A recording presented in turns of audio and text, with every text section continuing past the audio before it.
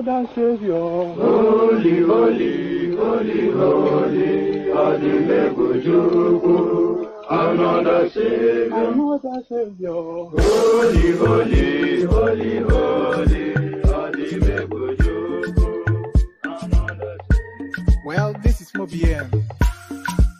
This is dedicated to the gallant heroes of the Nigerian Biafra War and IPO families all over the world.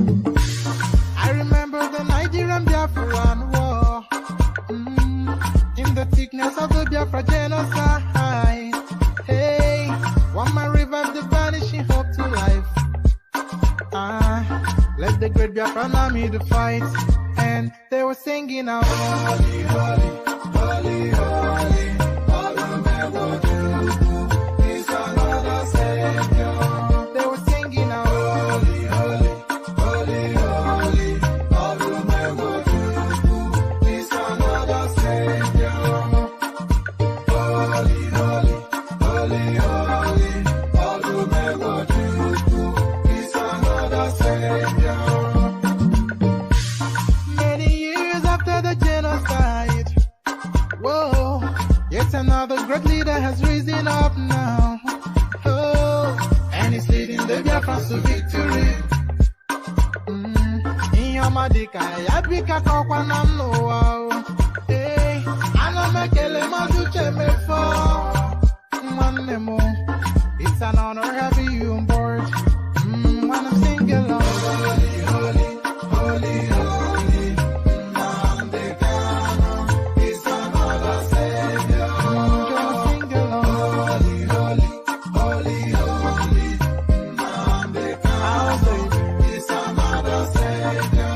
Wanna sing along, holy, holy, holy, holy, holy, holy, holy, holy, is another Savior. Getting right and getting moving faster now. Holy, holy, holy, holy, is another Savior.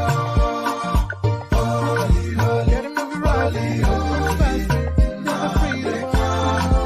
Is another Savior. Yeah, for freedom. Holy, holy, holy, holy, Namdekano is another Savior. Another Savior. Holy, holy, holy, holy, Attributable, another Savior. Another Savior. Holy, holy, holy, holy, Attributable, another Savior. Well, this is Mobien.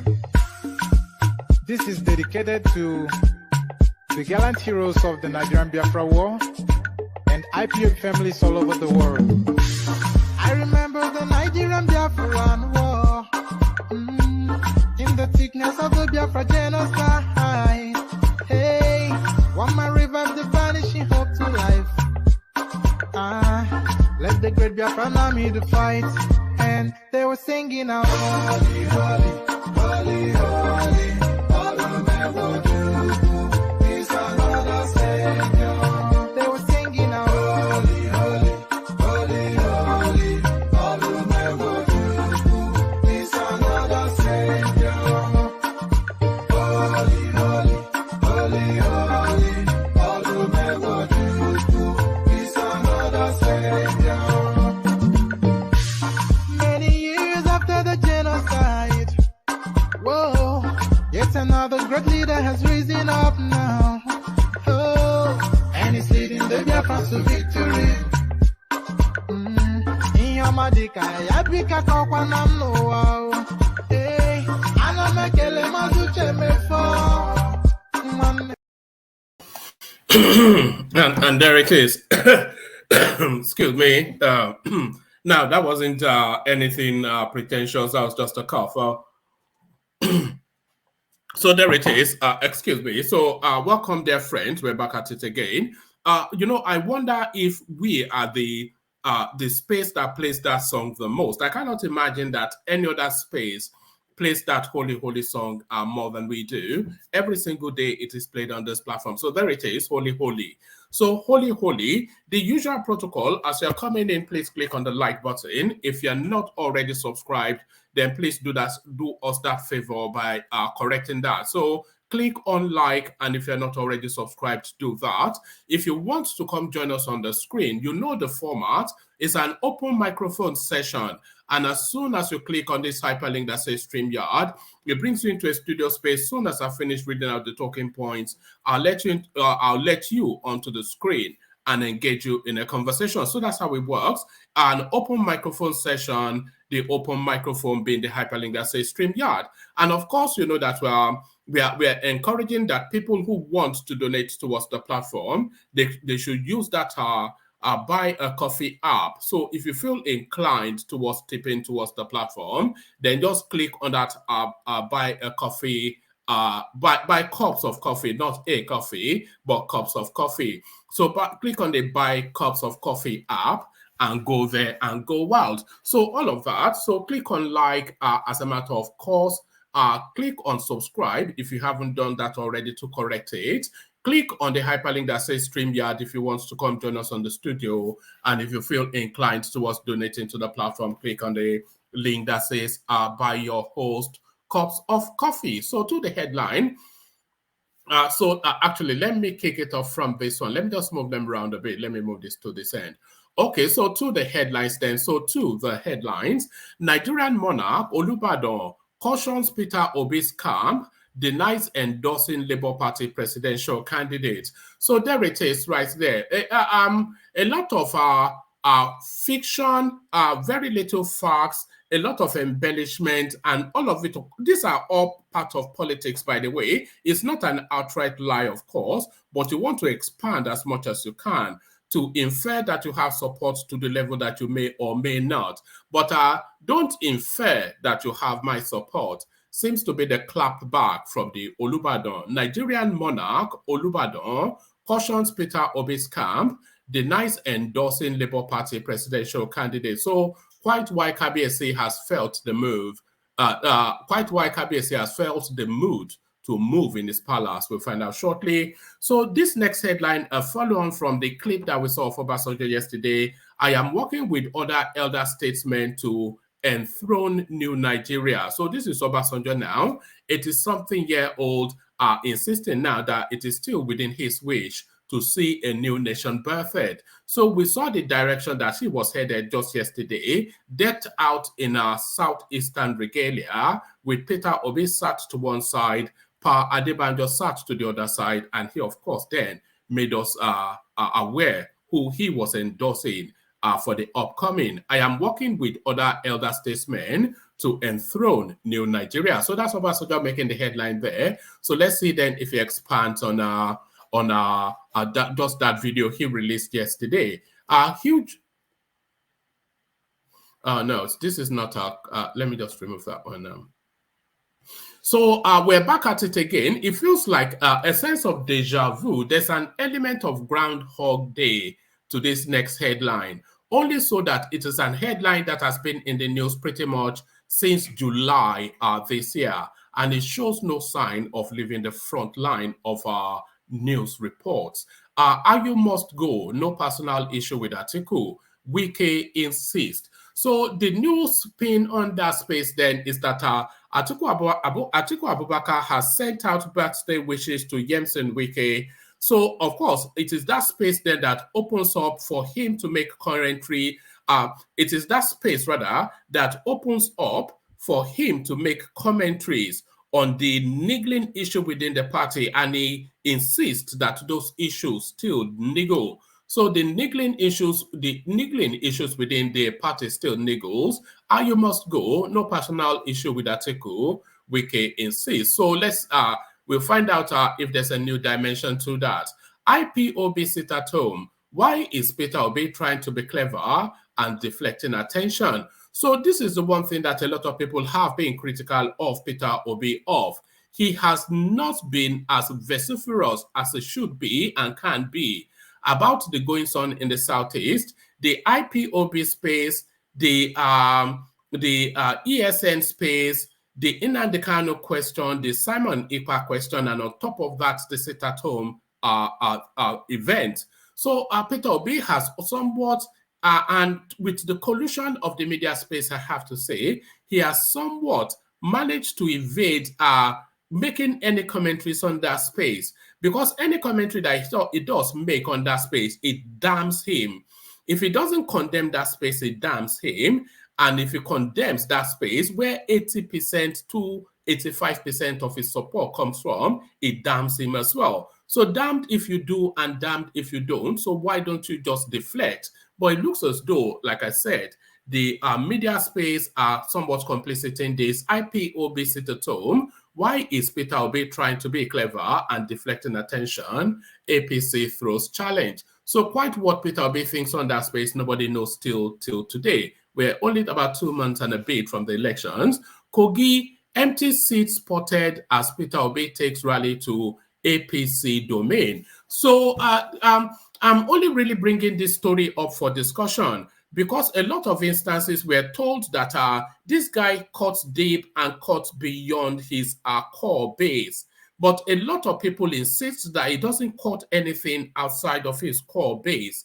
And you necessarily have to both the central space, the middle belt, and a bulk of the north. You have to get them on board if you have any pretensions at being the president of Nigeria. So it looks as though now, as Peter Obi steps out of our home soil, he's now finding out the realities of politics.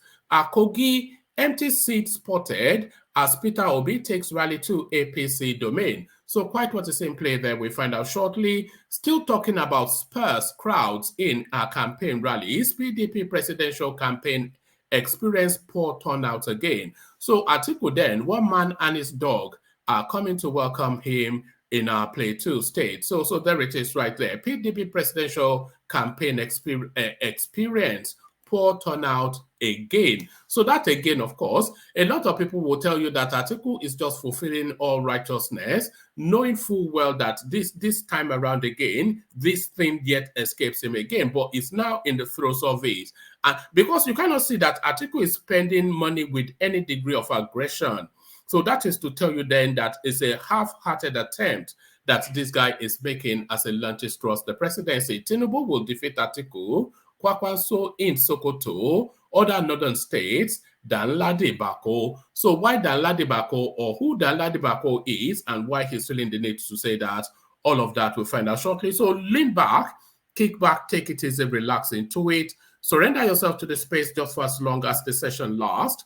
But before you lean back, kick back, and take it easy, make sure that the like button has already been clicked on. Make sure you are subscribed if you're not already subscribed. And if you want to come join us on the studio, click on the hyperlink that says StreamYard. I'll repost it again, especially if you're a new voice. We're especially keen to hear from you, especially if you're a new voice. We're especially keen to hear from you. And of course, the invitation to donate towards the platform via the Buy the Coffee app. So as you set about all that, let me play you another musical interlude. And then when we come back, we go straight into the throes of it. So of course, you know what's coming. Osundi, O-N-D.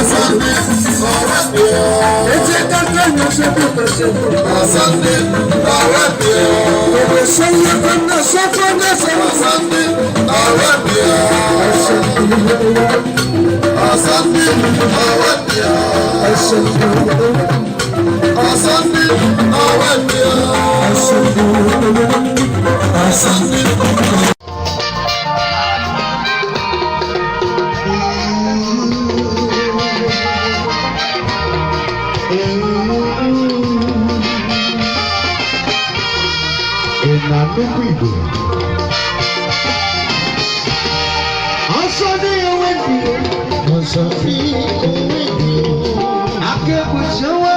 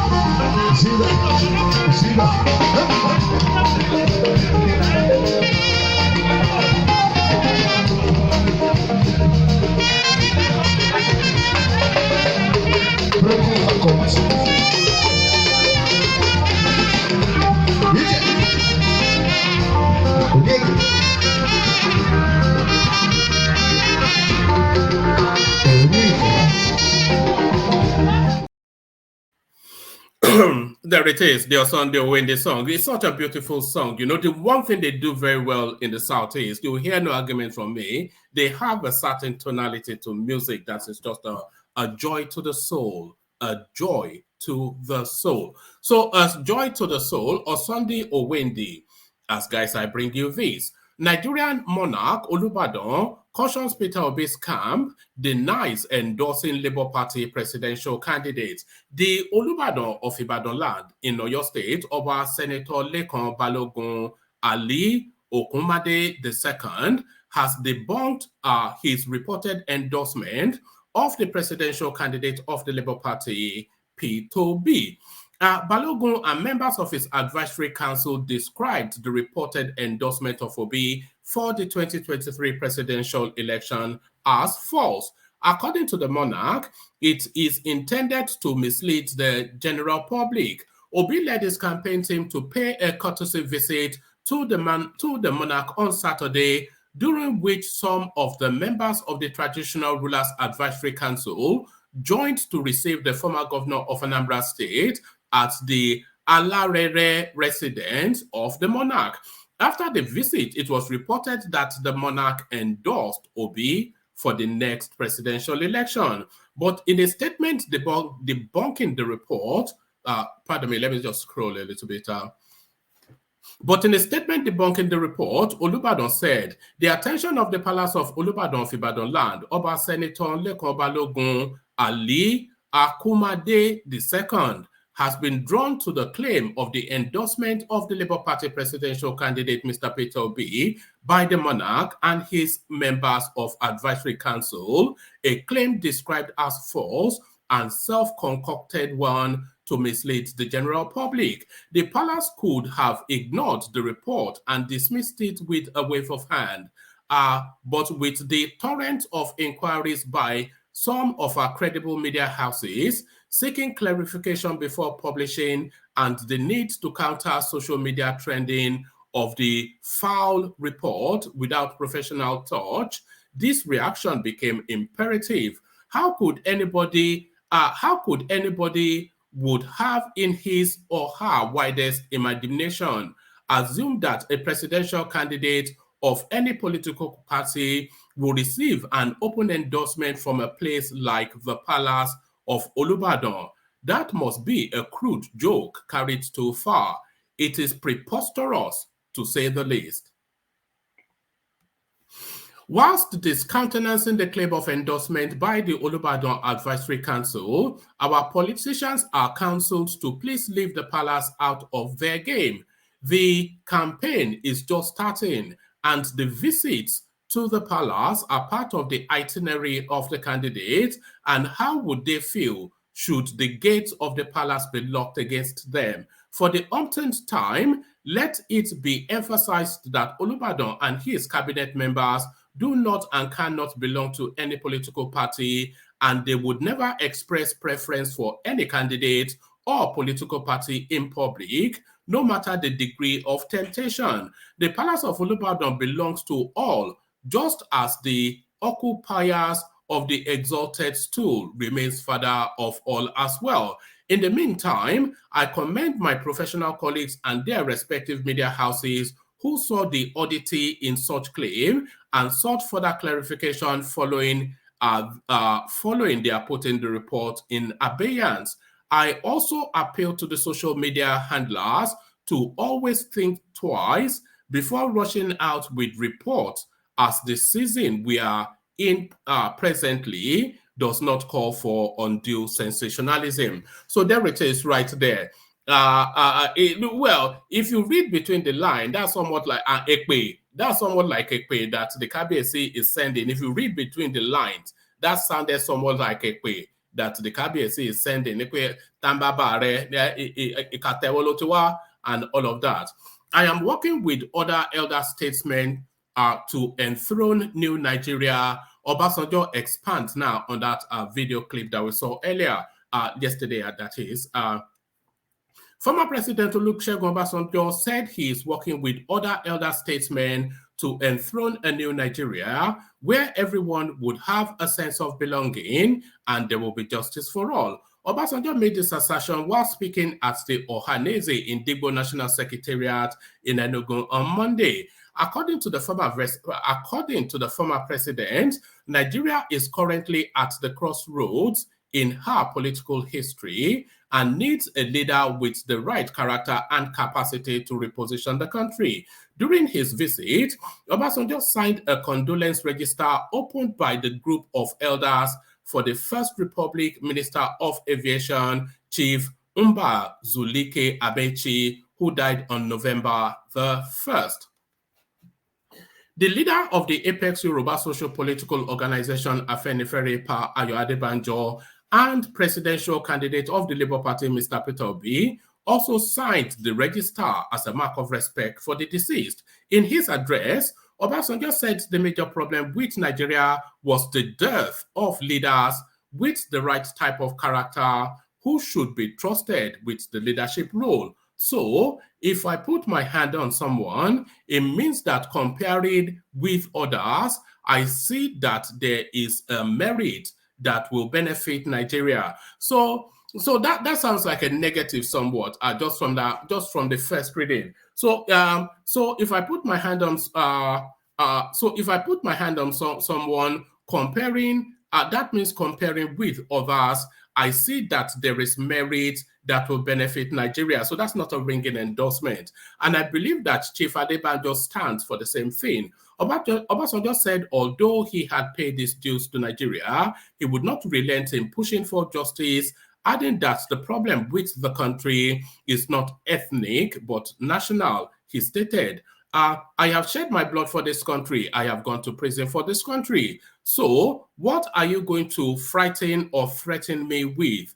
The only thing that my senior Adebanjo hasn't done is that he has not shed his blood, but he has gone to prison. What I believe and what I think Pa Adebanjo believes is not ethnic, it's not sectional, it is not religious, it is Nigeria. I believe in equity, I believe in justice, I believe in one Nigeria.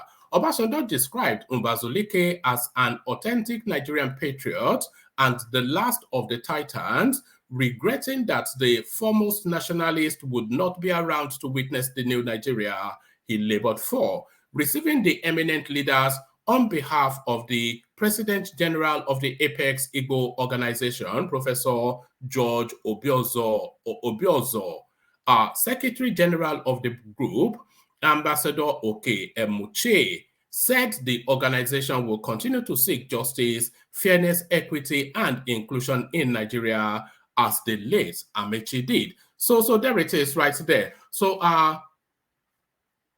Emuche thanks the leaders for honoring the late former minister and the entire Indigo, stressing that Ohaneze remains committed to its support for Peter Obi in the interest of fairness and equity. So Ohaneze, the Igbo Social Cultural Organization, remains in support of Peter Obi, a full-blood Igbo man, but not for no other reason than for reasons of fairness and equity. So there it is right there. So there it is right there. A lot to unpack from what Obasanjo said, of course.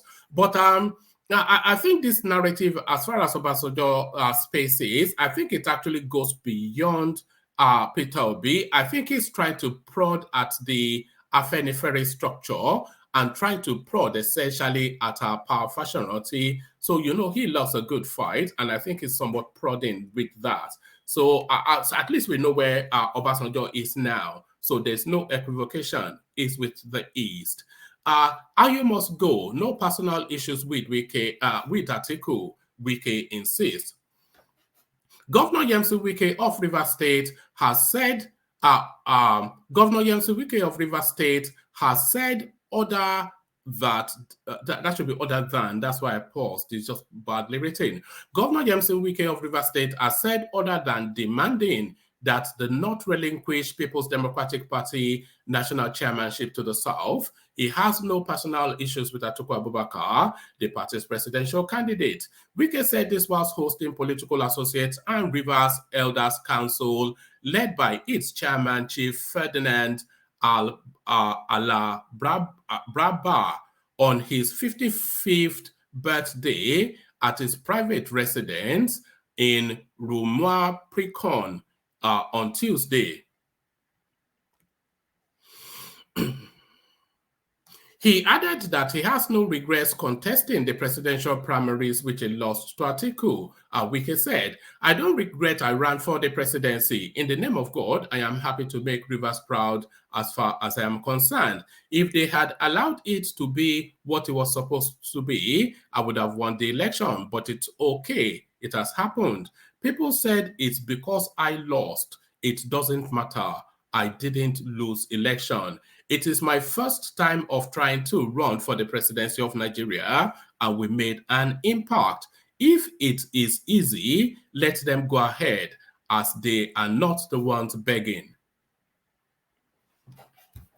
I have no problem with the presidential candidate Atiku. All I am saying is what is in the interest of Rivers State people, what is in the interest of the South-South and the South. On the issue with the estranged Rivers political allies, he said, I called him Austin Opara, and he sat here and I said, look, my brother, leave it. It will not work. I don't want to cause crisis in our system. Amechi finished 8 years as governor. I am going to finish 8 years as governor too. It will be difficult to sell another Equere person as governor for another 8 years. Or Omia here said he wants to go to the Senate. I said, leave it.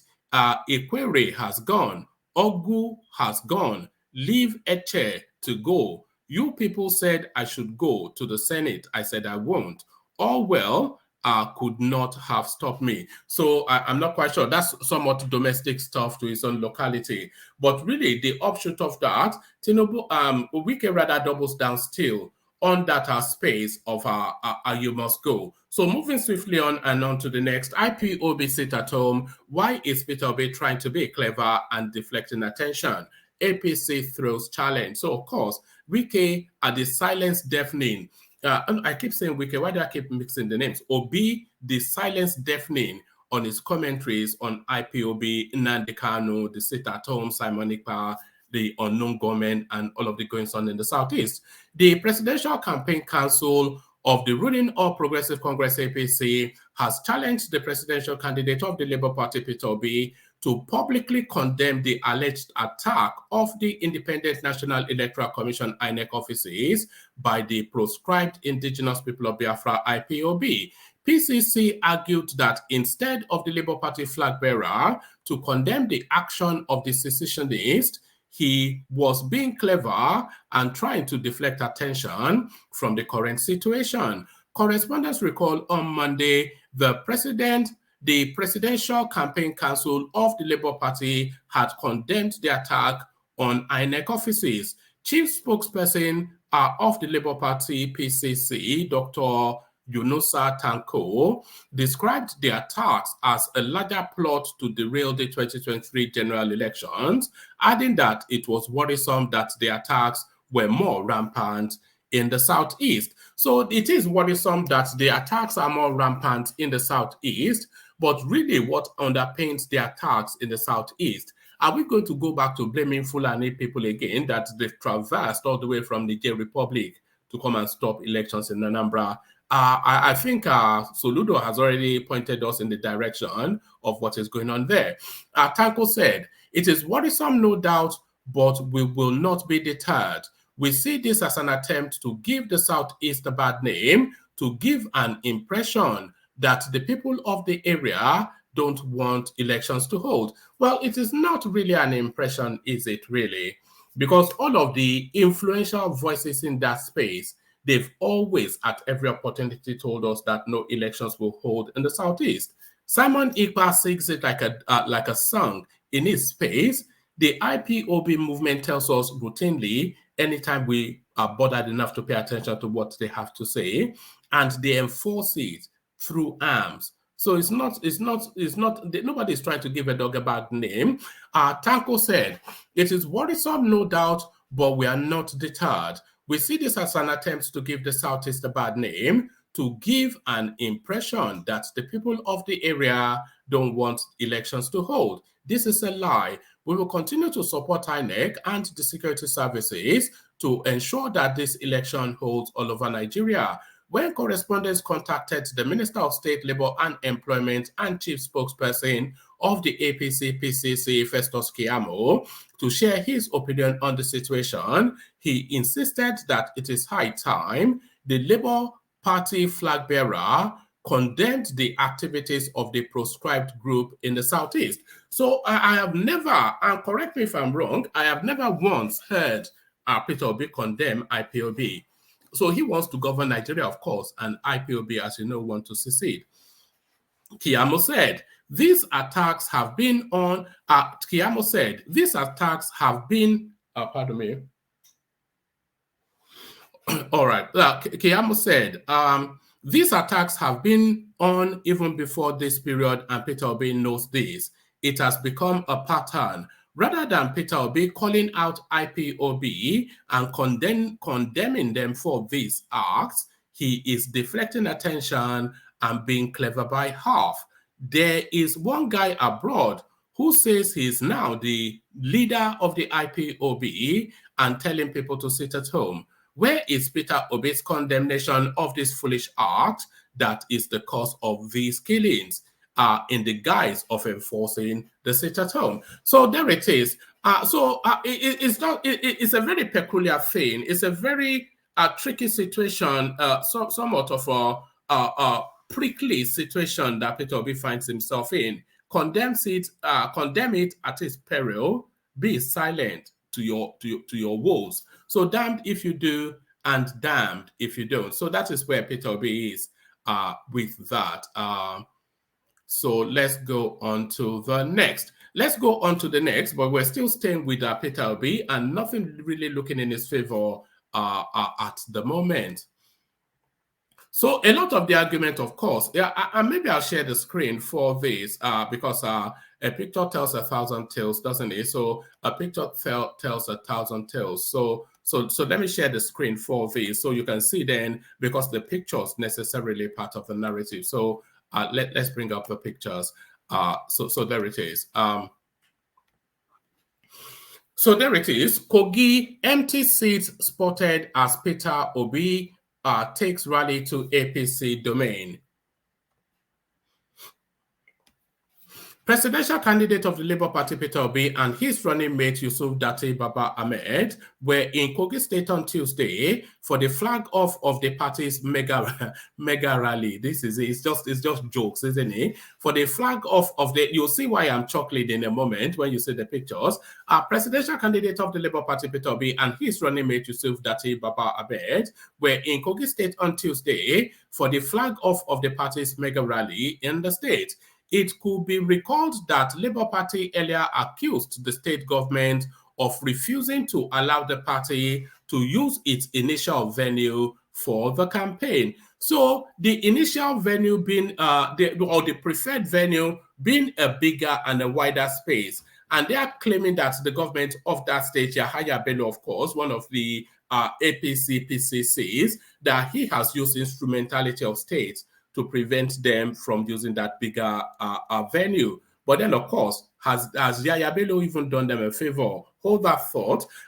It could be recalled that the Labour Party earlier accused the state government of refusing to allow the party to use its initial venue for the campaign. Correspondents report that Kogi is an All Progressive Congress APC domain currently led by Governor Yahaya Bello. On Monday, the Kogi chairman of the Labour Party, Suleiman Abdul Ahmed, raised an alarm that Governor Bello's government was frustrating the party, denying it the usage of the Lokoja Confluence Stadium for its campaign rally. Subsequently, Ahmed told newsmen that Labour Party had secured an alternate space to conduct its campaign despite frustrations by the state government. So bear in mind, of course, they are claiming they were prevented from using a bigger, more suited venue. The party eventually held its campaign rally in the state today with Obi, Yusuf Dati, and other party chieftains and officials in attendance. Photos, however, taken from the venue showed empty seats in the stadium. There were expectations that there would be a massive turnout at the rally, but it appears a low turnout was experienced. Correspondents understand that the Labour Party eventually used the stadium. It said it was denied earlier. An aerial view of the stadium captured empty seats as people were scanty. So one man and his dog. So they claimed they were prevented, but ultimately they got the space that they intended to use. There is Peter Obi and Yusuf Dati, of course, at the venue, but then were they the only people at the venue? So there it is, the thronging, teeming crowd, the youths that they tell us are behind this guy. Just look at that. It's just unbelievable stuff. There's more of an audience anytime I cough. Look at that. It's just wild. Look at that.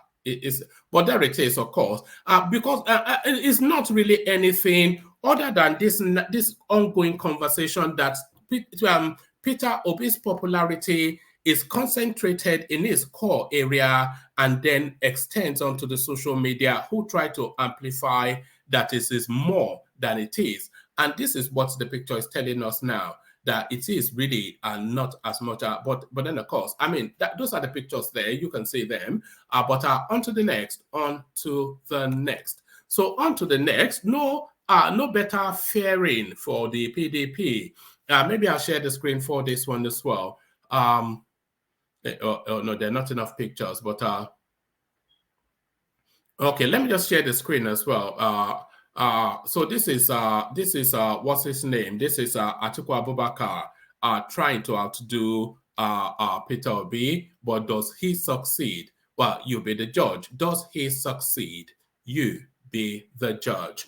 PDP presidential campaign experience poor turnout, but look at the last word though again.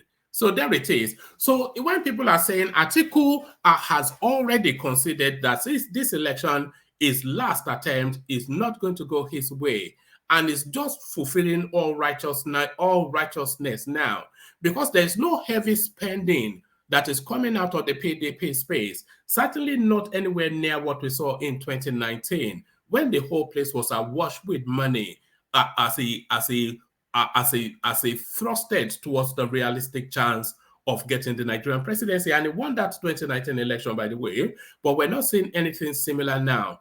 And this really, because he knows that it's gotten away from him. Finally, PDP presidential campaign experiences poor turnout again. So there it is. And that's the picture right there.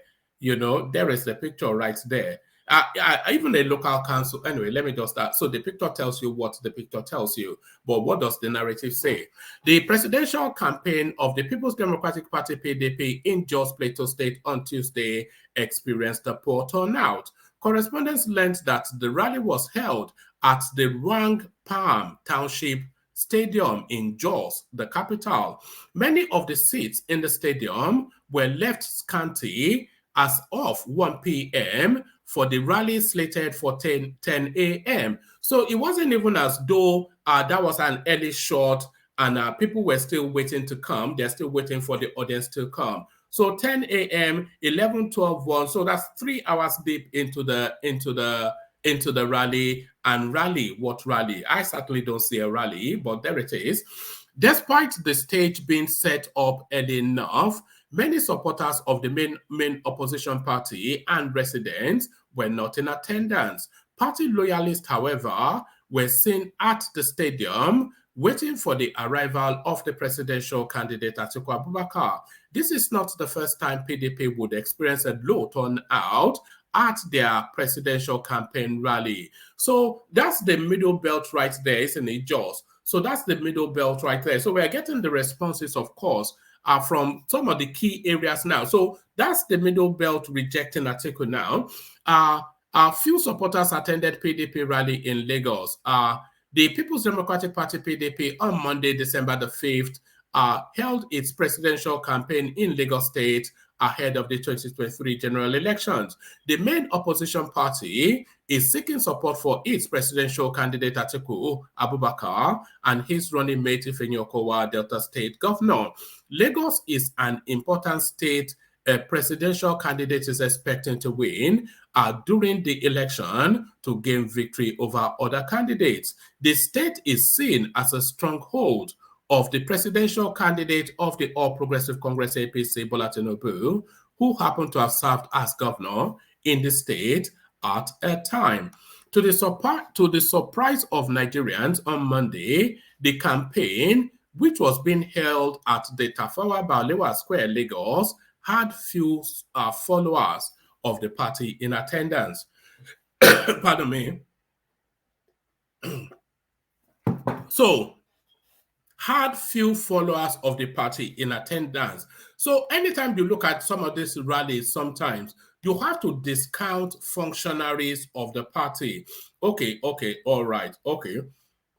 So I've also gotten an aerial shot now of Atiku's rally, not the one in Jos this time, the one in Lagos. So let's just have a look at this, because there's something shaping up here for anybody that is cute enough to read the tea leaves. So, and by the way, we were discussing just yesterday when one of the APC functionaries said they have completely discounted Atiku from the race, and their main concern now is Peter Obi. You wondered why they would say that. Wonder no more. Look at this. Look at that. This is the largest party in Africa, the largest political party in Africa, holding a rally at the most populated state in Africa. But look at the crowd. And I use that word crowd advisedly. Look at that. Look at that.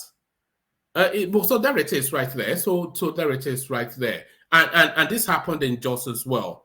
This happened in Jos as well. So you read the tea leaves. So then this now next headline, it doesn't now sound as ludicrous as it did when I was just giving you the headlines. So now this now next headline does not sound quite as ludicrous as it once did. Tinubu will defeat Atiku Kwakwanso in Sokoto, other northern states, than Ladi Bako, whoever he is. Danladi Bako, co-director of strategic communications of the All Progressive Congress APC Presidential Campaign Council, says northern states will deliver 12 million votes to the party's presidential candidate Bola Tinubu in the 2023 poll. As far as the 2023 presidential election is concerned, the northern states, which are the stronghold of President Mohamed Buhari, will deliver the usual, pardon me,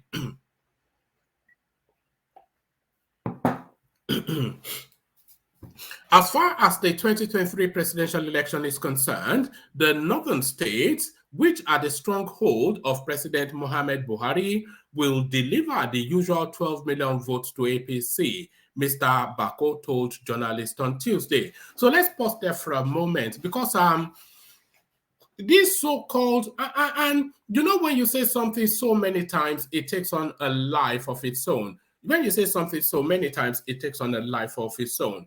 These so-called 12 million votes that Buhari claims to have, or they attribute to Buhari in the north, is just phantom and fictitious. There's no such thing. It doesn't have 12 million votes anywhere in the north.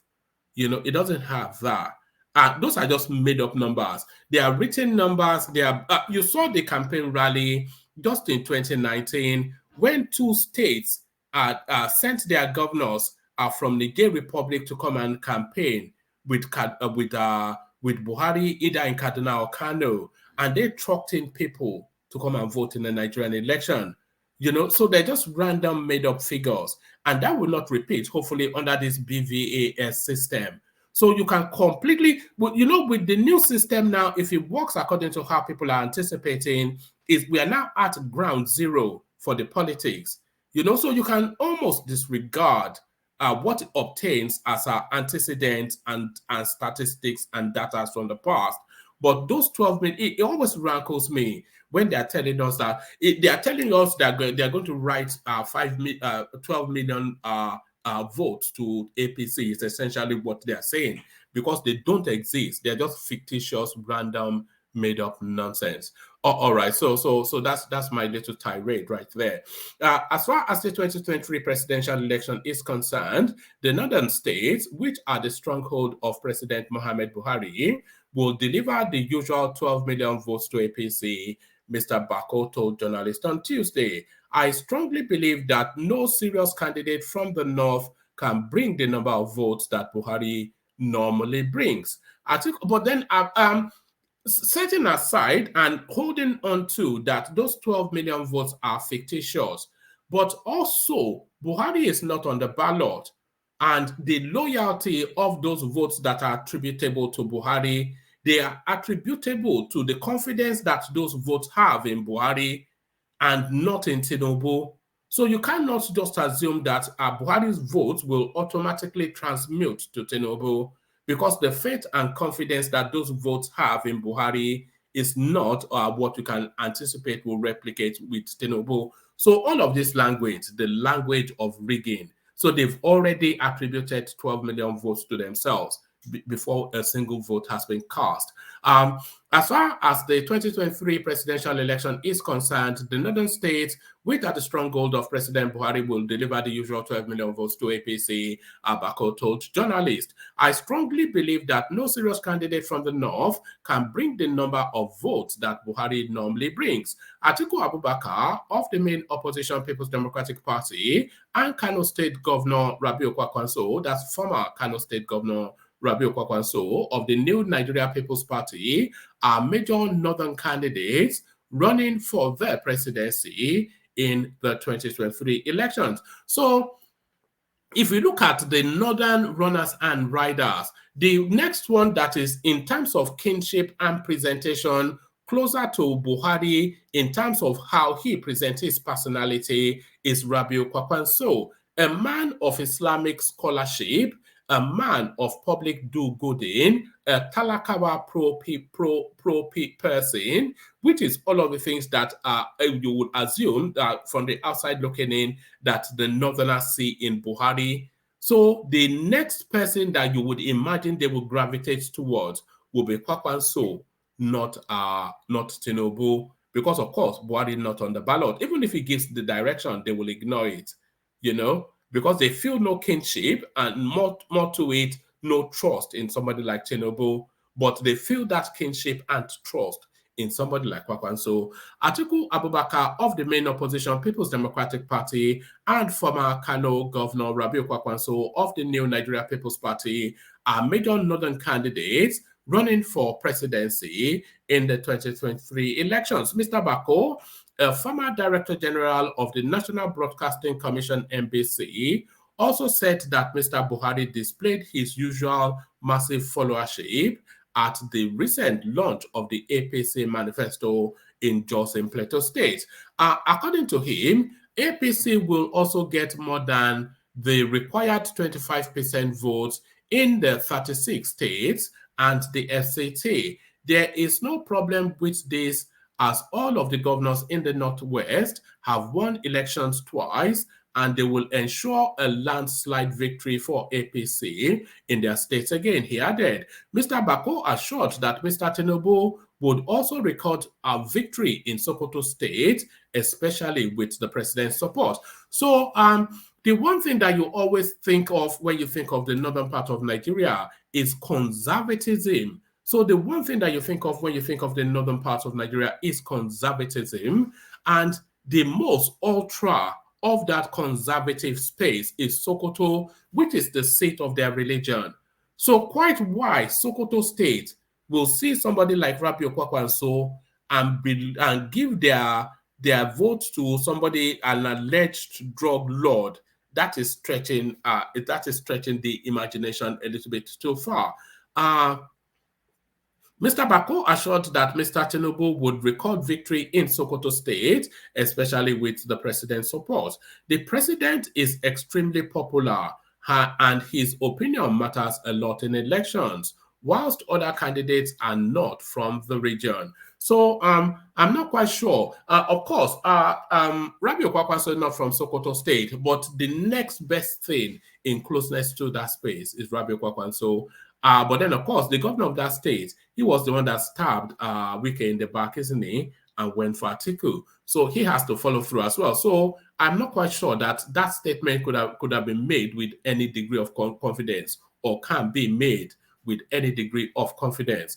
The former Sokoto State Commissioner for Information said the presidential candidate had always identified with the state's people by visiting to sympathize with them whenever they had calamities like flood, death, and fire incidents. Tinubu will always visit the state, sympathize with the government and the people of the state, whilst he always donates money to the victims, he said. So that's another counterweight, of course, that long and deep relationship that Tinubu has formed with that space. So is that going to pay off, though? So that's the question.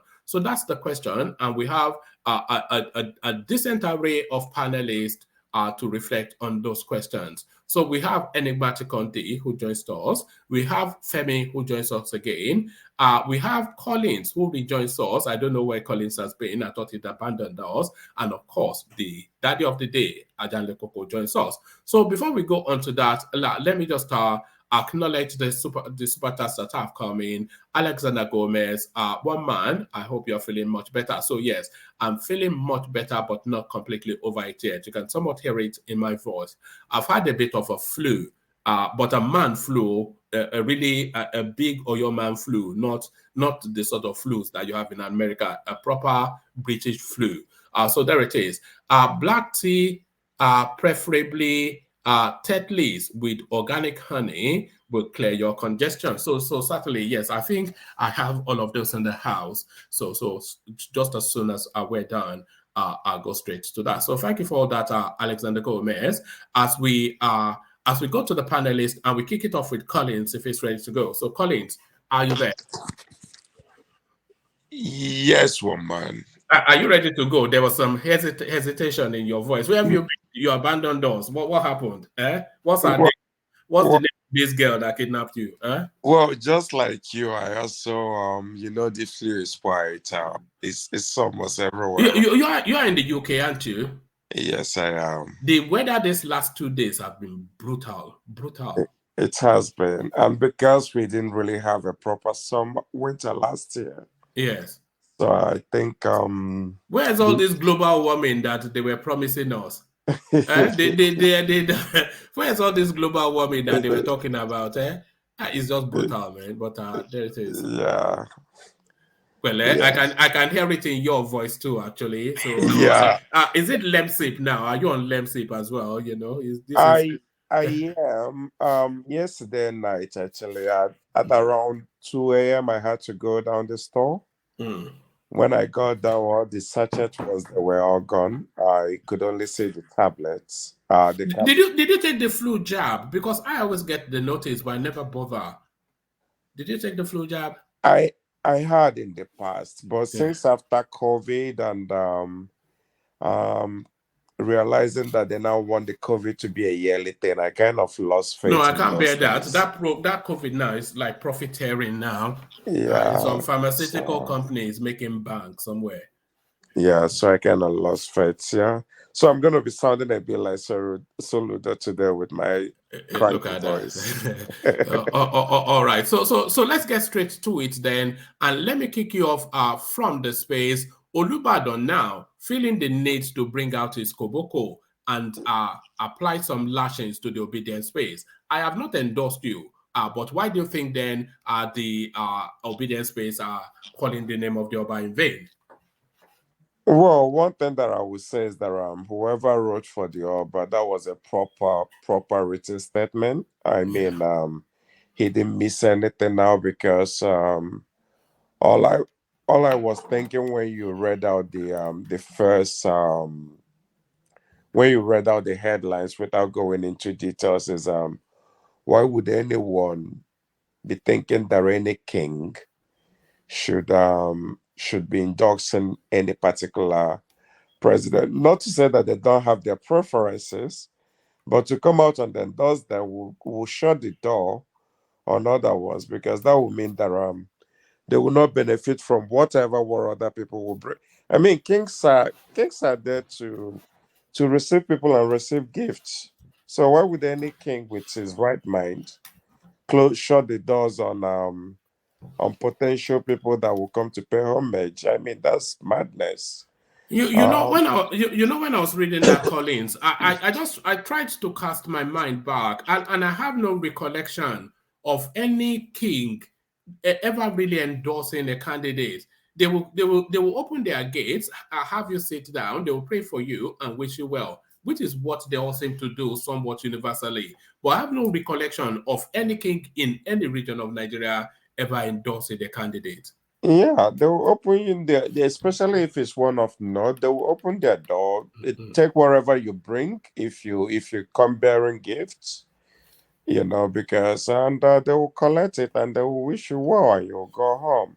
So I think when when some people go on social media to say things, I suppose for them, I wouldn't want to say that they're trying to be mischievous. I want to say that they are probably not very informed on how these things happen because they just hear that someone is been to a place and they assume that this means that they've been there is an endorsement.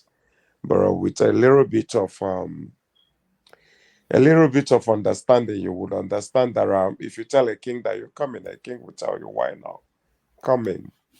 So All right, let me take you from that space to another space. The campaign's now in its full throes, but you wouldn't know it if you saw what article was able to pull off or not in Lagos State. Barely a man and his dog at his rally. The largest party in Africa, political party, the biggest state in Africa, and he couldn't even draw a crowd. Do you think Atiku is just fulfilling all righteousness now? And can you read defeat in his body language somewhat? I'm not reading it, but he spent a lot of money to buy that ticket. So I wouldn't think that he will suddenly just want to, you know, not want to give it his all. However, what he didn't see coming was Obi pulling out and Wike and the G5 doing what they're doing now. Because that's one thing about when you're somebody like Atiku who always have your way in everything. Um, you step on a lot of toes. And when finally they come to collect their rents, this is what you get. Because the crowd that PDP usually gets in Lagos, I don't think they've gone to APC, but they've left PDP. I don't care what anybody says. I think Obi has most of them in Lagos now. And APC still control majority of them. So the ones that Ratiku can get will be. I don't even think that the Northerners in Lagos. I think that they're even more likely to go for Kwankwaso. Anyways, so I don't know. He's just trying his luck.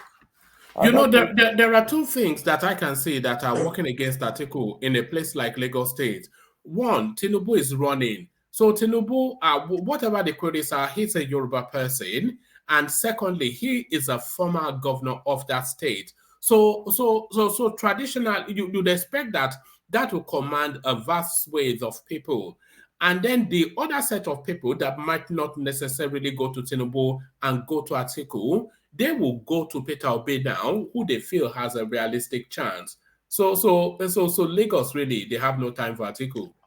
Yeah, Lagos. I've always thought that PDP don't stand any chance in Lagos. This has always been my thinking, and I think it's starting to play out because after the Yoruba has been the majority, um, in most of the urban cities, you will get the Igbos, and if people believe that majority of Igbos are going for Obi, that will mean that in any major city that PDP will be losing a lot of their votes in the big cities.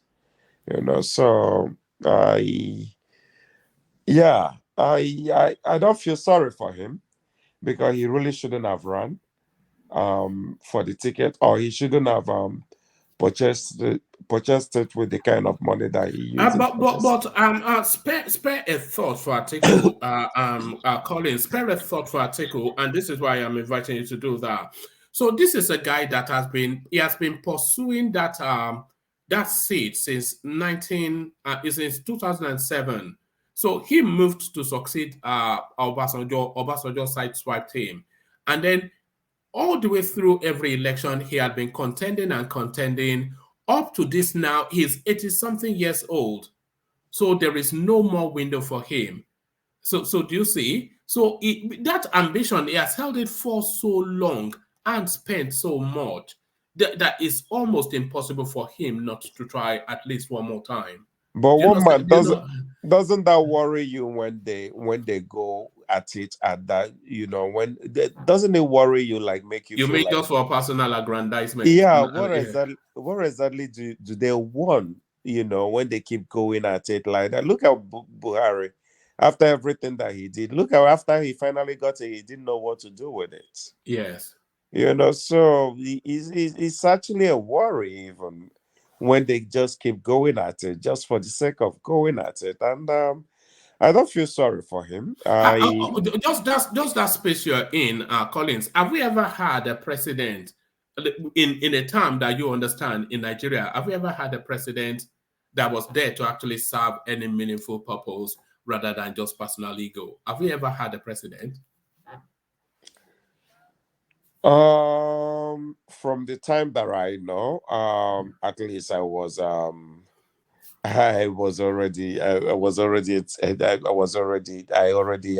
know one or two things when Obasanjo was there.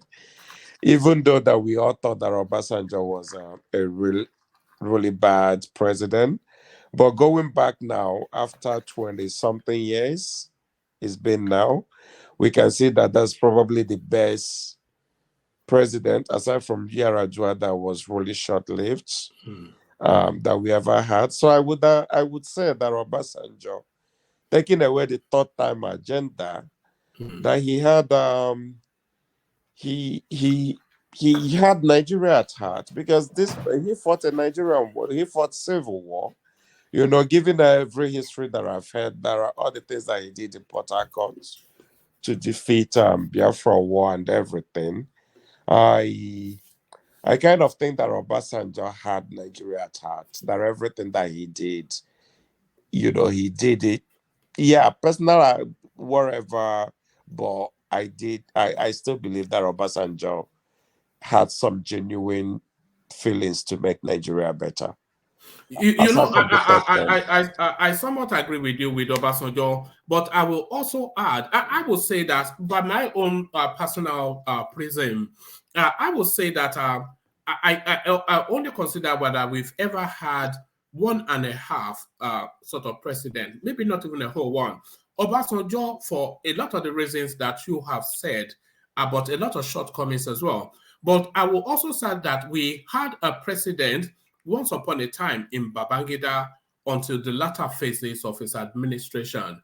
Because all of the liberalization, all of the freeing of the market space, the moving of the capital city to Abuja, the building of the second mainland bridge, he did a lot of things, both in terms of futuristic. He told us that we were always going to land on a two-party system, which is where we ultimately landed because that's the. So he did a lot of things, but he just spoiled his copybook in the last few years of his administration. So I somewhat rate Babangida, but of course, I probably stand alone in that.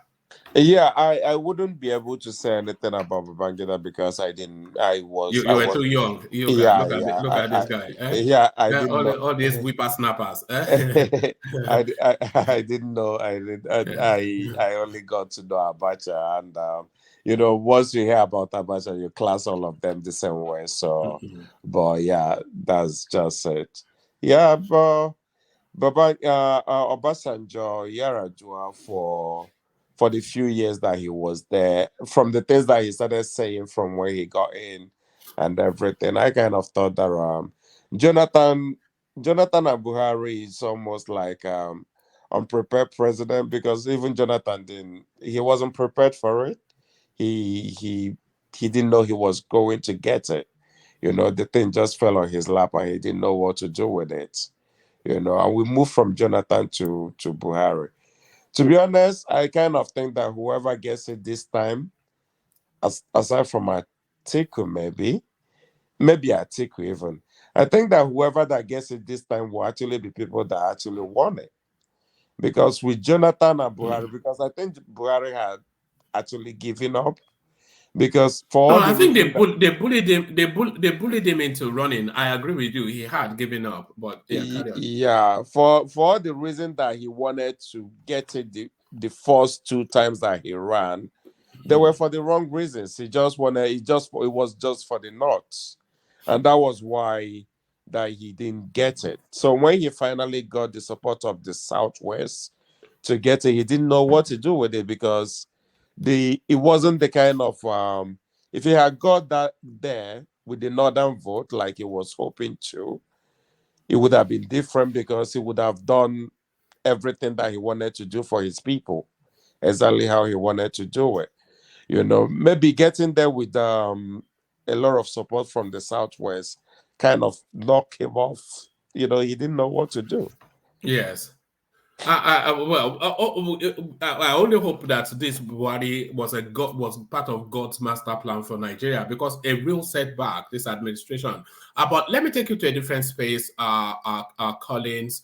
Let me take you to the southeast, and this is a criticism that are often levied at Peter Obi. So he speaks a lot about a lot of things, but the one thing that you would want his commentaries on the most is silence is deafening on that space. So we're talking about the IPOB narrative, the ESN narrative, this new pivoting to Simon Ekpa as a quantity and the unknown gunmen. So he has not been equivocal enough in that space. His pronouncements are not strong and almost really muted. So now this is a criticism that the APC are levying against him. Is the criticism justified, Collins?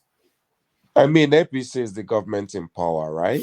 Correct. So because by the end of the day, APC also have a president running in this election.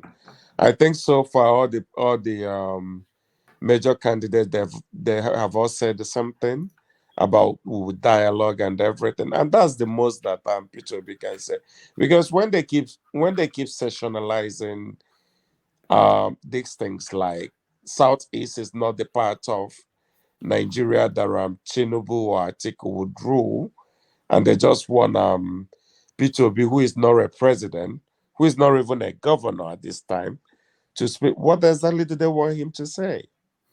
It just they're just looking for what to bring him down with. It's not because they want him to say anything can carry any weight because he's not in power. APC, if anything, if anybody can campaign with what is going on in with Southeast against any government, it will be against APC government because they are whatever they are doing or not doing is letting what is going on there happen. So there's nothing that P2B can do really. P2B have said what he can say. I don't think he can say any more than what he said. Is it impossible, Collins, for Peter Obi to take a firm position on the southeast unknown government or all of that space? Is it impossible for him to strongly condemn it? Because if he strongly condemns it, it will upset a lot of people in his base who feel that there is some justifications to the goings on for all of the reasons that we know, marginalization, oppression. So they feel there's some justification to the IPOB ESN narrative for all of those reasons. And if Peter Obi was too frontal in the condemnation of that space, it will experience backlash. But then if he keeps quiet, he will stand accused. So is it damned that way as far as that space is concerned? Yeah. It's really dicey. One, what is causing the sit at home? Because they have Nnamdi Kanu in prison. The court has ruled, and they still kept him there. Did they release him like the court said, and decided to do another thing, and whatever is happening is still happening, it will be a different thing. I really don't know what Peter B could say, really. I don't think he should say more than what he has said. He will dialogue. It's a sensitive matter. Um even even Tinubu will not say anything more than that. Because if he comes and say anything, the Igbo people will be like, well, I'm Igbo. Will be like, oh, Tinubu wants to come and kill all of us. If it's coming from Peter Obi, people will be like, oh, he doesn't want Nnamdi Kanu out. Because that's Nnamdi Kanu is what people are using, or because Nnamdi Kanu was the one. Let's forget Simon Ekman now, because like I said, I typed it yesterday in your under the comment. Mm. Simon Ekman just basically grabbed. It's a businessman, really, isn't it? Yeah, Simon? he saw opportunity because Nnamdi didn't allow any strong voices to rise when he was there that could probably take over in case of something like this happened to him. Maybe he was overtly confident, not knowing that something like this could happen, or he knew, but he didn't care. So all the very all the intelligent voices that could step into that space and control it, they stayed away. And somebody like Simon Ekpa or whatever that can even hold a proper conversation, then went in and grabbed the whole thing and started running on emotion of people wanting to on a Nandekano. Releasing Nandekano now, Simon Ekpa has nothing. So it's a, How do you see that space playing out under a possible Peter Obi presidency? How do you think that ESN, IPOB, Simon Epa, all of that Biafran narrative, how do you see that playing out under Peter Obi presidency? Would they tone it down, or will they still continue to move with the same level of aggression? I mean, they will, depending on how Peter Obi decide to deal with it, because there was something that Ajay Koko said yesterday, for you to know that I listen, even when I'm not in, There you that go. was so profound. He said that this case has been taken to all this human right stuff all over the world and stuff like that. Peter Obi, as the president, who is from that region now, can now like that, or every case that they put before them, will no longer make any case or will no longer stand with Peter Obi as the president of Nigeria. I don't know if you get what I'm trying to say. No, well, yeah, I do get it, but if he soft pedals, if Peter Obi soft pedals with that narrative, the North will recoil against it. And yes, I don't think the Southwest will care so much, but I, I, I, The I, North will recoil against it. I don't think that Peter B should support, because if he support, they will run riot over him. They will run him out of government, because Peter B will not want to be a one-time government, one-time president. If there's any person who will be more brutal with that space in Nigeria, I will tell you that will be president of um, president of Igbo extraction. Because what are you going to say? Like when OPC wanted to do what they want to do in Southwest, Obasanjo did what he did. What will anybody say about that? You know. So Buhari, we already feel the way we feel about Buhari. Each time Buhari sends anything, army or whatever in the southeast, you know, we already have our mind made up. So we're waiting for him. Basically, it's not that we're going to fight him back, but we'll be shouting, and the rest of the world will be listening to us. So if there's any president that will crush it, it will be Peter Obi. And if Peter Obi decides to support it, that will mean that he will be only one-time president, because the rest of Nigeria will not take it easy. Not even the West will find it funny. All right. So, Collins, we've not seen you for a while. So we've not yet heard your commentaries about um, the Tinubu Chatham House experience. So give us your thoughts on that space. Only because we've not heard from you I since we've been mean, discussing. it's Yeah. been discussed at nurse. I don't want to. Tinubu is like, how do I say? It's like, it's either you love him or you hate him, isn't it? For those that love him, he can do no wrong. It's just like Peter Beast, because I think we have all become that. A lot of us that have particular leaning, we have all become somewhat, Dixon. What Tinubu did at Chatham House was um was disgraceful. If even though I'm speaking as obedient, so what would you want me to say? It was disgraceful. I mean, I don't feel like, and somebody was asking yesterday, or do you think that he couldn't answer the question of why does he want to be president? And some people answer yes, that he couldn't. And the answer that I gave as well is that yes, he couldn't. Could he? Maybe. But he just showed us that he couldn't. Maybe he can. I'm sure that he can. But he told us that he couldn't. Because by the end of the day, you're going for a job interview, they ask you a question. Take the question and answer it any best way you can. Those that will love you, those that already love you, they love you. Those that will never vote for you, they will never vote for you. So I don't know why he did what he did. I don't understand it. Do you think any of this going on, do you think he adds or removes from anything?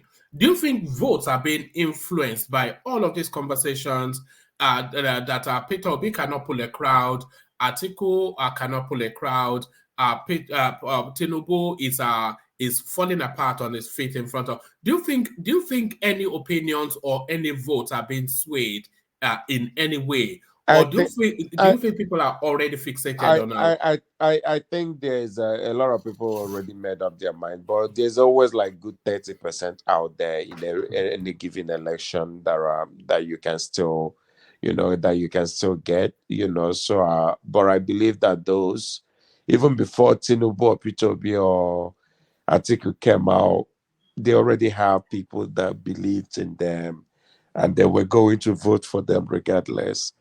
I think if any person have made any impact, it will actually be P2B, because he's a newcomer compared to these two veterans that I've mentioned.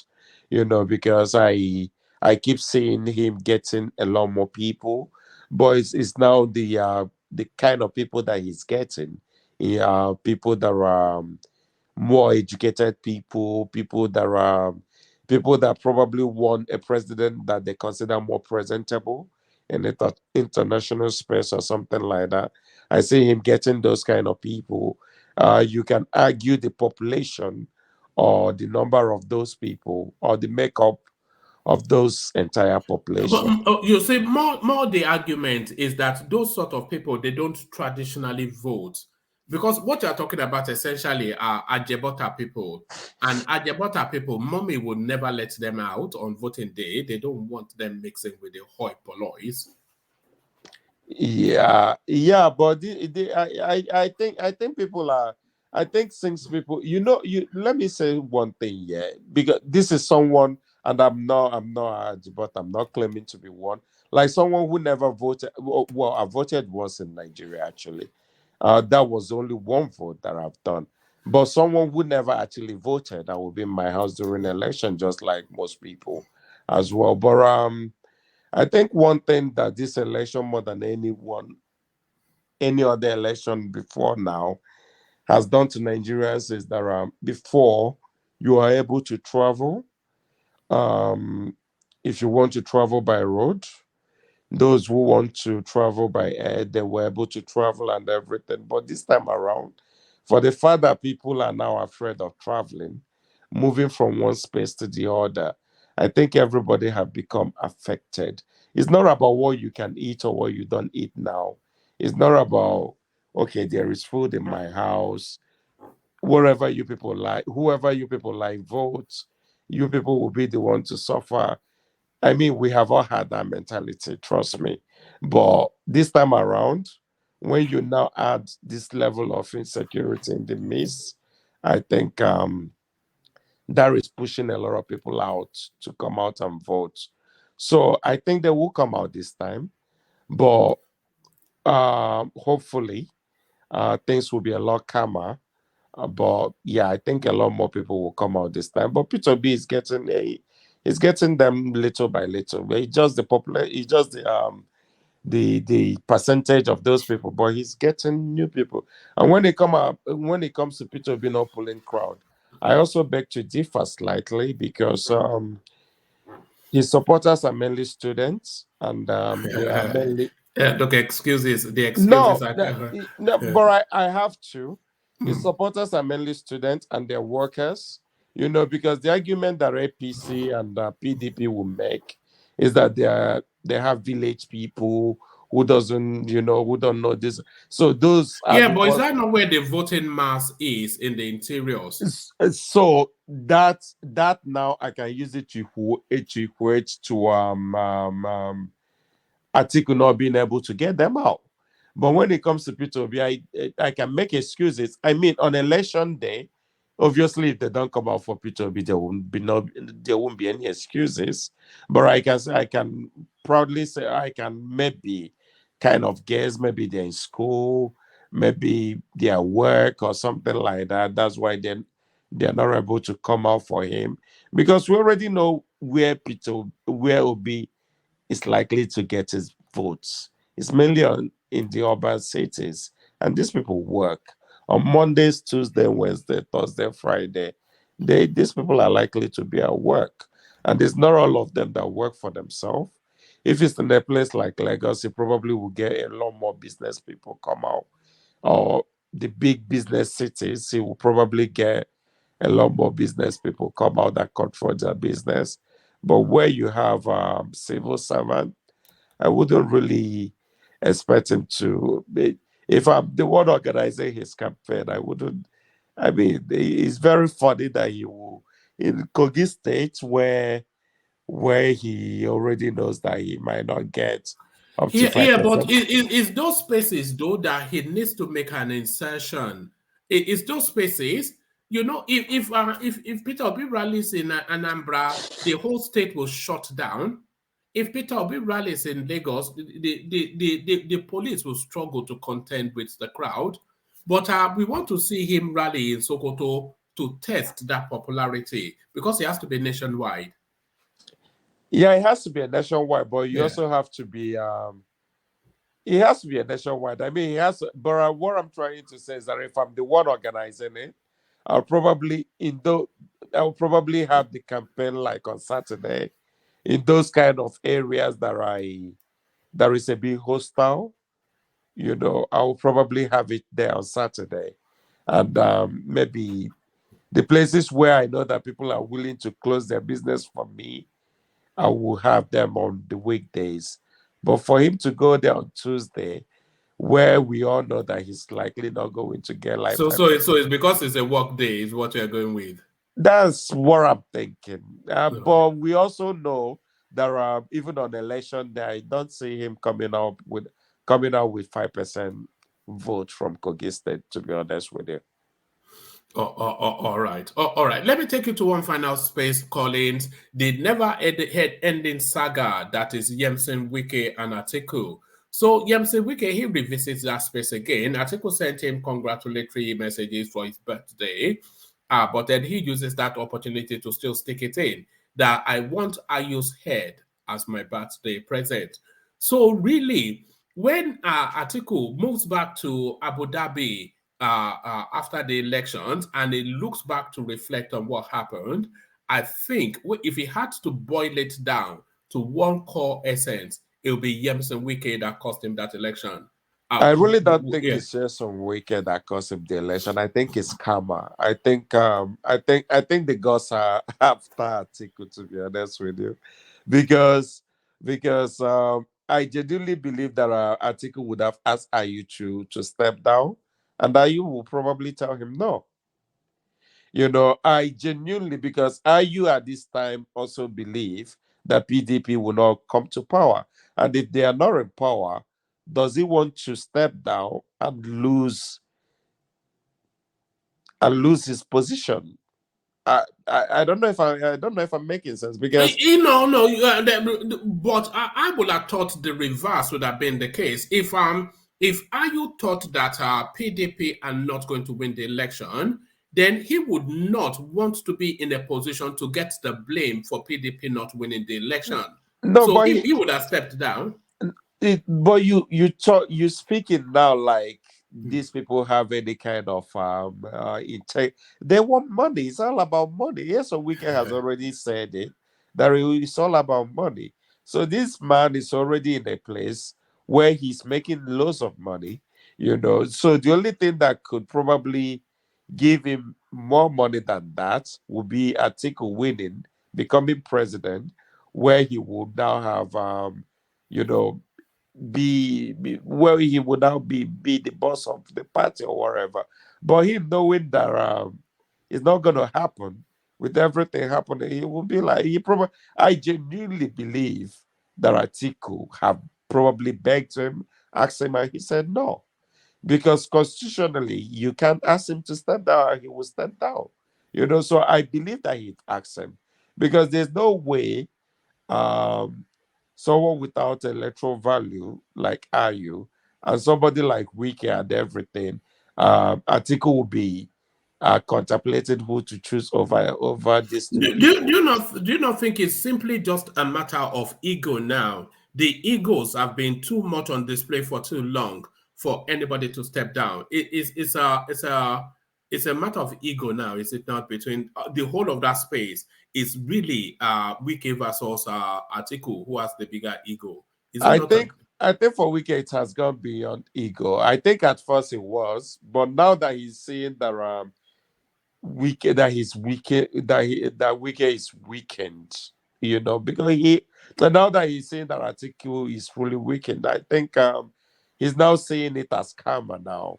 I think Wiki is now seeing it as a revenge. That he's taking his taking his tongue Are off. you in support? Are you in support of how Wike is positioning himself? And if so, why? Um, for someone who didn't like how primary elections in Nigeria have been run, because I've always believed that the biggest problem that Nigerian election suffers is from the primaries.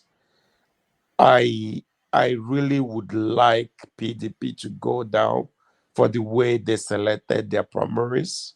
Maybe they can rebuild and come back again and do something different. So yes, I don't like Wike. I think he's too volatile. I don't think he's anything other than a typical politician. But I don't see him as a savior of the South, like he's trying to position himself. But um I like to see them destroy themselves. As someone who also supports Peter Obi, even though that he might not win, I would like to see primaries. I would like in next election, whoever becomes president this time, I would like people to be more calculated in the next primary election. I would like parties to take that serious. Collins, a lot of people anticipate that if PDP lose the next election, they will disintegrate and cease to be a party. Are you with that school of thought? Do you agree with that? That if they lose that next election, which will be 3 times in a row, they will cease to be a party. I think they will rebuild it on that weekend, depending if our weakest man in Rivers wins and releasing monies of Rivers State to him, which I suspect will happen. And I think that's what Wike is also playing at. I think what Wike is trying to do is to destroy the party and rebuild it in his own image. And I think he will. Um, Do you think that is what his long-term game is? Because I'm not far from that thought as well. But I think that Wike is going to gift the next election either to to Tinubu or Peter Obi, and then get rid of Atiku and all these elements like Yocha Ayu, and then rebuild the party in its own image. That's what I think he's trying to do. Yeah, that, Is that's definitely what I know that he's planning to do, because with the River State money in his pocket, like Tinubu has been able to do with Lagos, I don't see why he wouldn't repeat. I mean, he has a good example. He already has a template to follow. He already has a template to follow. Lagos and Rivers, they are very similar in terms of powerful. These are states with resources. So if Tinubu could do it, he too can do it. Do you think Wike is the closest thing that we have to Tinubu in Nigerian politics? Uh yes, but Tinubu is definitely smarter because he doesn't. Do you think? I'm not sure that I will agree because they are clever. I'm not sure that I agree. I think Wike is equally as smart as Tinubu, but smart differently. That's probably how I would want to say it. The reason I think that Yeah. Tinubu is smarter is because he doesn't talk much. Let's Yes. forget this election. Because I believe that there's something very interesting about suspense. Mm. We can talk way too much.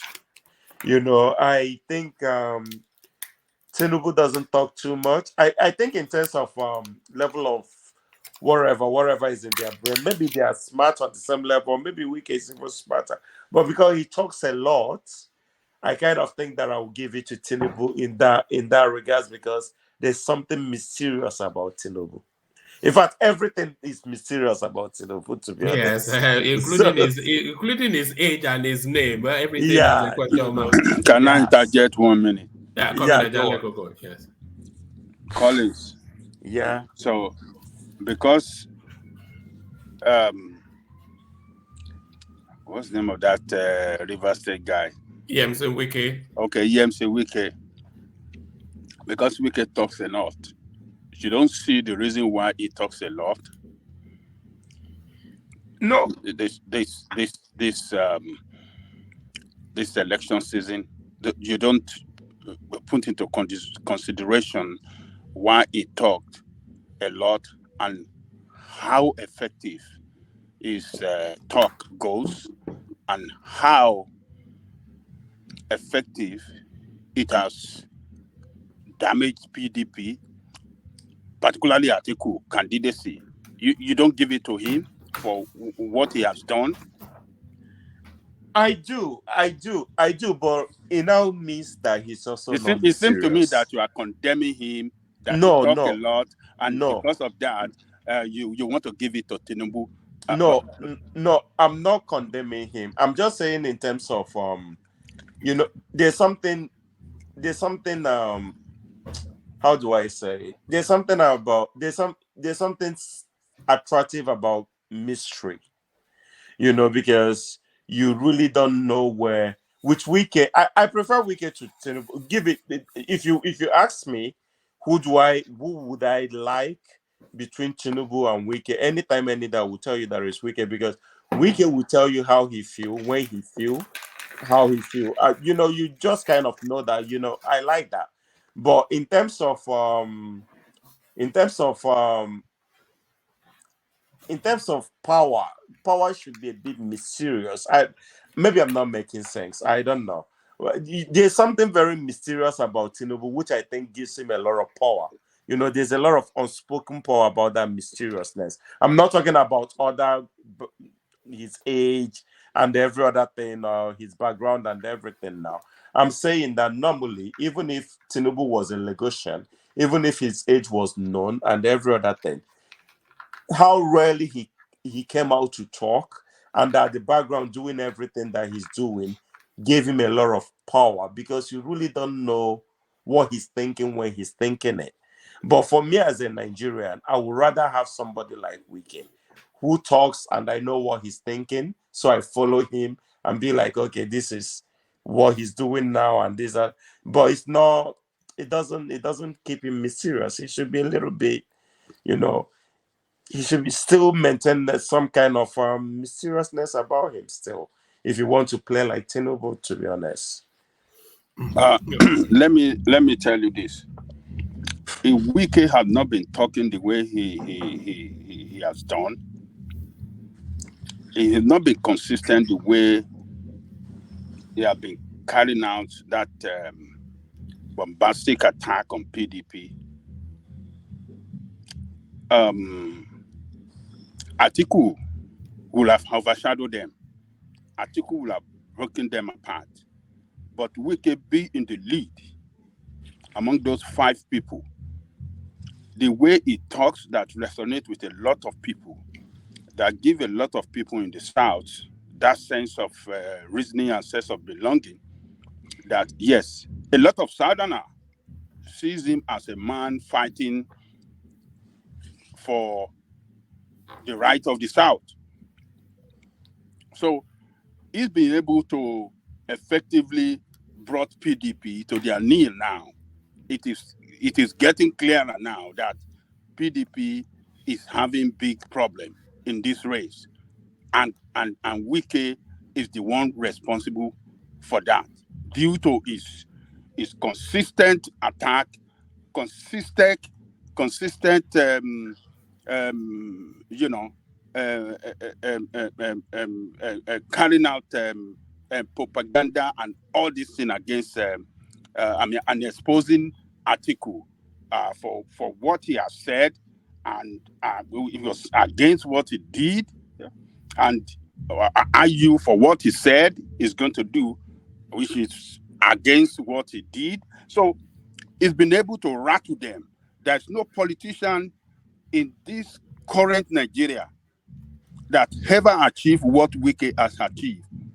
PDP is a very, very big party. But look at what Wike has been able to do. And Tinubu was about to achieve the same thing too, when his ambition was about to be crushed by the party. That was when Tinubu came up and came out with that Emilio Con slogan, and the Emilio Con war. How do I describe it? Emilio Con in Abeokuta. So look, let me tell you, when politicians, when their ambition is about to be crushed by a bigger force that is bigger than them, they will come out that is when you will see them talk and talking loud. So the reason why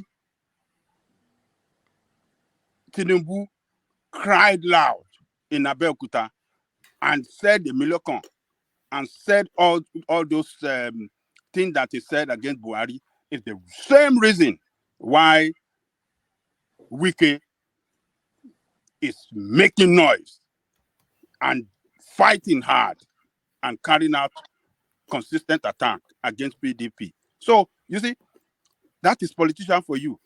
So when you are saying that, oh, he talks a lot, he's not talking a lot for no just cause. Baba He's Janikoko. talking a lot to achieve results, to bring them down. Yes.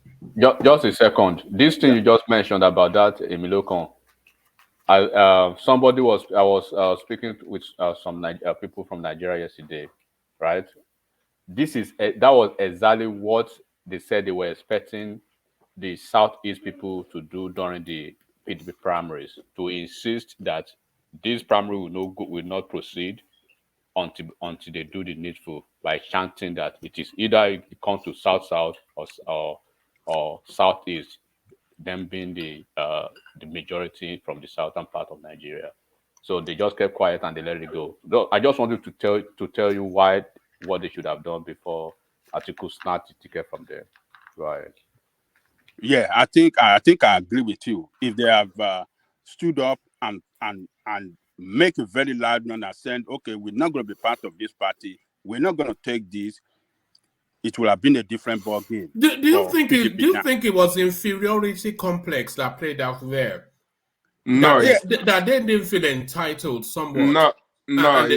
It's not. It's about who will go.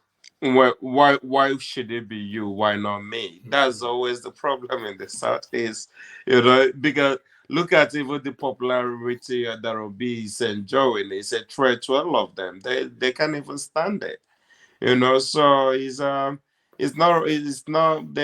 Southeasterners. They are anything but inferior. They will not feel inferior, but is that thing about.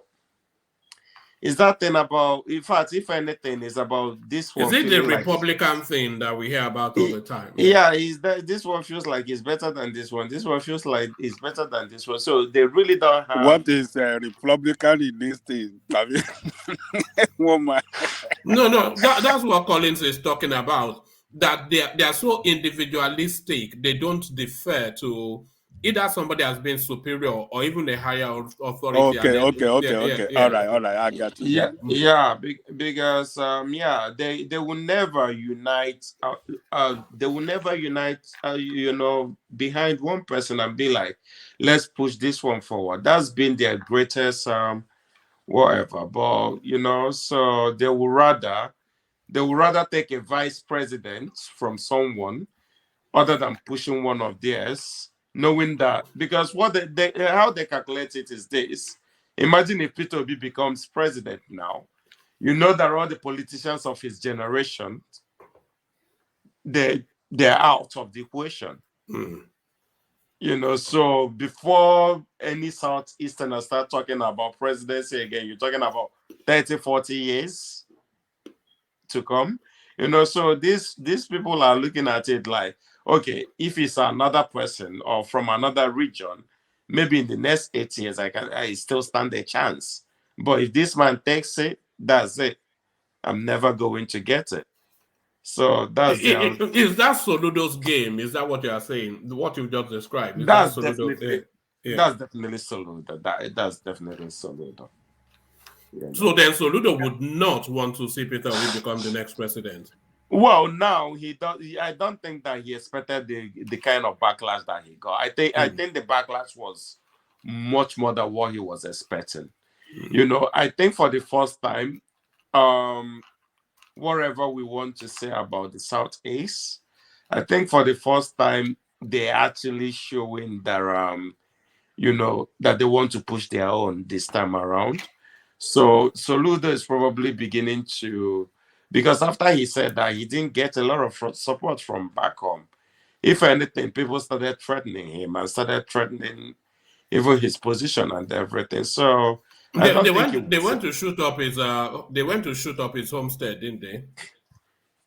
I wouldn't want to. I mean, if I try to put the two together, that would mean that I was so each time they do, because shooting up villages in Southeast is a daily occurrence now. So the one that they shoot in other villages, so what will I say that is the cause of that? Uh, it could be coincident. It could be the reason. But if you say that, you will basically be saying, if somebody like me who supports Obi said that, I'll be saying that the unknown government are working for P2B then. So I would just put it down to coincidence, really. All right. And finally, the Obasanjo space and his endorsement of Peter Obi. What are you making of that? Well, I think Obasanjo has always. I think it's only some of us on this platform that really didn't want to. I think the confusion that a lot of people had was when Tinubu went and saw him, and and they talk like brothers would, that kind of confused people a little bit. But I kind of believe that P2B wouldn't have made the move that he made without getting the support of certain people. Because if you look at how, I don't want to believe that P2B was,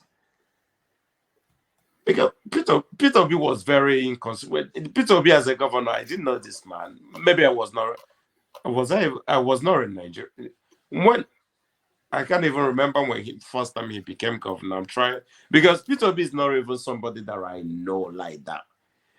So I don't want to believe that the popularities and everything that he's enjoying. Do you think Obasanjo has always been the godfather behind the Obi narrative? I think there are people behind him, but I think what some of these people do is that they stay at the background and see if there will be acceptance, because by the end of the day, it's their name. If there will be acceptance before they will be like, okay, at least there was acceptance. It's not that he's going to win, but at least he's receiving some kind of support, which is obvious now that he's receiving, if not for any other thing, at least from the East, you know. So he's receiving support, so people can now boldly. But I believe that he's listening to people, he's talking to people. People told him to leave PDP when he left, because I remember when he left here, Angelico, and a lot of people was like, this man has committed the highest, the political suicide of his life and everything. And everybody, a lot of people genuinely felt that that was a massive mistake that he made. But it turned out, regardless of whatever happens in this election, it turned out to be the best thing that he ever did. Or the Yeah, best.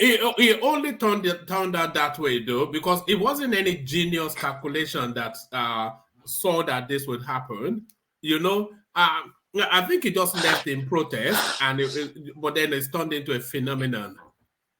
Yeah, but yeah, that isn't that what fate is about, Yes. So yeah, because he left, everybody, it could have become a disaster, like some people rightly predicted, but because I was also surprised that young people young people on social media, all the big names on social media of note, instead of going for younger candidates and everything, because I really don't know why they chose him over some other people that's been fighting with them, So I started I started singing his praises and everything. So, but it worked. I think it's just managed to latch on to that WhatsApp sort of generation, all these hip hop sort of kids, But you know. how did he latch up to that though? He made an appearance at some church event. I can't quite, and he made a speech that resonated with people. I think this is going back maybe about 3 years ago, 4 years ago. He made a speech that resonated with that time and space, and that was when they started to gravitate towards him. And then, of course, his narrative is still enraptured in that whole NSAS movement. So it looks as though the stars are aligning for him. It looks as an alignment of the stars for him. Yeah, he's changed. Like I was saying, regardless of whatever happens in this election, I think at least now people are discussing issues.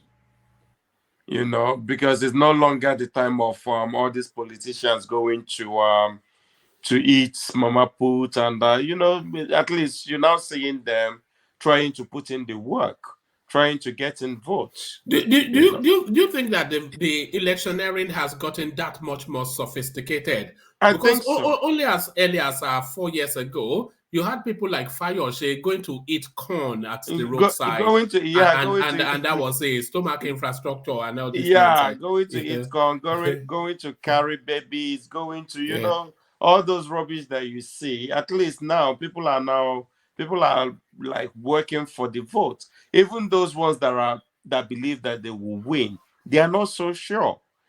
So everybody is working for every vote that he's hoping that he will get on that day. Even people like Omoyole Sowore is still very confident today that he could still win. Does he have reasons to be? Is that so like a false optimism?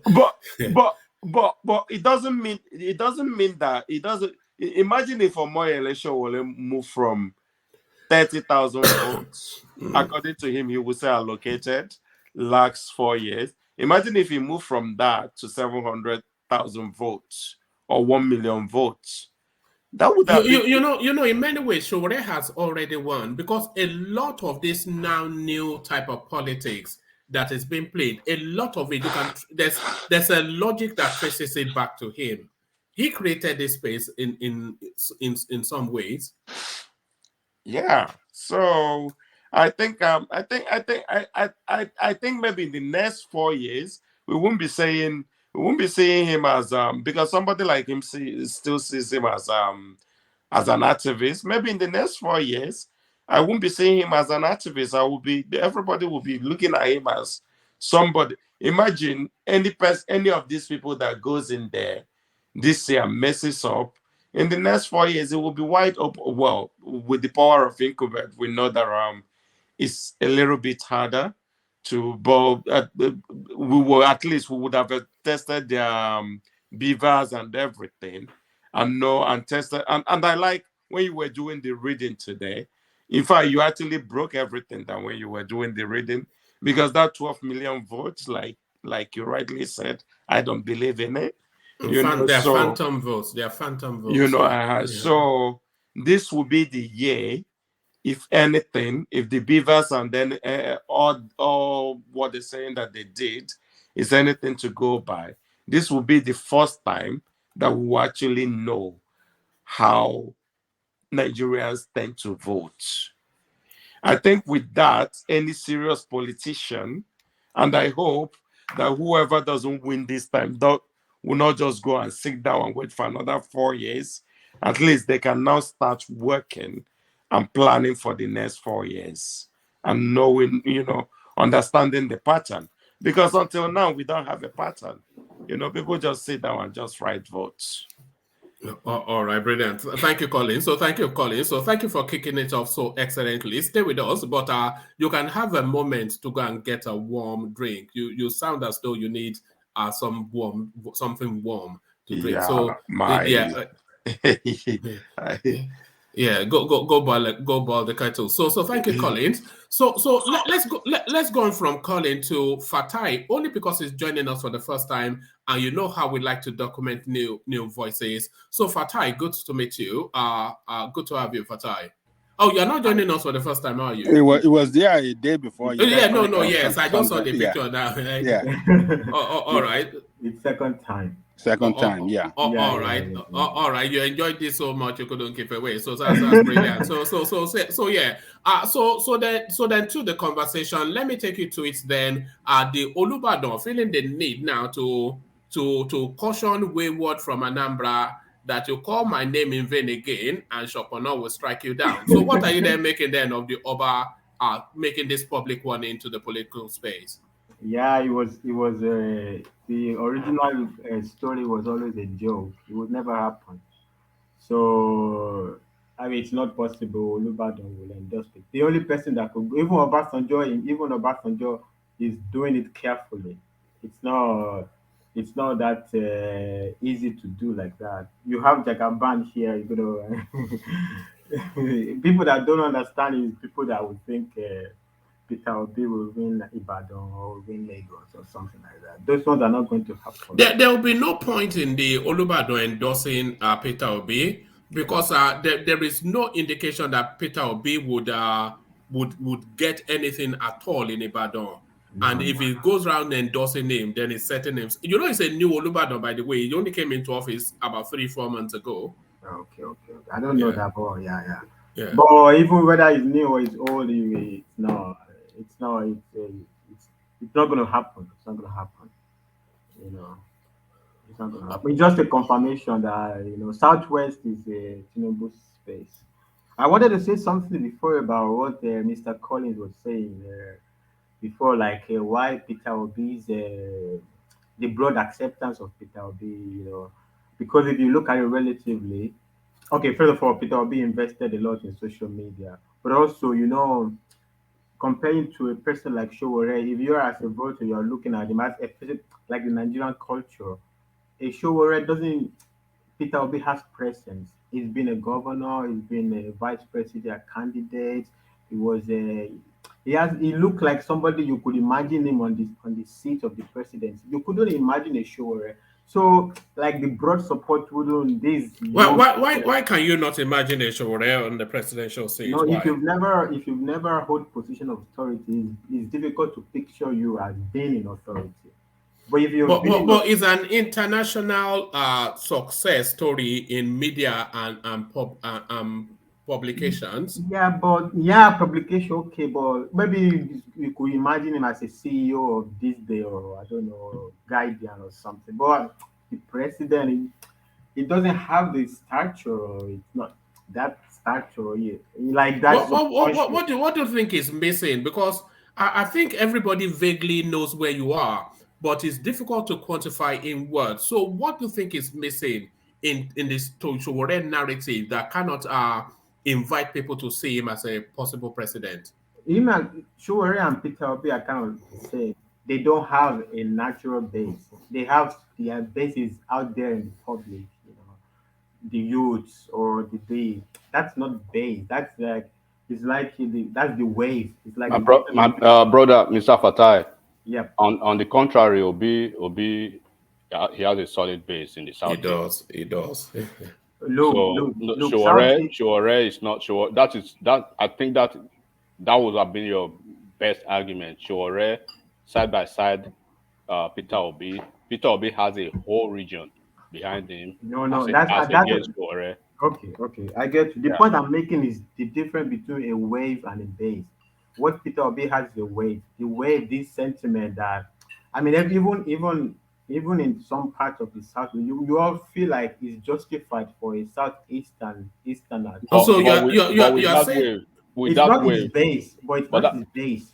It's yeah, not with like that wave, right? No, with that wave, Shiwore, if you look at Shiwore very well, let's assume like Shiwore has probably like the whole of Ondo State alone.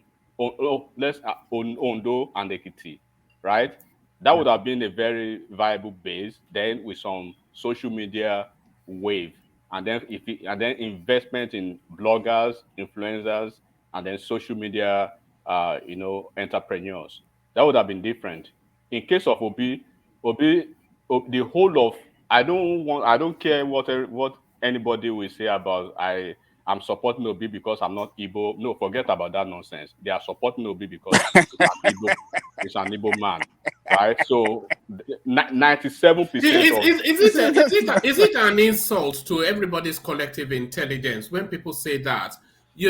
Because how many, when you say you are not supporting it because it's Igbo, of course you are, but it's so that so sorry, that's can you- so that Mr. Fatai, that's the take I away beg that to disagree. advantage. I beg to Eh? disagree. Take away Yeah. that all right. advantage. Okay, good. Take Yeah, away yeah, that yeah. advantage I from I I, I Then see your then point. put him side by side now with Showore. You see they will be on the same on the same level. I see your No, point. no, I think Fatai might have a point, but sorry, carry on. Yeah, I, I think Fatai, please yeah, yeah, let me sure. say this. I think Fatai is proving a point that we don't try to understand. He is I hope I'm saying it right, Fatai. I think he's talking about the sentiment for Obi, and Yeah, sentiments is different from base. yeah. If you really want to look at it, he has no political structure on the ground. What I mean by structure, it doesn't have any. His party hold no elective office whatsoever. Maybe you want to say councillor, governor, anything whatsoever, and you want to look at the political power player in that east, in that region, they are not with him. So that can be described as well as somebody that have no political base, but he have the sentiment though. The No, sentiment from there that is a southern, I mean, it's our place, and we don't know how the election going to turn out.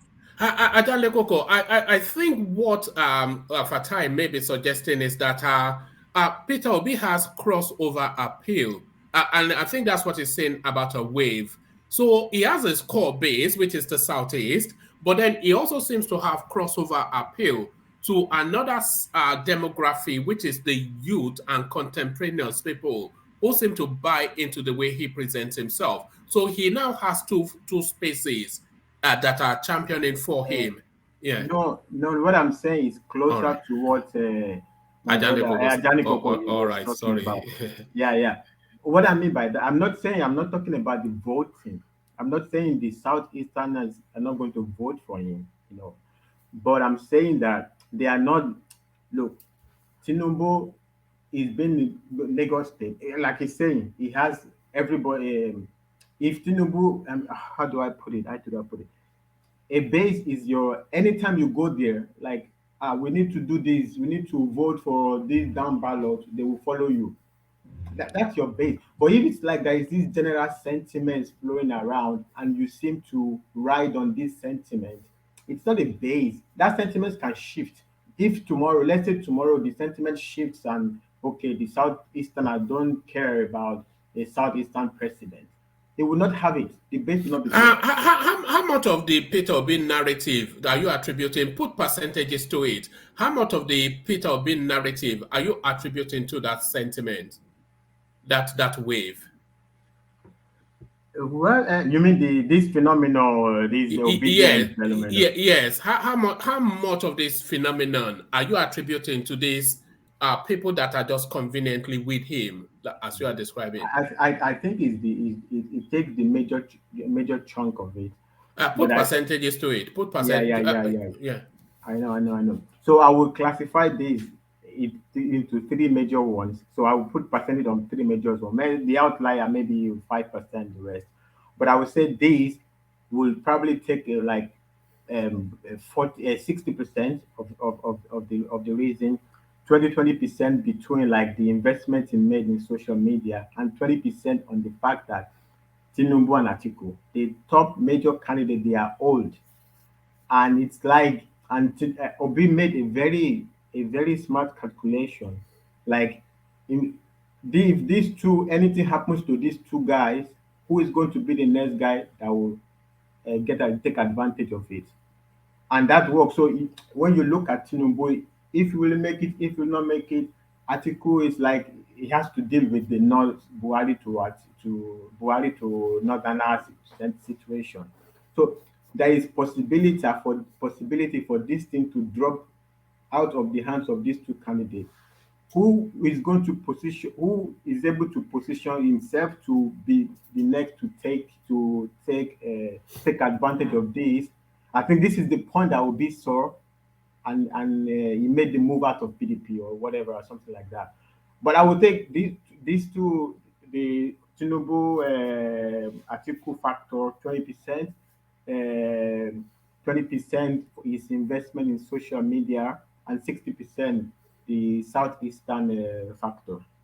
Okay, But you I know don't why consider it a base. But I don't consider it a base. I consider it a you know why I was asking you to put percentages to it. You know, for a long time I've been trying to estimate how much of this phenomenon Peter Obi will be able to hold on to after the elections. So how big the mass he will have in order to build a narrative on. Because I agree with you, a lot of it, they are just people from here, there, and everywhere yeah, yeah, just putting their narratives onto yeah, Peter Obi for this electoral yeah, yeah. cycle. I And then think after the elections, a lot of them, it will just dissipate. But what will it boil down to in I terms of think a mass? Yeah, yeah. I think after the election, Peter Obi is going to have issues with that. That's why I say it's not a base. So it depends how the election turns out. If Peter Obi wins, fantastic. He will be a hero forever, Southeast. But if he doesn't win, it's better for Peter Obi's fortune for Atiku to win. But if Tinubu wins, Peter Obi is going to have a problem. He's going to be blamed for the southeastern region losing the chance to bring the presidency in the shortest distance possible. Because it's going to be a long time. It's not even like in the next 16 years. In the next 16 years, the South region are not going to be lying down also. The likes of Wiki, I go, okay, Jonathan was just one time. Although Southeast will have the bigger chunk of the sentiment, but it will not be that easy. Peter Obi might just fade out after the election if Tinubu wins. All right, let's add numbers to it so we can actually boil it down to something concrete. So let's say, for instance, in February, Peter Obi, he scores 3 million votes. So let's use that figure.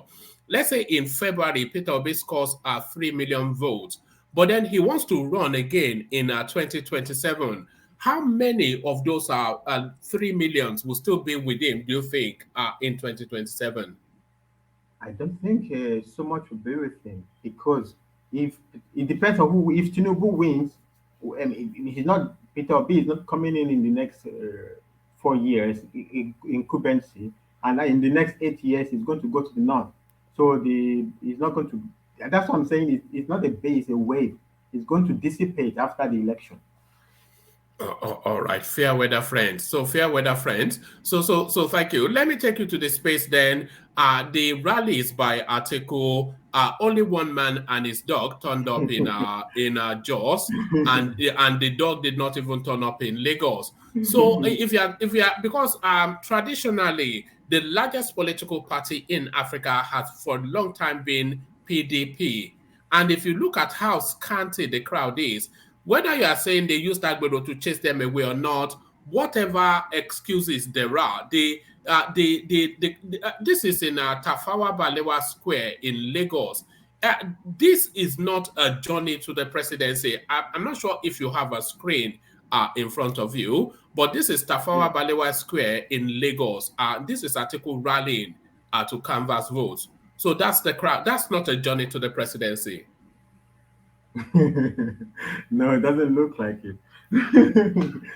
No, Tinubu's. I mean, sorry, I said to Atiku's problem is IU. Atiku's problem is IU. If anybody listens very well, I mean, Wike talked a lot, but there were a few times Wike hit on the problem with PDP with Atiku's campaign, which is that all the money made is gone. Atiku is not going to spend his money.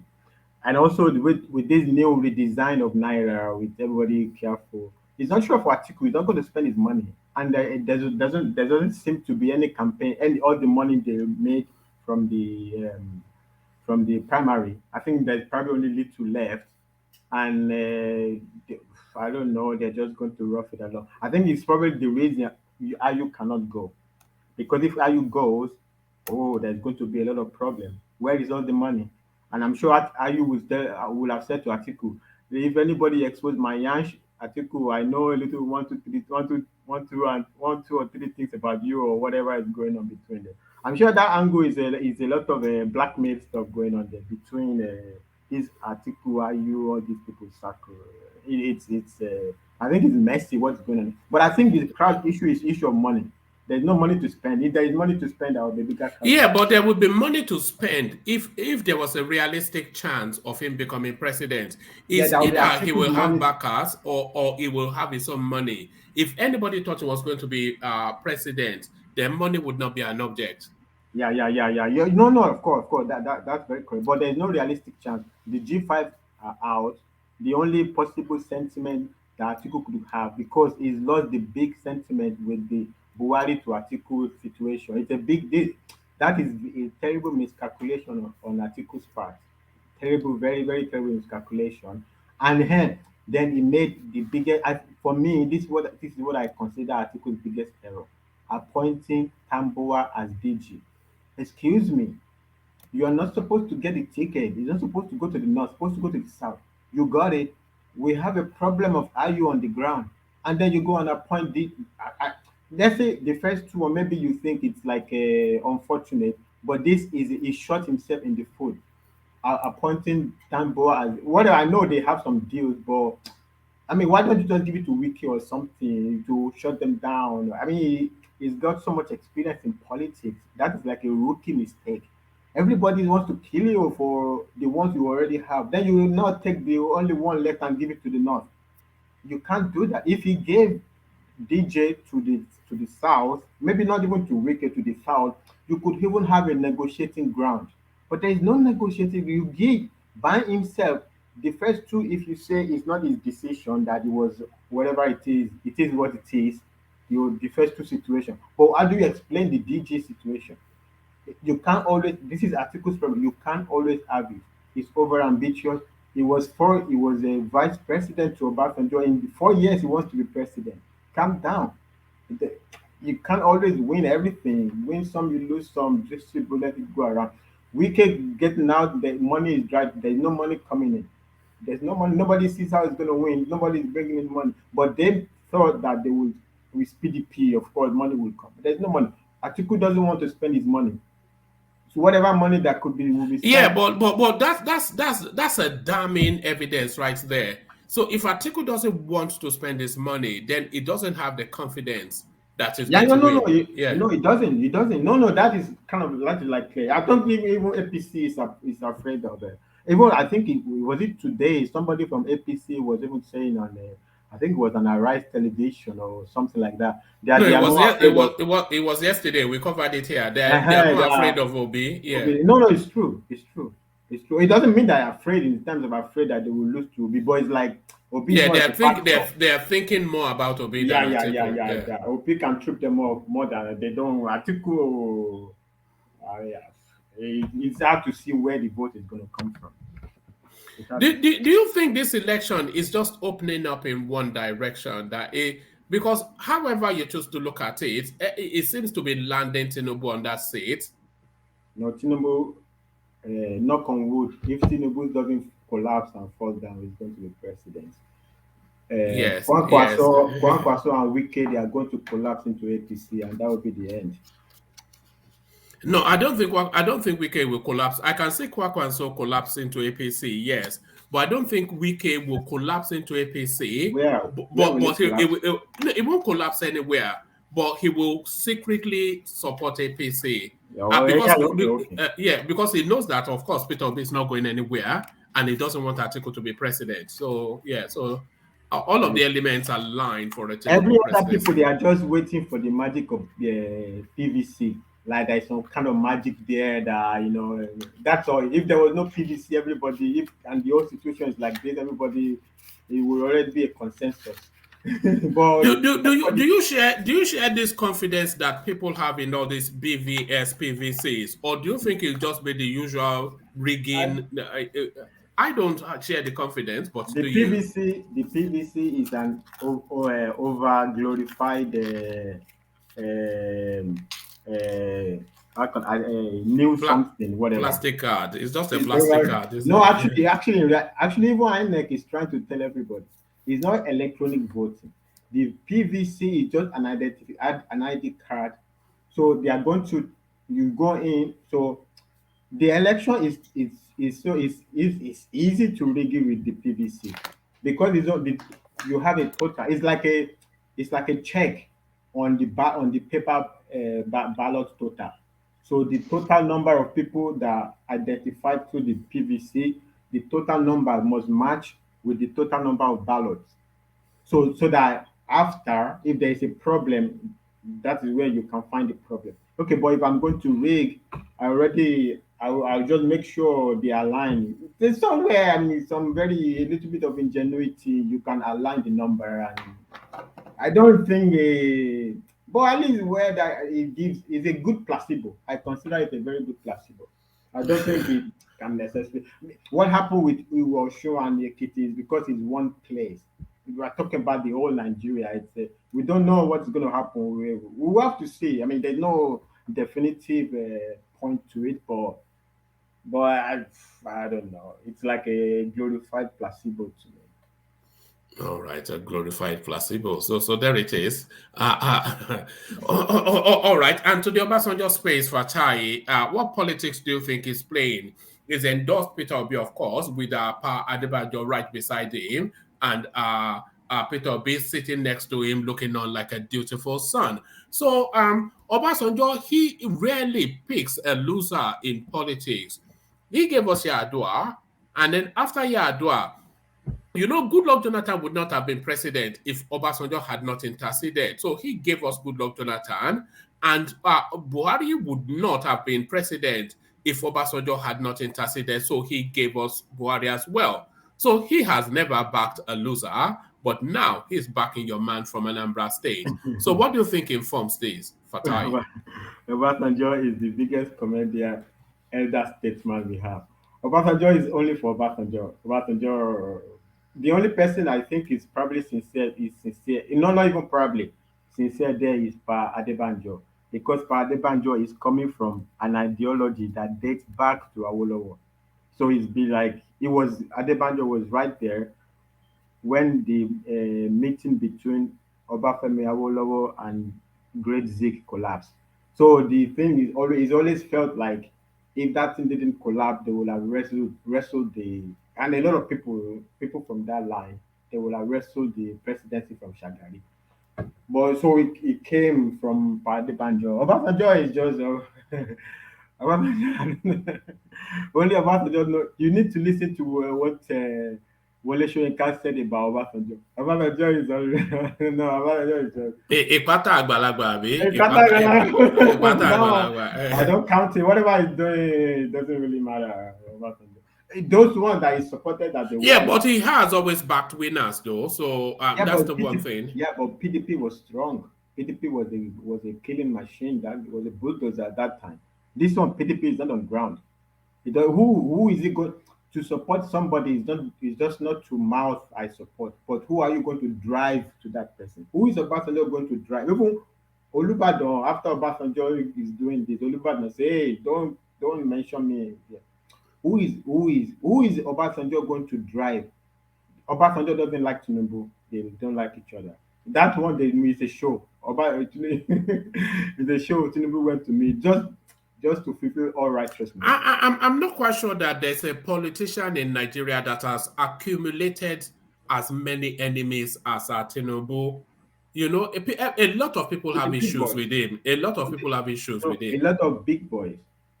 He comes in with a different kind of politics. And so a lot of big boys that are known, I mean, they're not going to bow to his style of politics. You know, they will be like, we are the lion and the king. And Tinubu is coming, it's like, okay, screw you all. It's I am Bola Ahmed Tinubu. I am.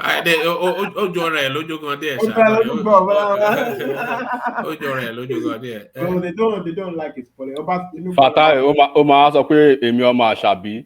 Èmi ọmọ Àkànbí, ọmọ Àṣàbí.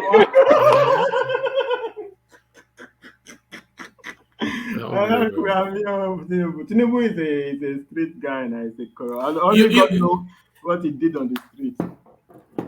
You know that Tinubu space is somewhat it is somewhat like an enigma wrapped in a mystery. You don't know what's going to happen. A lot of people anticipate that he may well be the best president that we've ever had, and it will take us to that place that we've always thought we should be. A Tinubu, lot of people think that, but a Tinubu, lot of people think it's just going to be a total disaster. You no, know, it's a lottery ticket, isn't it? Tinubu, it's just a lottery ticket. Kalu there's Kalu. no there's no chance Tinubu will be a disaster. Guaranteed. The worst it will be it will be average. But there's a great chance it will actually be Nigeria's best president. Because there's only one thing Tinubu wants to do, is going to do. Trans-Sahara pipeline.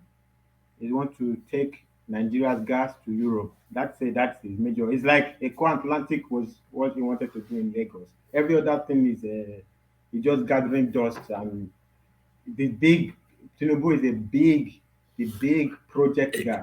Yes, and that's the one thing that thank you for saying that, Fatai, because that's always been my thought about him too. That he is a man of big ideas, The big you know, idea. big ideas. So you can a lot of politics is pedestrian, but he is a man of big ideas. But then those big ideas, he brings them to fruition. But Yeah, yeah. does he still have it left in him? No, no, it's just the brain you need. That's what he's saying. He's not a wrestling. He's not a. It's his brain. He needs Yeah, to but the brain is under know the question deal. too. Bula Balu Bulubu, you No, know, no, no, no. APC, PDP, Agbado, and all this gibberish. But Agbado, what issue do you have with Agbado though? Agbado is a metaphor for food. Like our youths are getting recruited by these what do they call them, ragtag terrorists. We are competing with ragtag terrorists, we can offer them everything. This Nigeria is a nation. We have money. We can even give them land to go and be farming. So what's the problem? Like he's like asking what's the problem? If you see Agbado or Gary, One I man, can I understand. interject? I Yeah, understand his yeah, delivery. His delivery One is, man, can I interject? yeah, of course, come in. of course, good. Okay. Yeah, I believe you said Tinubu has a powerful ideas, but let's look at it from this context, from this the dimension. Um, he's one that brought Buhari for us, give us all the promises. Buhari didn't really talk much. 2015, he talked on behalf of Buhari, all This the guy, this ideas guy, is brought. this guy is on Let, this. let me come, please. Let me finish. So he wrote all the ideas out. So then, assuming to power, so nothing happened. So What do you and mean nothing happened? what? Who is the president now, What do you Emmanuel? mean nothing happened? No, Who is I the said president? because he is not campaigning like an opposition. He's supposed to be campaigning like an incumbent person that this is our party. This is You we you have been you in you you, power. you mean it's not campaigning on the basis of what Buhari has done, which is to Uh, then say that Buhari has been a failure. No, Yeah, one man. He actually because stated. the He idea stated you're talking about, he's supposed to bring the idea and give it to the APC Buhari. to make the What do you country mean? move. Why Because would they wait, do that? one man, because the main purpose here is to move Nigeria forward. This guy It's don't not come personal again. business. The whole thing here is to make Nigeria work. So you don't keep your idea to yourself alone. You bring it out because you are the one that campaigned for Buhari, and Buhari assumed the power. You have the powerful brain. You roll your idea to the party to the party that you brought to Nigeria. Well, But it you should go. didn't do that. So That's a sorry. total failure. Hold on. Are you saying he should govern for Buhari? Not govern for Buhari. I said as a party member and as a leading One personality man. in that What party. what it means? It should point directions for the president. What it means is that he should put a gun to Buhari's head and Yeah, so you do as I implement No, I it. say. don't. I It, don't it, understand. no, Do as I no, say. you should understand what I'm talking about here, All because right, here we are only clamoring to have a better Nigeria, right? We right. are only seeking for someone that will work for Nigeria, and that is Yes, all the thing we are talking about. No right, matter Can I whoever has answer been you? that thing. So Can we I, want someone that will help Nigeria work. So you right. have Yes. given us the promises 2015. In fact, you literally talk more than Buhari 2015, all the Yes. promises, but you could not help that administration move the nation forward. can I answer you? How do you mean? How do What I mean? Now you're saying that it has, because I'm just interjecting based on what you said, that No, he go has on. a brilliant idea, right? Yes. So what I'm saying now, having championed this cause, ab initio, why not roll the idea and help the party and help the country, so that the country will be at that level that we want it to be? But the country, as it stands now, is a total mess. No, Can no, I? Tinubu is not the president.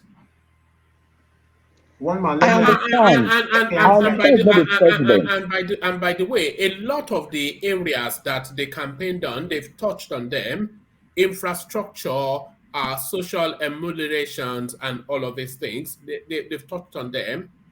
Power generation, all of that. They've touched on them, and they've moved them forward. There was Emmanuel, I think I understand what you are saying.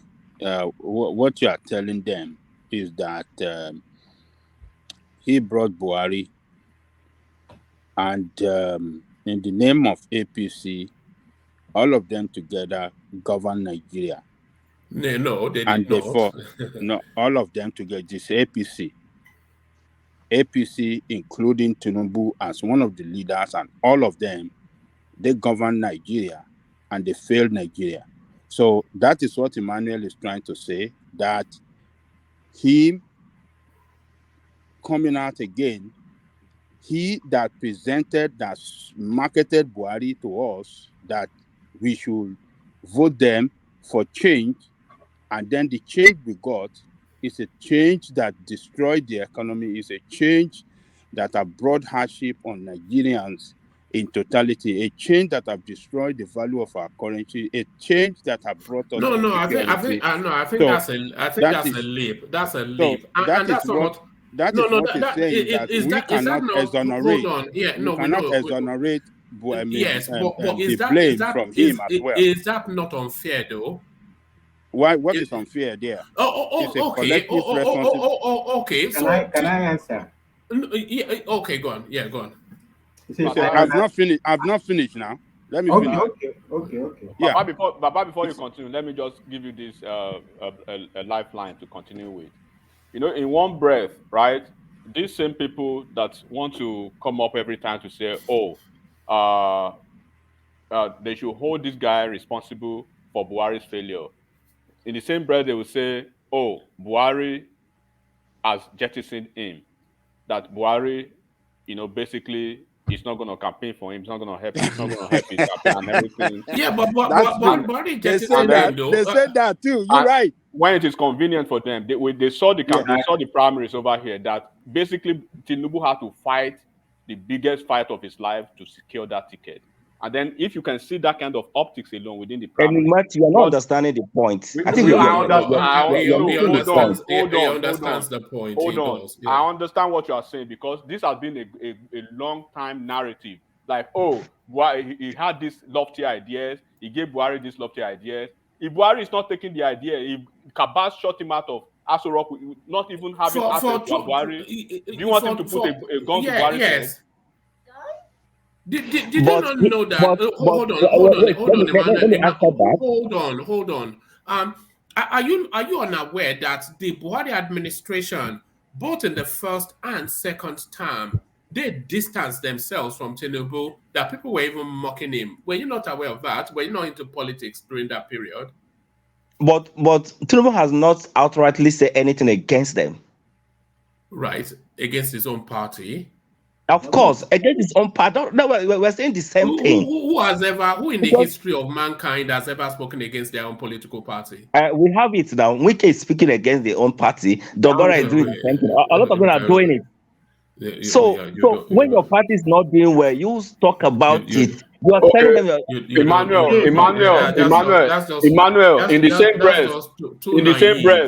in the same breath, why is Peter Obi quiet now with all the happenings in Southeast? Can you tell me? Peter Obi is not the president. It's not the president. I'm not being okay. But Tinubu is the president, Abi. Okay. Tinubu is the president. Tinubu's party is in power. You people don't understand different They are in rules. power. All right. Can I answer him, by the way? Oh yeah, come in. Is that Femi? No, Fatai. Fatai, yeah. Oh yeah. So come in, Fatai. Yeah, So First of all, what he's saying that if Tinubu has big ideas, why doesn't he give it to Buhari? And of course, everybody is right about all the problems Tinubu had in Buhari's administration.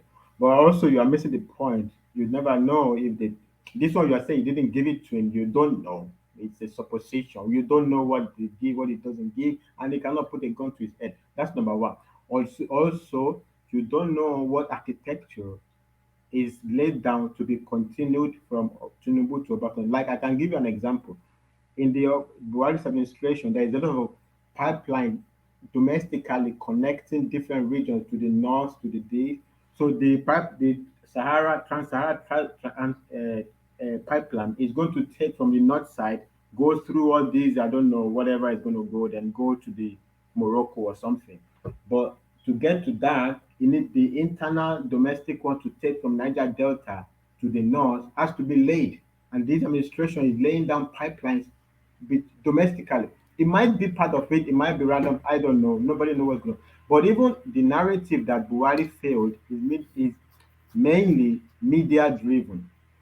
You shouldn't. Buhari is a soldier. Buhari has no zero idea about economics. When you are the president, people bring you ideas that are like they bring you three ideas there, all of them are good. You need you need to have special expertise to be able to fish out where it is going. And that is problem of Buhari's failure. Whoever sold the idea of parallel market for the, I mean, parallel whatever this dollar situation, parallel market. How can you have a parallel market? It doesn't know anything about economics. They bring idea is what he is doing, try and error with all the economic policy. He does, in his mind, in his Buhari's mind, he think he's done great job. And some people also close to him, they thought they've done great job, and then they always say also we meet also crisis, this and that. But he doesn't know. If you want to measure Buhari, you have to So measure sorry, the idea theory. of just trying to blame Tinubu for Buhari's achievement or lack thereof is just wild. Is what It has no meaning. What's even the meaning of that? if you want to blame Buhari's failure, you have to watch it from the security. And Buhari got Nigeria to Kano jet. When you have aerial dominance, all the terrorists are going to run away. That is why the Tucano jet make a Peter Obi to come out and say, "Oh, I will deal with security decisively." Of course, you will. Me myself, I will deal with Nigeria security decisively. If I have to Kano jets against some ragtag terrorists, I will bomb the hell out of all of them. They will not have an operational base. You can have a little bit here and there domestically. I mean, one kidnapping here, but they will not have this base to all right. operate. All right. Thank you, Fatai. But so sorry, this idea though of trying to attribute Buhari to Tinubu, I'm not quite sure if that holds up to reason or logic. But Can I respond? I am Bola Ahmed Tinubu. That is Tinubu's response. all right. Yeah, let's hear from you, Ajanle Koko, and then we move the conversation on. We go on to enigmatic. But yeah, Ajanle Koko, come in. I think we have to get it right. If we want to blame just the president and we don't blame the entire party for the failure of the country, we'll be getting it wrong. So what you guys are saying, okay, we are blaming Buhari now and we should vote for Tinubu. And Tinubu gets in and Tinubu fail again. We shouldn't mind, again, if another person that we like come in on the ticket of APC, we should vote for that party. We cannot continue like that. Look, if you don't have a party that is disciplined, that have a focus and with vision to make that country work and make it work well for everybody, then you can't have a good governance. One person alone cannot. It's a teamwork. So we'll be getting it wrong if we want to exonerate the entire team, the party want to exonerate the No, party you from can't blame. the head. You can't because what people seem to be doing is they are almost single, and they are not blaming Tinubu exclusively, but they are blaming him majorly for Buhari's presidency. But you cannot do that. No, he's part of the team. He's No, part of the he team. is not though. He's not part of the administration. No, Easy. he's one of the Hold leaders on. of the party. He is not part of the administration, and everybody here knows that in the first term of the Buhari administration, and equally in the second term of the Buhari, remember there was a time they were sending the EFCC to go and open a file on him and all of that. They pushed him as far away as possible. I was even surprised they brought him back to come and run their second term campaign. So I'm not quite sure. Let me tell you what the expectation is that he would take a gun to Aso Rock and say, Buhari, you must do it. What's the expectation? No, let me tell you, he is part of the team. If he's not there as an appointee for a political appointment, he's there by proxy. Hold on. No, he's not there. No. You are now. No. What are you doing now? You are now saying Yemi Osinbajo is now. He appointed Yemi. He appointed Yemi Osinbajo there. Fashola is the one that appointed him there. There are so many people that he appointed. I said appointment. Madam Miller as a speaker. Yeah. He nominated. No, don't let me say. Lai Mohammed as minister, as speaker, as minister. He nominated a lot of No, people. Baba, let me tell you about. Hold on, Baba. Let me finish. Let me finish. You will say your own. Let me finish. Okay. You will say your own. Okay. We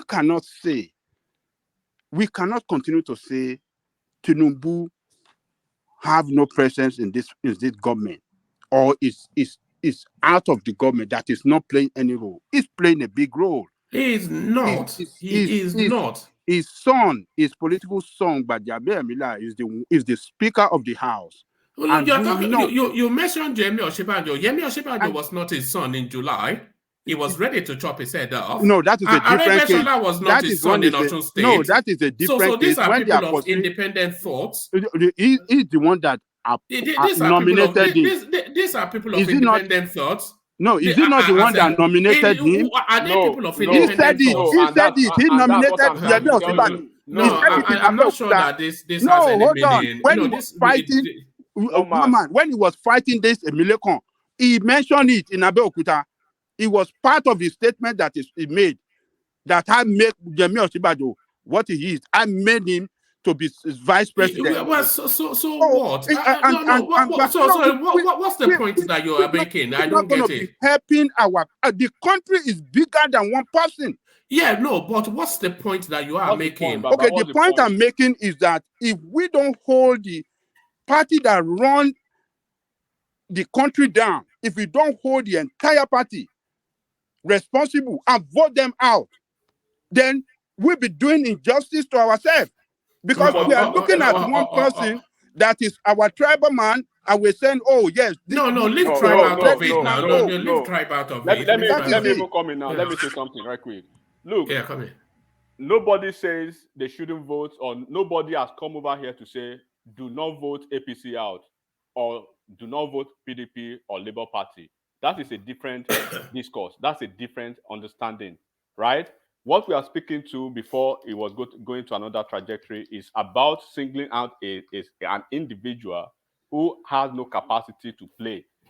Let me tell you for a fact today, if you don't know, 70% of those people, right, in that people actually thinking are probably alluding to Tinubu's guy in Buhari's cabinet.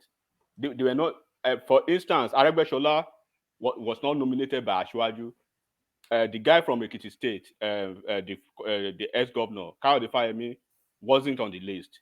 Lai Mohammed was not on the list. The guy who was supposed to be the Minister of Information, ab initio, was this Dele Alake. That was the nomination from Ekiti State.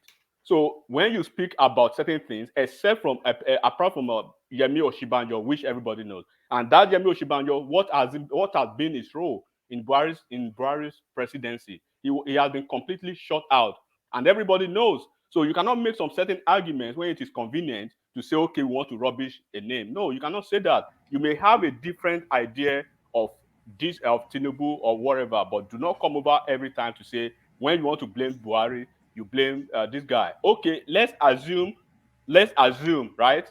Let's assume without actually considering that, okay, yes, he brought Buhari to office. Is he going to put Buhari, is he going to put gun to Buhari's head to say, I need you to do this, I need you to do this? Who is the president? Buhari is the CNC. We've seen the nepotistic appointments of Buhari. We've seen how Buhari has cornered the whole presidency to himself. He's basically cornered everything against some certain people in the presidency. Even his wife. Enigmatic. Of Nigeria at the point. Enigmatic. So hold on. If you want to be going to that route, that has been a pedestrian narrative that we've gone past. But if that is what you want to keep saying every time, you have to understand the nitty-gritty of the whole thing that is happening. Because Yemi Osinbajo, that is even in Aso Rock now, we see what Buhari has done to him. We've seen the way he's been treated as a vice president. Tinubu has had very little influence on this administration. And they tried to, in fact, he played out completely in front of all of our eyes, to the point that people mock him all the time. That, okay. Please, can I interject? And if people believe Tinubu should answer for Buhari, that's okay. Enigmatic. So the aid and abetting, do you consider what we call aid and abetting? That's another impetus to you. Aid and abetting. How do you vote against these folks? Do you see aid and abetting in what Tinubu did for not doing anything? Angelico, can I interject? Please let me interject. Let me interject before I lose my thought. Please, I know you are super brain. Let me just drop my little 5-cent idea. Anyway, I don't understand what you people are saying that they are trying to remove Tinubu, they are trying to pin down Tinubu, or trying to focus on Tinubu alone on this issue, or try to blame Tinubu on this issue. It's funny when anybody should say that. Imagine you're in America there. When Obama came out, Ted Kennedy singularly brought Obama out and made him push him hard and became president of America. In the first 2 years when Obama was trying to restore that 2008, I don't know if you're in America then, in 2008 economy, if you're in America, you will know. Republican was always blaming Obama and adding Ted, the Kennedy family to it, and all the Democrats. So if Tinubu singularly bring out Buhari, campaign for him so hard and make him president. Don't forget, Tinubu is the Tinubu single-handedly brought out Buhari. Yeah, he said it. He said it, not my word. I'm just saying according to what he said. And he's the party leader of APC. And make Buhari first, make him the president. He be involved or not involved, that is not the public concern. He is the same party. If Buhari mess up, that is the start party messed up. That don't mean the party mess up in 100%. There could be areas the party did well, but in general, you weigh and balance it. If the party messed up 70%, that means the total party messed up. You said Buhari was kicked out in the first 4 years, but 2019 we saw him again campaigning again, hardly to bring Buhari back again. So what are you going to say about that? You're going to say, oh, he was not part of the government, but you're seeing again 2019 campaign again to bring that government back. Let me land my point, please. Okay, go ahead. Sorry. He has slots and he puts people in slot. He participated, he didn't participate fully. That's not our concern. Our concern that APC has fucked up, has messed up. No, language. Sorry. APC have messed up, including Buhari and whoever along that party line, they are messed up. So if you're adding Tinubu to it, it's not far-fetched. So don't get angry about it. It's politics. It's nobody's getting angry. It's just it's not a part of it. Like sorry. Got you already. My last thing. Just like you are removing Osinbajo from Buhari government as he was single out. How can you remove? He was part of the administration. Okay, you answer what you just said. I just answered it because hold on. Can you hold on, please? Osinbajo is the vice president of the administration. Tinubu is just a party member, a senior. He's not just a party member. Can you hold? He's a party leader. No, look, Tinubu is not a member of the administration. So you cannot say that he has any oversight of the administration. But Oshibanjo is a key component of the administration. So you can make the attribution that he's somewhat culpable. Tinubu is culpable too, for reasons that he's a member, a senior member, and even the leader of the party. Yes, but you cannot say that how did he not make the administration a success when he had no actual role in the administration? And you say he should advise them. If he advises them, and from the body language we saw that they were not somewhat responsive to him. So what's the expectation? This is what I said again. Let me say this so you should understand. I said you cannot distance Simbajo from Buhari, and same thing, you cannot distance Tinubu from APC. That was my statement. One man, let me continue my. All right. Yeah. All right. Wait. I didn't understand any of that. Before. Yeah. What this is what we're talking about, right? This is a belief system that everybody they already have a certain. Can you understand my consternation, Enigma, or am I not getting something? No, because I don't see how Tinubu can be culpable for Buhari's administration. It's okay. It's one of those things that they've already had in their mind. Just like you are trying to change the mind of an obedient now. For instance, in the Akuzu SARS issue that happened in Anambra State, right? During Obi's tenure, when a lot of people died, and then it was tied to Peter Obi, right? They would defend him that he had no role to play in that, but he was the sitting governor. He's the CNC, he's the chief executive, the chief security officer in the state.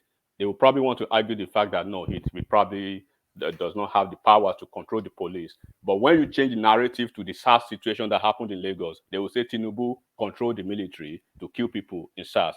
So when people have such mindset and thought process, it becomes so tumultuous to actually change it. Let's just leave it like that. Okay, Tinubu brought Buhari to power. Buhari has done 8 years. What you can do not to see Buhari's face or anything that is anything that is associated with Buhari at all, or any Buhari's appanage, is vote against Buhari's political party, which is APC. Come February 2023, go and vote against APC. Do not even see APC at all. Vote against them if you have the power, and then let the majority vote win. Brother, let me even just add one last thing and I go. This argument is, I think, is what if I'm right, is what they call straw man argument. Nobody is saying exonerate Tinubu, but also he's not culpable. If he's not in the administration, he's not culpable. Okay, you cannot, because it's his party. Even if you are just an ordinary party member on the street, you're not totally. You can blame even the party member on the street for the failure of Buhari because for voting for him and whatever. But it doesn't make him culpable. Tinubu cannot be culpable for Buhari's failure. But it doesn't mean that, let's say I am talking now, it doesn't mean I am exonerating Tinubu. Of course, you can. My point is that nobody knows. We are only supposing that Tinubu didn't give Buhari's idea. You're not there. I was not there. Nobody's there. Maybe he gave, maybe he doesn't give. We can read the tea leaves in the direction of the policy of the government. But at the same, Tinubu is only riding on options. If you don't like Tinubu, who do you want to vote for? You're going to vote for Atiku. Nobody is saying if there is a stronger alternative. Of course, the party APC will be sweating. But Tinubu is not sweating because he doesn't see opposition, doesn't see alternative. So he's able to say, I am Tinubu, I'm different from Buhari, but I will continue some things he did, some other things, I will cut them off. So I think that it's not exoneration, but at the same time, it cannot be culpability. Yeah, but Fatai, can I ask you a question? Sure. Would you consider Tinubu as for playing a role of aiding and abetting Buhari on the destructive path that he took Nigeria? Would you consider him as playing a role of aiding and abetting, and as such, should as well be held responsible, all of them be held responsible for the failure of the country, and therefore should not be considered to be our next president? That's kind of like a constitutional pronouncement. Nobody can make that. Nobody can make that pronouncement. Eh? The question, aiding and Oh my abetting, God. would you consider him as a man? Could you describe his action as aiding and abetting? And therefore, yes. Everybody that voted for Buhari aided and abetted Abet- whatever you think. But the point is, you are No. Don't also go about voting. Voting is different. Let's no. go about the leadership. Is one of the leaders of the party. Yeah, I A don't. good man. Fatai Yes. just say yes and let's go on. Yes. Fatai say yes and let's move on. I think Look. you cannot Yes. totally remove Tinubu from whatever happened to the Buhari administration, but it doesn't mean you're going to shoot him for Buhari's failure. Enigmatic. Let me tell you. See, look, we can't be talking like this. Oh, Baba, this is funny. Do you think? Do you think? This is just funny to me alone. No, Because look, enigmatic. Nisuru. I hate. why am I? Hold on. Okay, Hold on. go ahead. I don't like what he just said now. When Putafari is trying to answer, he said, just say yes and let's move on. It just as if that I'm sorry, Sagbon, Abi, I mean, we can't. Apology not accepted. But look, we are talking about a country that is bigger than all of us, is bigger than every individual in that country. No individual, no matter the position that individual occupy, is not bigger than that country. Can you get me some water? And so, when we see these people acting this way, playing us, destroying the nation, destroying the future of the nation, and we don't want to hold them accountable, I think it's so sad if we are trying to justify things like this. Baba, I think philosophically is right though, Ajani Kuku, I think you're right though. Philosophically you are right. But as a matter of practicality, how it's a question of how much do you owe Buhari, do you tie Tinubu to Buhari? To what degree? It's a matter of degree. To what degree would you tie Tinubu to Buhari?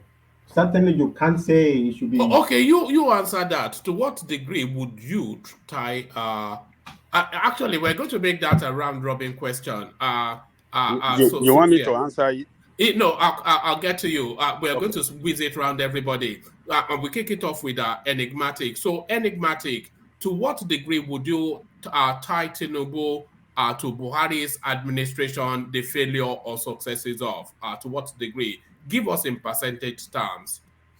Okay, first let me just say this, right? As contrary to what Baba said, like, of course we are supposed to hold these folks' feet to the fire, right? And then when I come here sometimes to make some fun about when people are so anxious or probably getting mad about the way Nigeria would go, I laugh at them because there's a clear path for Nigerians and for Nigeria to have taken a great advantage of. There's a Showore there who has almost killed himself for them. But since you have decided, all of you have decided to go with all these oligarchs, then we're gonna be there together to smile and because I know one of them is definitely gonna be president, and the top two are those the legacy candidates, and that's why I laugh every time. They are pushing somebody who is serious down, but they just by the side. So of course, if you want to say, has APC actually done anything good for Nigerians or for Nigeria? What has been their position? If you want to see the failures of Nigeria, one man, you cannot continue from APC 7 years ago. There's a foundation to that. This thing started since 1999. There was a political party before APC came to power, right? And then if we actually have to if we actually want to hold people accountable, almost all Nigerians are culpable of this because there's a certain region, right, for 23 years up until now that has voted consistently and has been able to have enabled consistently PDP to power, regardless of their failures. So when Tinubu and APC and Buhari and all of them took power 7 years ago, where are they taking Nigeria to? positive or negative. I would say negative, not to the best of my expectation. But what I'm actually saying is you cannot tie a presidency's failure to just only one man who probably helped him, by way of use of galvanizing his region to vote for him. If I have to tie Tinubu to Buhari's failure to APC generally, of course, you can't detach Tinubu and APC. You can't detach Buhari and APC. They're all together. So I may not be able to put a number to it, but of course they are symbiotic. They are both symbiotic relationship, and then you have to find a way realistically what actually was Buhari's and it was is Tinubu or was Tinubu's role practicality in No, Buhari's regime. That's how you enigmatic. should look at. Enigmatic. Can we push you to put a percentage on it, just to give people a sense of how much you are willing to attribute Buhari's failures or whatever to Tinubu? Just you are not going to be held hostage by it, but just give us a Of course, percentage. you know already. From my own understanding, from what I know, one man, from what I know, I can count of like 6 different eggheads from this United States. One of them is my mentor, who was supposed to have an appointment in this regime. Everything has been taken care of. He was is top executive, at Google. But we know what played out at the end of the day, and this is what I'm speaking to, right? These are the people that actually came from Shuaju's recommendation. So from what I know, 70%, 80% of recommendation that he made, it was turned down. That's what I even from Ondo State, from Ekiti State, from Osun State, I know that for sure. Those who made the ministerial list, those who made several positions, the list were turned down. They picked somebody else from the Cabas list, of course. So if I'll be tying him with Buhari, because of course, without him, uh, probably the Southwest wouldn't have voted for Buhari or whatever. I would say maybe 40%. All right, brilliant. So by way of giving him that Southwest platform and then being able to use his platform now to run for his own campaign, basically. All right, brilliant. Thank you, Enigmatic. So let's go on to Femi. Femi, so that question is just that rather somewhat heated debate, even. People trying to attribute the failings of Buhari's administration to Tinubu for reasons that Tinubu was that final piece that gave Nigeria Buhari. So they cannot say that he cannot claim credit for giving the country Buhari and not take some of the blames of the Buhari administration. But how much of the Buhari failures is attributable to Tinubu, Femi? Yes, thank you, one man. If I was to put a number to that failing, I would ascribe it to, I would say, a 50%. Why would I put 50%? Buhari contested in 2003, 2007, 2011, before contesting in 2015. And prior to then, he failed like Tinubu will say Olule 3 times before finally getting in. So definitely nobody can take away the efforts of Tinubu into making Buhari president in 2015. So whatever might have happened after that can always be ascribed to Tinubu in a way. Because before the elections, we know that there was a symbiotic relationship, CPC and the ACN factions, and with the new PDP and some parts of ABGA, the Rochas faction that came together to create the APC. So we know that that was the agreement. It was a gentleman's agreement. So that nothing was written down. But after Buhari became president, Tinubu was I would say he was actually put out to the cold because he was actually zoned out. Buhari stopped listening to him. Anybody that you saw around Tinubu at that time, people you could say were his men that were finally brought into government, were actually people who Buhari actually had a liking for. People like Fashola. Tinubu didn't want Fashola to become a minister. People like Fashola, people like Lai Mohammed. These are people who Buhari just has a liking for them. Not that it's because Tinubu actually recommended them to become members of his cabinet. So actually, when Buhari got into power, he stopped listening to Tinubu. So you can't say so after Buhari became president, you can actually ascribe most of his failings to Tinubu. That's why I said I'll put that number as a 50%, because someone like Buhari is very dogmatic over nothingness. He's very dogmatic, very stubborn, and he actually has nothing upstairs in my own assessment of him. So he's always very dogmatic about things. Once he takes a position, it is extremely hard for him to move. So I don't think Tinubu, even if he had the right ideas, which I doubt, could have been able to pass those ideas to Buhari, and Buhari would have listened to him. Look at his pickings. He's chief of staff, he's chief of army staff, navy, and all those things. Nobody, those are people who Buhari wanted, not people who were recommended to him. So you can't exactly say, okay, Tinubu should have been able to pass the genius ideas he had to Buhari. Buhari won't listen to him because Buhari is a very stubborn person. So that's why I said I'll put that figure at 50%, because he was a major factor in making Buhari president. Without Tinubu, Buhari would never have become president in Nigeria. So that's my assessment of the entire situation. Oh, all right. Thank you, Femi. So let's go on to Collins, who I suspect may have left us. Collins, are you still there? And the question, how much are we attributing Buhari's failures to Tinubu, who by his own admission gave the country Buhari? So Collins, if you're still there. All right, I think we may well have lost Collins. I'm here. Oh my God, wow, you sound rough. Come on, carry on. Carry on. Pele? How much am I attributing failure of Buhari to Tinubu? Yes.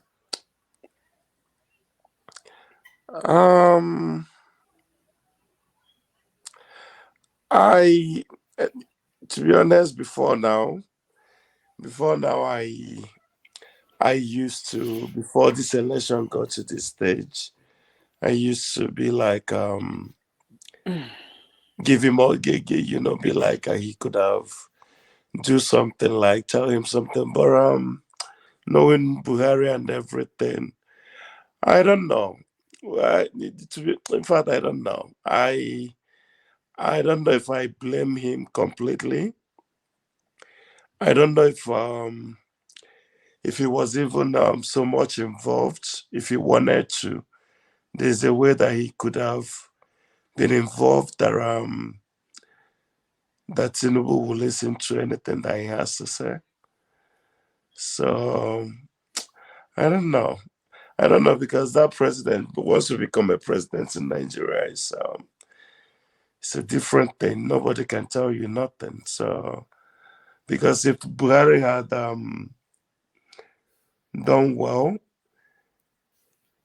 I don't think anybody could have been saying that nobody would have want to accept that Tinubu has any part to play in it. So, but I blame two of them because I just want to, but I know that he couldn't have done anything.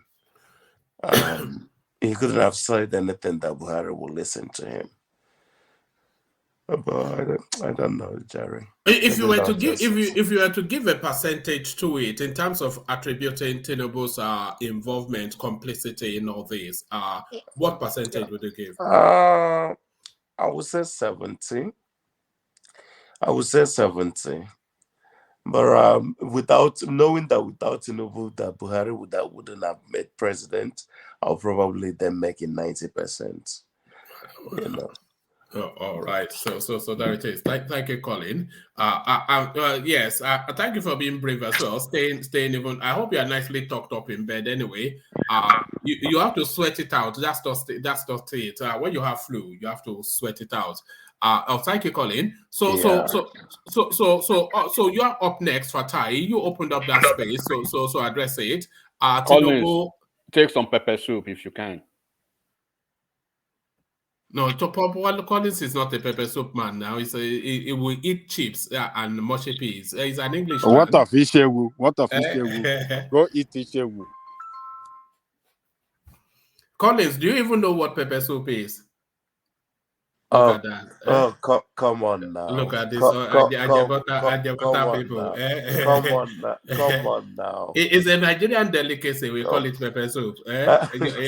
Stop. All right. So you're up next, Fatai. You opened up the space. At the end of your narrative, give us in percentage terms. But you know the conversation. Give us your submission. Okay. Like naturally, I would have loved to go in the way of enigmatic. Like I would rather not give a percentage, but because the house demands it, I will not give Tinubu more than 10%. Anything more than I will not give anything more than 10% blame in it. And the reason I will say not more than 10% blame in it is because, or like let me say two fronts. First is fact that Buhari is surrounded by sharks. Buhari has no idea about economics, and those guys they knew, and they were ready. They were going in to get anything. I mean, even the accountant general, how much was $100 billion or something, whatever it is. How they sold to him the parallel market currency, this currency stuff. I have no idea.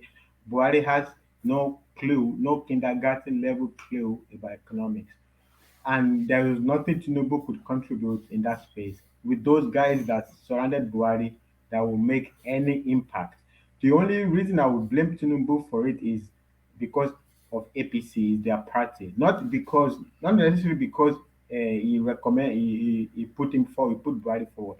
That would be like blaming every professor that recommended a student and the student failed. I don't. I think it's like. I mean, nobody is God. Nobody knows. I will judge Buhari on security. I will not judge Buhari on economics because I know it doesn't. Judging Buhari on economics is like judging dead man on who about who stole the meat. He has no clue economics. He has no clue. He's a soldier man. If I want to analyze Buhari, security, I would, but economics, I wouldn't. That with no disrespect to okay, because I was not in Nigeria. I'm not in Nigeria, so I don't know. From what I see, a lot of people go through a lot of pain, but so I wouldn't. I, with all due respect to that, but I wouldn't blame Buhari for the economic failures because he doesn't have a clue, and these guys are all out to do whatever they want. And then also Oshibanjo's part. Ajanle Koko, sir, you Okay, made a point. hold on. Sorry, I just Sorry. finished this. I just No, finished no, that. hold on. You still get to finish, but Okay, okay. I wanted to add an addendum to that question only because you opened it a little bit again. Um, Also, how much of the blame for this administration goes to Oshibanjo as well? Okay, good. Thank you. Mm, Even brought me in. yeah. Oshibanjo, for me, is one of the biggest failure of this administration. I think you shouldn't. I think Tinubu is very right to be very angry with Oshibanjo. Oshibanjo became megalomaniac. You are not bigger than this because you are vice president. Yeah, it's a big position. It's a privileged position. Only a few Nigerians will ever get there. But you have to be humble. You know, when that Abeokuta speech, that Emilio Con speech, but if you listen very well, he wasn't saying. He was not just saying that I put Oshimbanjo forward. Tinubu is saying he's saying it from the position of anger, from her disappointment. He said Yoruba, àwọn ọmọ Yorùbá, I ní láti kọrin Ògúndè. Wọ́n gbọ́ ọmọ Yorùbá, wọ́n gbà lọ síbí, wọ́n gbà lọ sọ́, wọ́n gbà lọ. They are everybody. These sharks, they are making Oshibanjo feel big. Can I say Feel something big. there? Can I say something there? Because you are trying to say that he didn't say Ojibari per se. He actually No, he mentioned said. He that. said. No, Hold on. no. I didn't say. He didn't say. He said it. He mentioned that he put him forward, Okay, but cool. it's All it. right. Yeah. He's saying in the context of that. Look, I have fought the Yoruba cause. You know, I say it's Yoruba, and I put Oshibanjo forward, like to show how ungrateful Oshibanjo is. That's why he said it. Say, even there were three names. I said no. I give only this guy. Then Oshibanjo turned around and became too big in his head. He's going to be the next president. And all these people, Babangida, all these people were pushing him. He's going to be the next president. He's young, he's this, he's whatever. He speaks English, okay, all of that thing. But the point, you don't have capacity. You don't. You've never held any position at all in government. You don't have base. Tinubu will have to use his machine for you to win. So why will Tinubu use his machine to put Oshibanjo into office? So Oshibanjo went, the only channel that Tinubu could have to the administration would have been Oshibanjo. But Oshibanjo already got so big, he already turned against Tinubu. So I don't know what goes on behind the scene, but I would suppose that Tinubu didn't have too much window to influence Buhari that much because of Oshibanjo door that is closed, and because even if it was open, there were too many sharks surrounding Buhari because they saw in him a man so illiterate in economic terms. Was the jackpot. This is their Christmas gift. Buhari was a Christmas gift to many of these guys. They sold to him so many economic policies. In the mind of Buhari, he thinks he's done great. He didn't work his try again. But if you don't know, you don't know. But Tinubu this is his profession. He's an accountant. He knows investments. He knows nobody's going to sell. I will assume nobody will sell Tinubu double market. Oh, where Nigeria was very lucky to escape. It is this they call it arbitrage. Arbitrage. George Soros almost destroyed the whole of UK's currency, the whole of UK's economy because of arbitrage, due to arbitrage. If Nigeria was a safe space, like these killers in Wall Street, they are just afraid of Nigeria because they don't. If they are not afraid of Nigeria, if they enter Nigeria with all this double currency, they will finish the whole country. Nigeria will be worse than this. I mean, it's so idiotic. But Buhari doesn't know. The Buhari just said to him, "Oh, this money, dollars will come in from the traders, so we have to do this. They can use it to bring in." Okay, but no, but there is a standard accounting or whatever or investment theory that means this is not going to work. But Buhari wouldn't know. For the sharks surrounding Buhari and for Oshibanjo situation, I don't think Tinubu will have been able to influence so much. But as a party man, as his party, whatever failure, we all eat it together.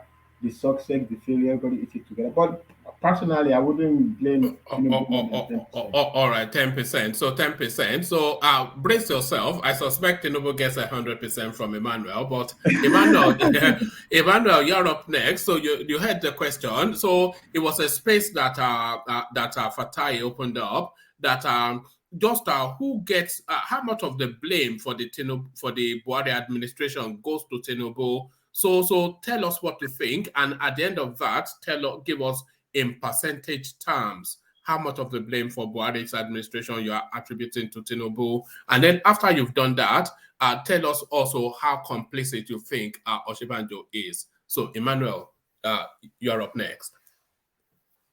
Okay, one man. Before I go on with that question, I want to address something, please. Go on. Actually, I'm the one that actually interjected to this discussion we're having here.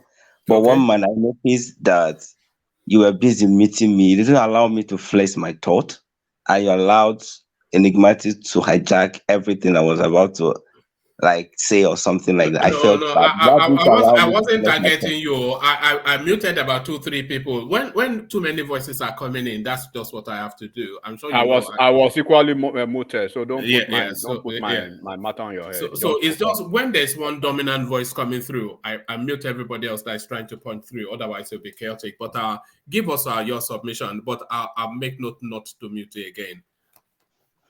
Okay, one man.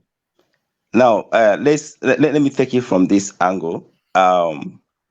We know the reason why.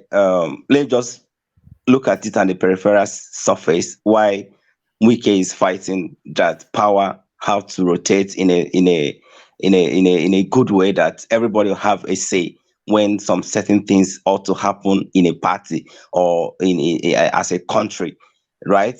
That something needs to be done for this region, for this one, and that's why we all hear from Wike what he has been saying.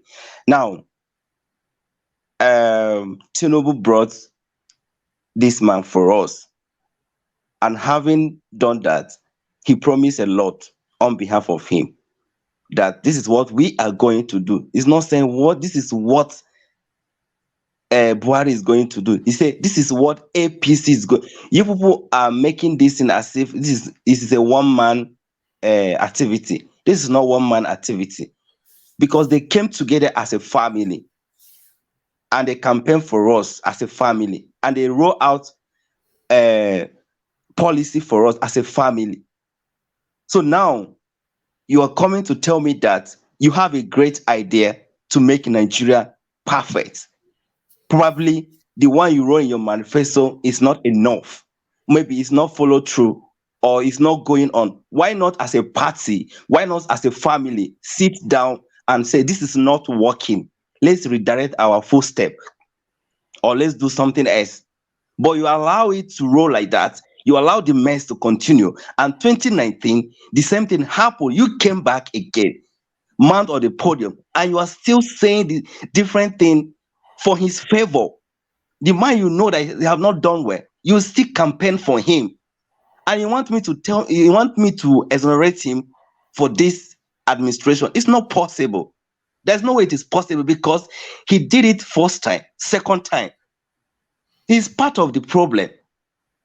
Because if you have that great idea, which is where I'm fixated upon, he will make it as a family, the way he brought it for us as a family, and sit down and work things together, because we are fighting for one thing, just one thing, to make our country great. So if we are fighting to move country forward, and if the person you put there is not doing well, I know there is a place you will have a meeting as a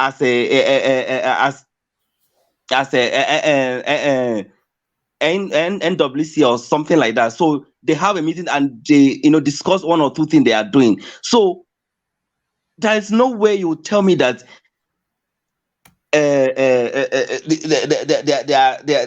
they will use machete or something to cut Buhari neck before he will accept. No, I will not accept that. I know that ordinarily he's supposed to make a move, because we know that we all say here that he's a political juggernaut, that he knows how to do this thing. Why not put that skill to this part that we are lacking behind? Because we are fighting for one cause, to move our country forward. So I will say, okay, I will give this whole thing, because he's part of it, part and parcel of the problem we are facing. APC as a whole, it's not just Tinubu. APC as a party, that's what we are saying. Every member of APC as a party has failed Nigeria. That's what I'm saying.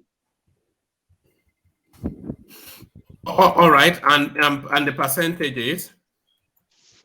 No, I said 70 to 80. 70 to 80. And how complicit has Yemi Osinbajo been in this administration? He's very conservative. I was expecting 150%. I was expecting a million.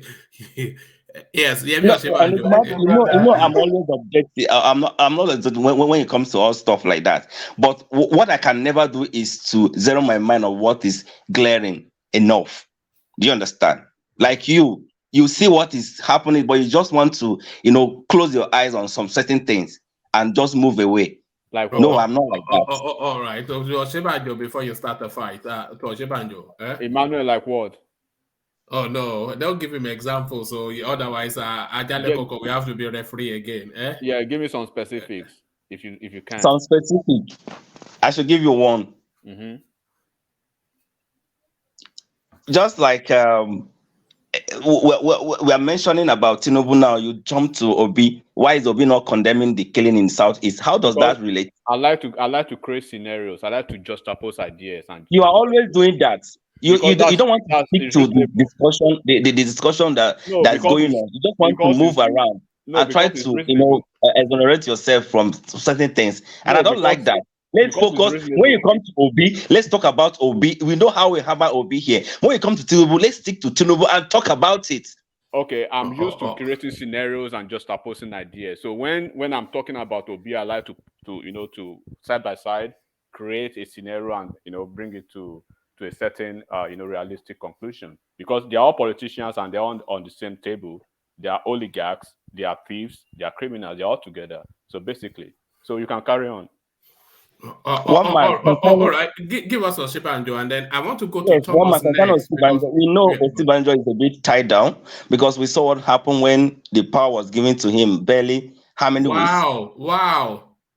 So you are Oh, going to exonerate Oshibanjo, who was the number 2 in this administration, but one man, you give Tinubu 70% of the blame. one man. Let me land. Let me land. All right. Yeah, right.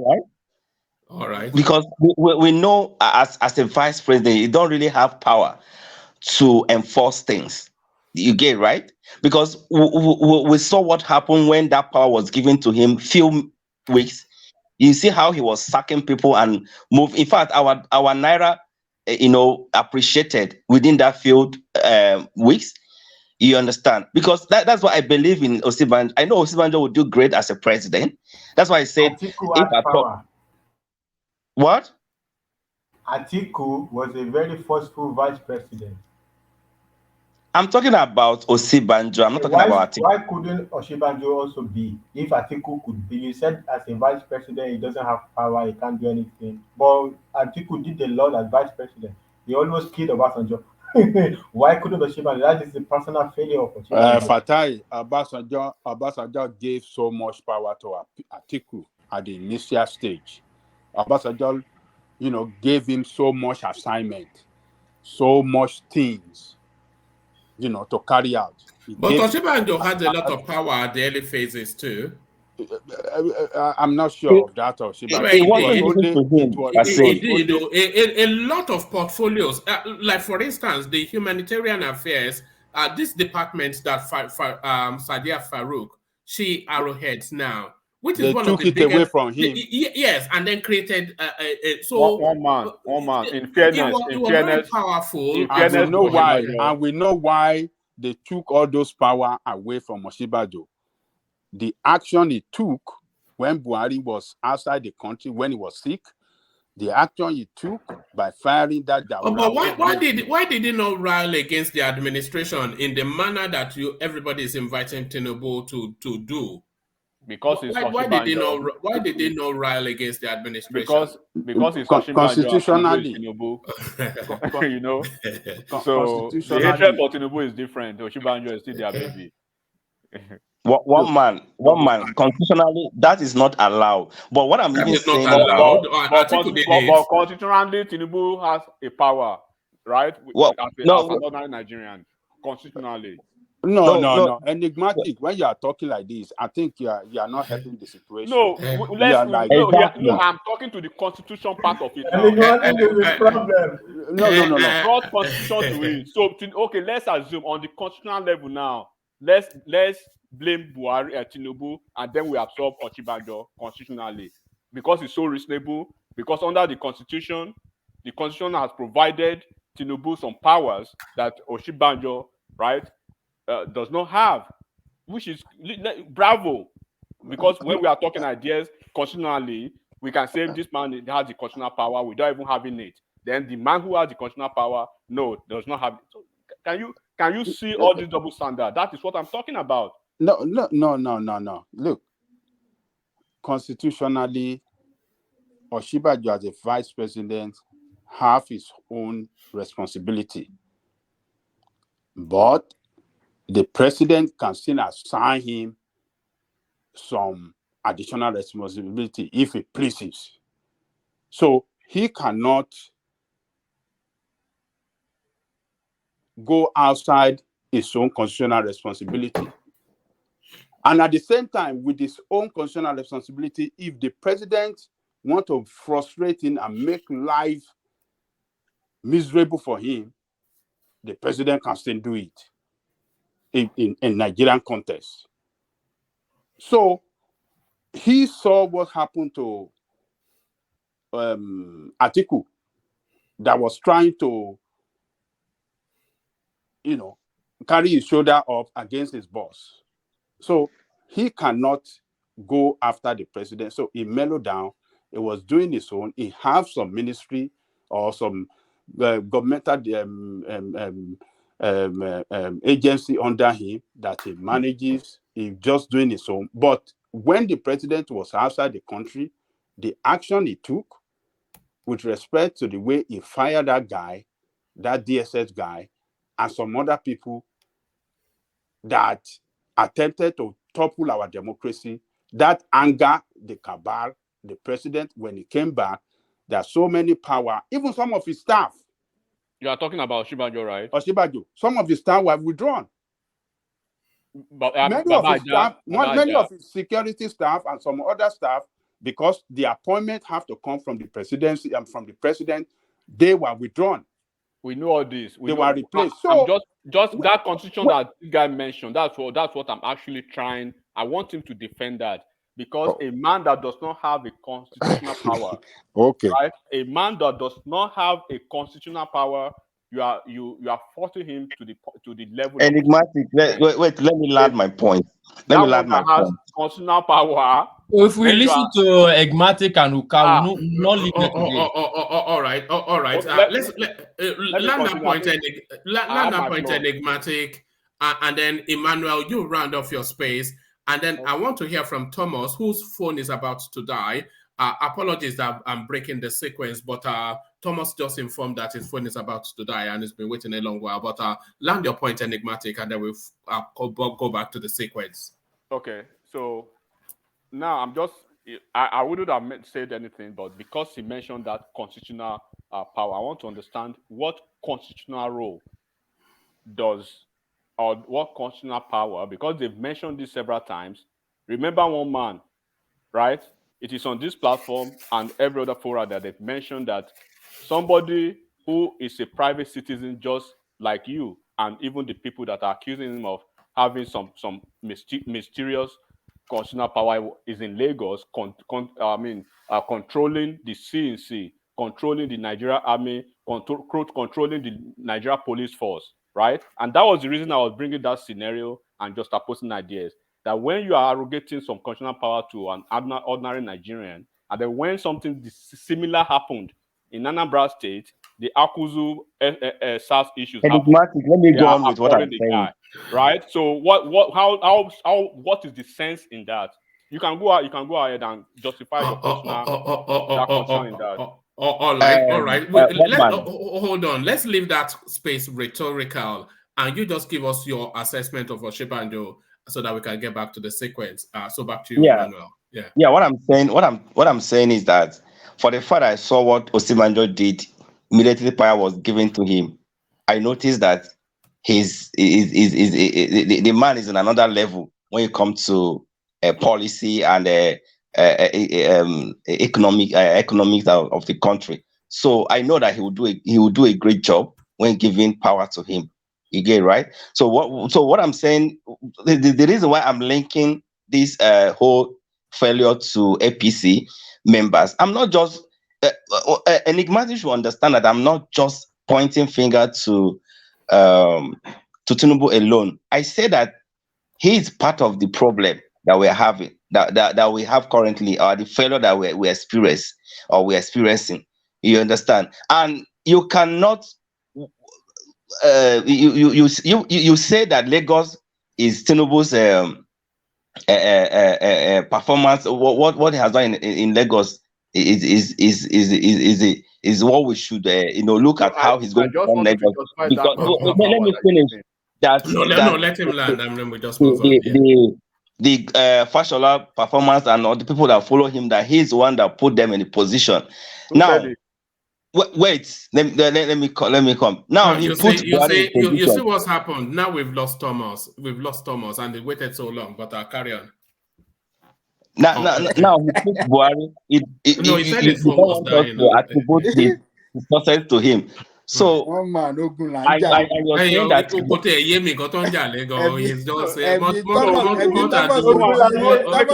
what I do about nothing. No,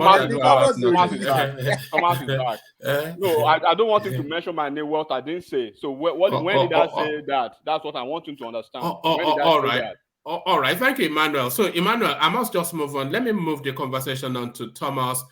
Thomas, you heard the what was opened up by Fatai, that they blame the question is, how much of the blame for the Buhari's misrule is attributable to Tinubu, who by his own utterances claims credit for being the one that gifted Buhari to the Nigerian state. So how much of that blame of what we have been through for the last 8 years goes to the looter from Lagos? Oh, thank you, one man. I've been listening to everybody. It's just it's just very funny. To me, I'll give Tinubu 5%. We can't really blame Tinubu. And this notion of Tinubu single-handedly bring Buhari to us, I disagree with that. You can't tell me that Tinubu stick gun to all Nigerians' head to vote for Buhari. The only region Tinubu has the power is the Southwest. And if Southwest votes for Buhari, it's their problem. Tinubu has only one vote. He has only one vote. So this attribution to Tinubu, I don't buy it. What I will even give him that 5% is that because he's the APC man, that is it. And he gave Buhari votes. He indirectly gave Buhari votes from the Southwest. That is it. You actually said earlier on, Buhari was there. They sidelined this Tinubu we are talking about.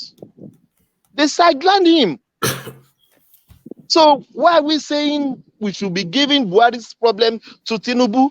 No, I don't agree with that in any way. I'm giving him only 5% because he's the APC man and he came from the Southwest. He gave Buhari some votes from the Southwest. All the Southwest votes, how many votes are they? They are not more than 4 million. So I don't think we should be attributing this problem to Buhari. But Tinubu is a powerful man. Tinubu is a powerful man and a man that wields a lot of influence. So why could he not wield that influence to support Buhari to govern better? But one man, you said so. But if he gave Buhari's advice and Buhari tends not to do it, what can he do? All this policy they are bringing now, all this manifesto they are bringing now, that we are saying, Tinubu, he has something in his brain. Are you telling me that he doesn't do the same thing to Buhari? But if Buhari decide not to honor his advice, what can he do? What can he do? So this attribution of which we are giving problem of Buhari to Tinubu, no. I want to ask you, one man, can the Fulani be killing? Are you giving Tinubu a totally clean slate for 2023? Are you saying you are giving him a clean slate that he will run entirely off his own speed and none of the APC space, apart from it being the vehicle that is riding? Are you saying all the Fulani headsmen and all of that, which he, he cannot tell us that he brought Buhari in and not then take some of the blames for what Buhari did? That is why I said I gave him 5%. 5%. Because yes, 5%. Because I can't really exonerate him 100%. One man, can Tinubu be president of Nigeria and they are killed? What about his rather crass commentary when Parfashionoti's daughter was killed by Fulani headsmen? And he was saying, why are they claiming they are Fulani headsmen? Where are the cows? Where are the cows? So not did he say that? He did say that. He did. Are you sure? I'm certain. He said that. He said that. And those people were later arrested, and they were Fulani people. Yes. Actually, it was the major guy that spearheaded that move was the deputy manager of Metiala Ondo State. He was arrested. So if we are saying that Tinubu he defended this administration, which a lot of people will tell you that is even more damning than if he was a member of the administration, so. But one man, all this talk from Tinubu, I can say Tinubu doesn't want to commit a political suicide. All this talk, I will govern as Buhari govern. You want to wrestle power from somebody, you can't be talking against him.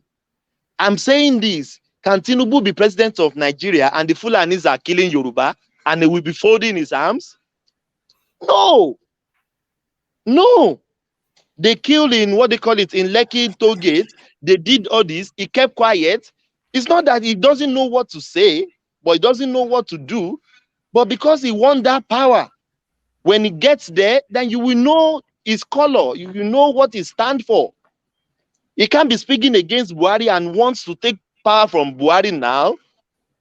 That is the political suicide. Aiding and abetting, right? That is not aiding and abetting. Ajale Koko, you understand what I mean?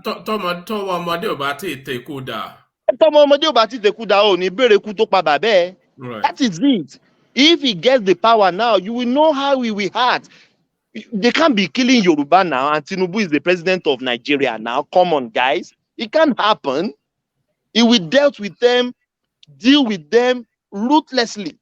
So that's what I just want you to know. You know me, I'm not Tinubu fan, but you can't, if, Wama, you remember how many times OBJ wrote letter to Buhari advising him? Did he listen? No, he didn't listen. What can Obasanjo do?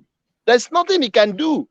So that is just my own submission. But all this attributing to Tinubu, no, I will give him 5% because the APC man, and indirectly he gave Buhari Southwest votes, and it's even minor because all the votes they got it from the north. So that is my submission, woman. Thank you. My battery is dying. Oh, Yeah. all right, brilliant. Thank you. All right, thank you. Thank you, Thomas. So thank you, Thomas. Patrick, your device is not connecting properly, so impossible for me to let you into the screen. Maybe go out and come back in. But let's get back to the sequence and see if we still have Akeem. So Akeem, the conversation, your thoughts. All right. Well, it's not like Akeem to be quiet. If he was around, he would have chimed in. So on to you then, Ajanle Koko. You were somewhat the person that really opened up that space, and I suspect that 100% is coming Tinubu's way. Akeem, Ajanle Koko rather. Thank you, Ajanle Koko. Thank you. Ajanle Koko, you are so good. You have to call your name twice. Look at that. Olumba. Look at that. Look, we cannot continue to deceive ourselves.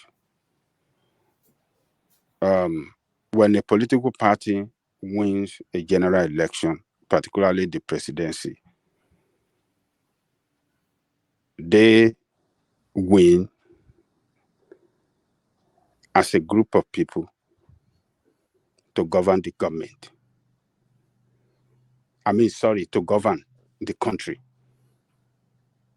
So, APC won 2019 as a party with group of people with the same vision, same ideological vision for that country.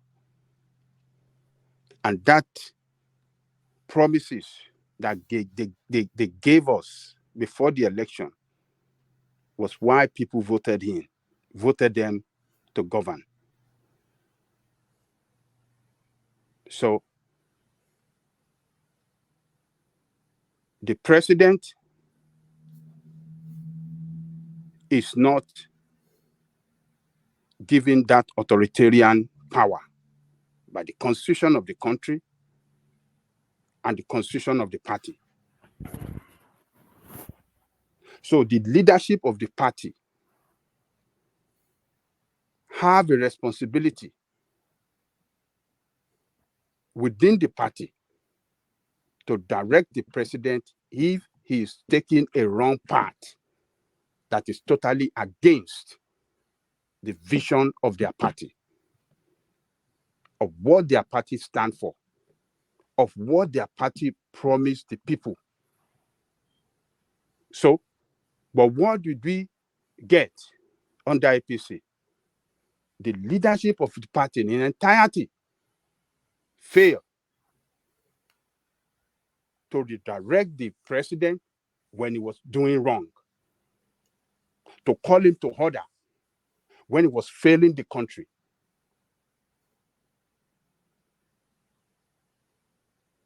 So we have to hold the leadership of the party,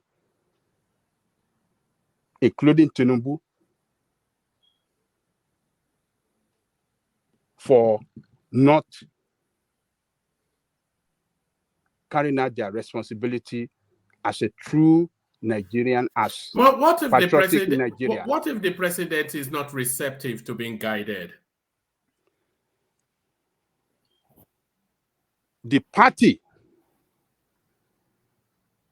have the power. The party leadership have that power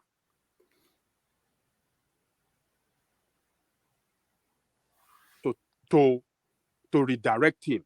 Once the president sees that the entire party leadership are standing up against him, he will listen to them. One might say, what if he is not listening? So, what power do they have to remove him or to call for another election or what? There is no way he won't listen. So that question should not even But he has in the not first listened place. now. We know he has No. not listened now. No, you don't know. You don't know. One man. Nobody knows. You don't know. Why are you talking like this now?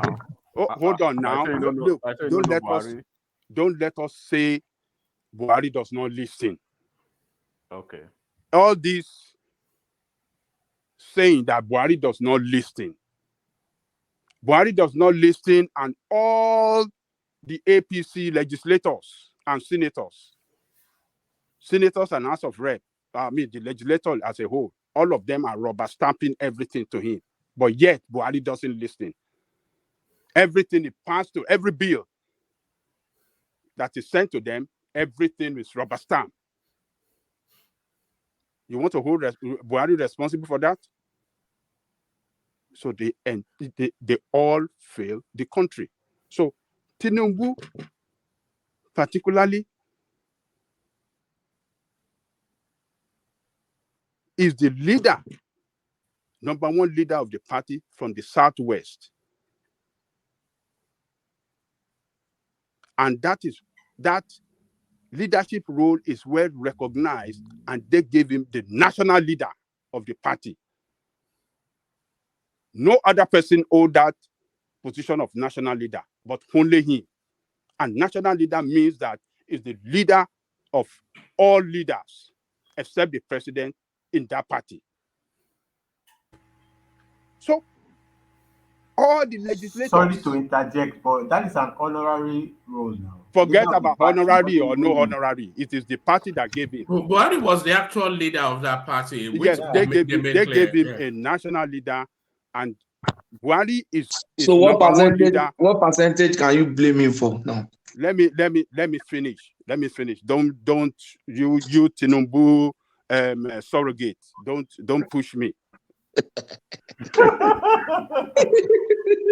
Surrogate is the new vocabulary in town now. Yes. So I have the floor. Let me speak. Yeah, carry on, Ajaleko. Carry on. This is round robins. I'm waiting. My time is going. I beg. I got a joke about that. So this man is the leader from the West. All the senators from the West, they listened to him. What did they do? Did they make any attempts to even... What have they done there that make impact in the life of Nigerian people? The fiscal policy of the administration failed. Monetary policy of the administration failed. What did they do that make impact in the life of common people in Nigeria? So what I'm trying to say here is that Tinubu cannot be exonerated. They all him, even though that is not in government, but as a leader of the party, with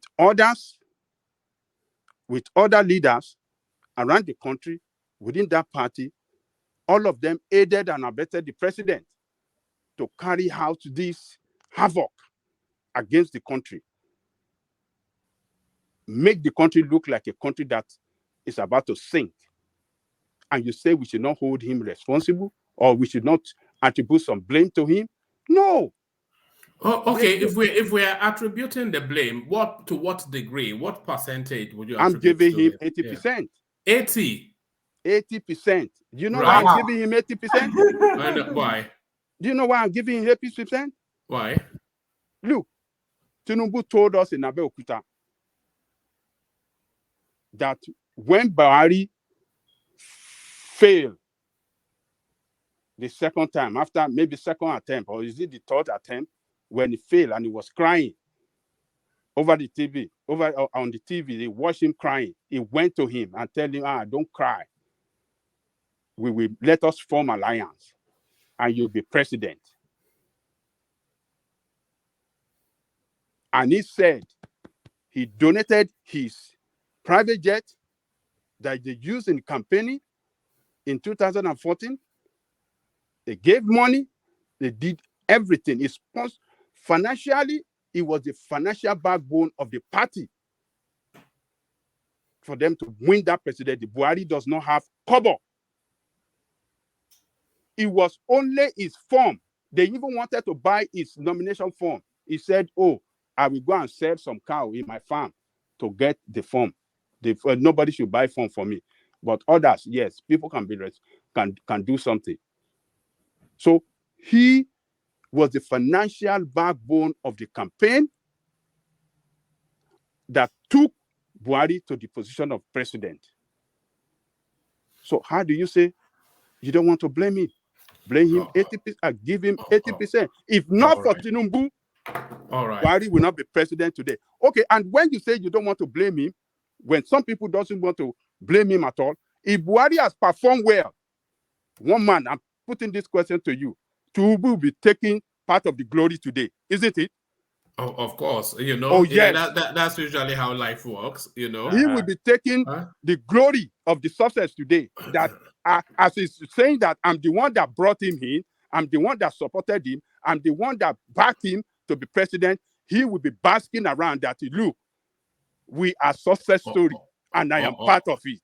All right, brilliant. So if you agree that with me, then you should agree with me as well to blame him the same time that no, I don't agree with you that I agree with you that he has some element of complicity for all of the reasons that you said. The Olule phase, by his own admission, whether he's boastfully taking credit more than he's deserving or not, but his wordings that he gave us Buhari cannot then say that after we have now experienced Buhari, which a lot of people feel that it's been one of the worst experiences the country has been through, that we cannot then exonerate Tinubu, but to what degree of complicity? World peace, to what degree of complicity? So the percentages for Tinubu are world peace.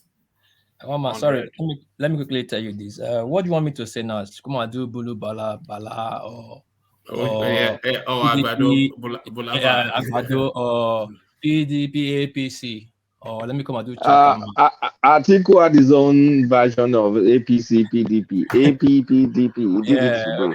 Okay. Why am I saying this? Hold on. Since you said that, let me just share something with you. Hold on, just stay there. Since we are doing Bulaba, I'm glad that Emmanuel is here. So let's do a bit of Bulaba, but with an Anambra accent. So here it is. So anybody that can interpret this, please do, because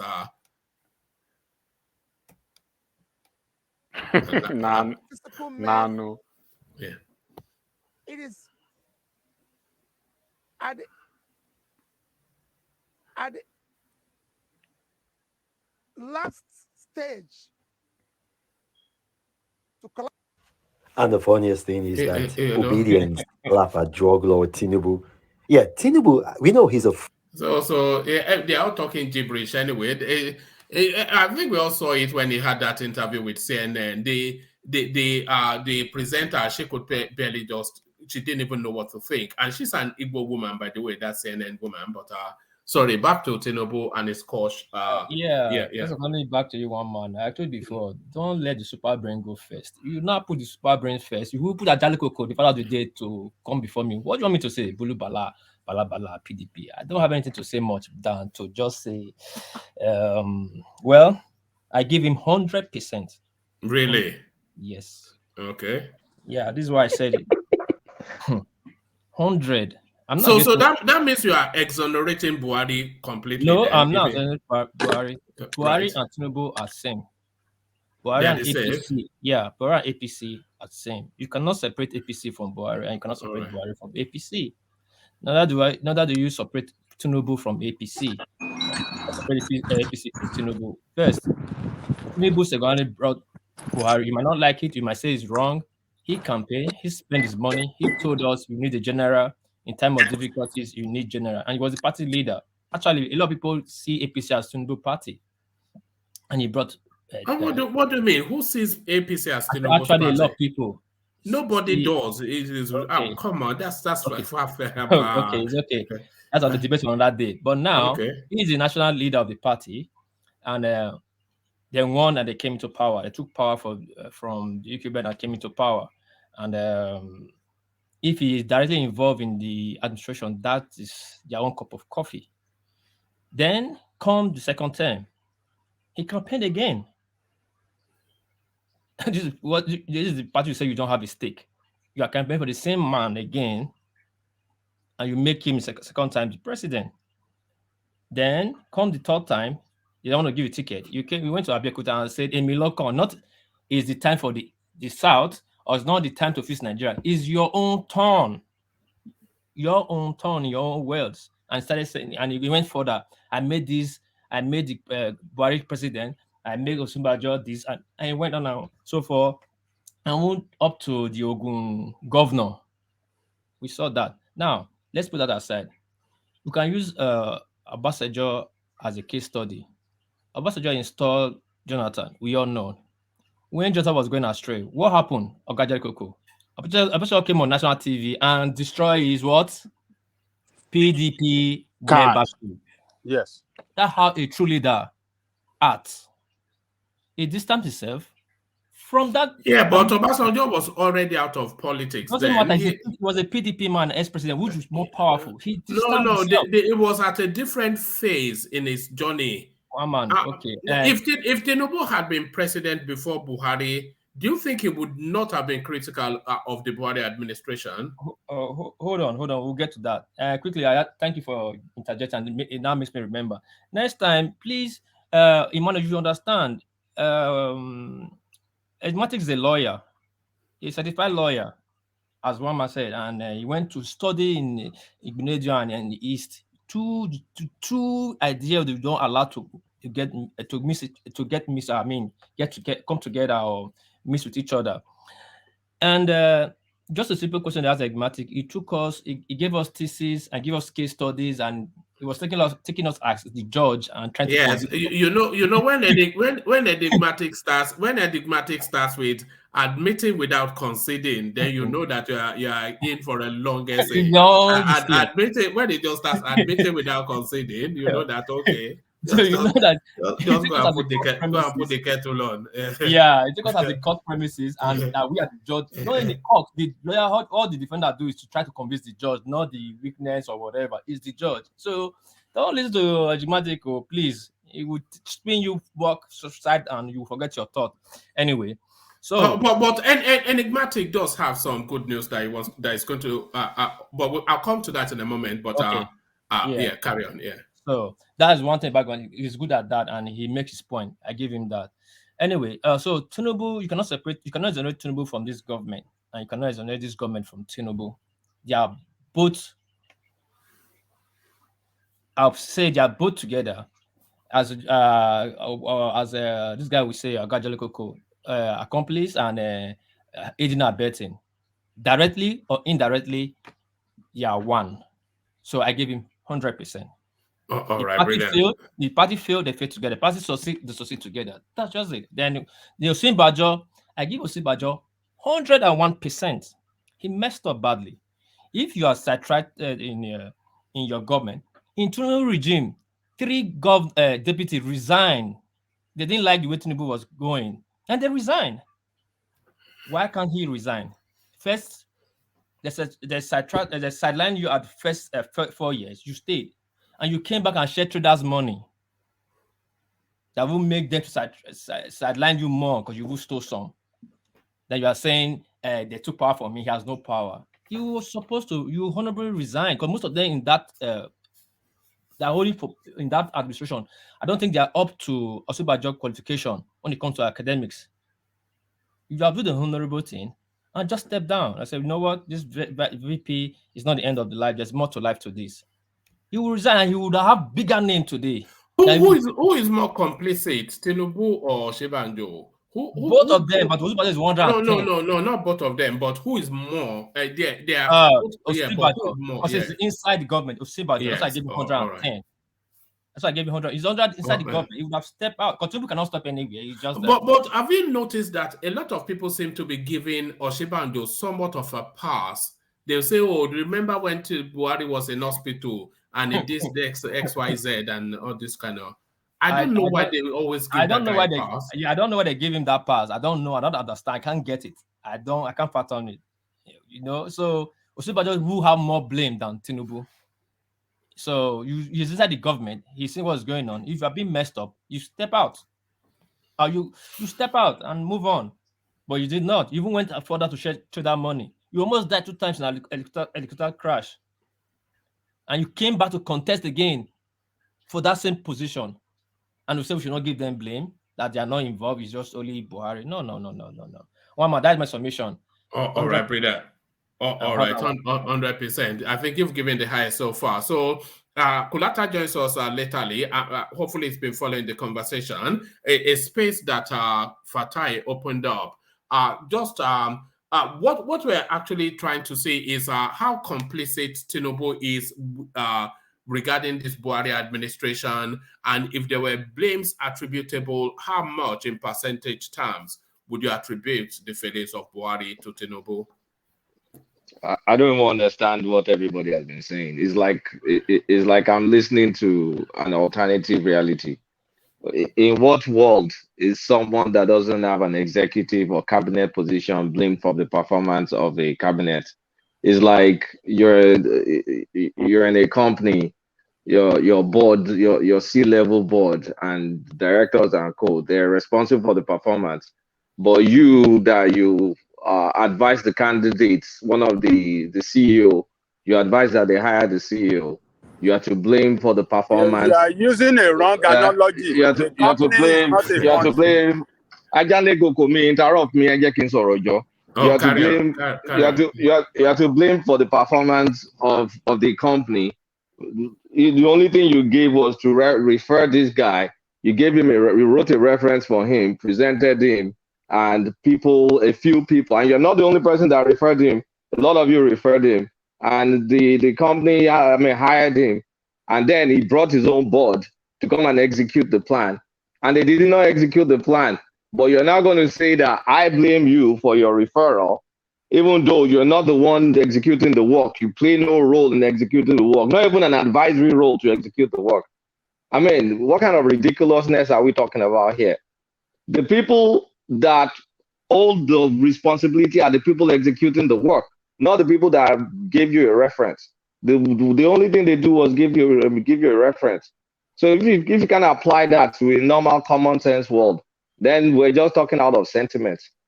The man has nothing to blame. You can't blame him for referring someone. He referred him. He's supposed to go and do the job. He got there and he messed up. So why do you blame me? You are the one that should have vetted. Why do you think? Because, of course, you know that this is not even new to this space, and this is not even an original conversation. This is something that is being discussed all over the country that Tinubu is... Why do you think that is? Because it's a total nonsense. Do I blame Ronald McDaniel on? I mean, do I blame? Let me see. Let me not talk American politics. You see, there's a different thing in the hiring process. That's where it was involved to get him hired.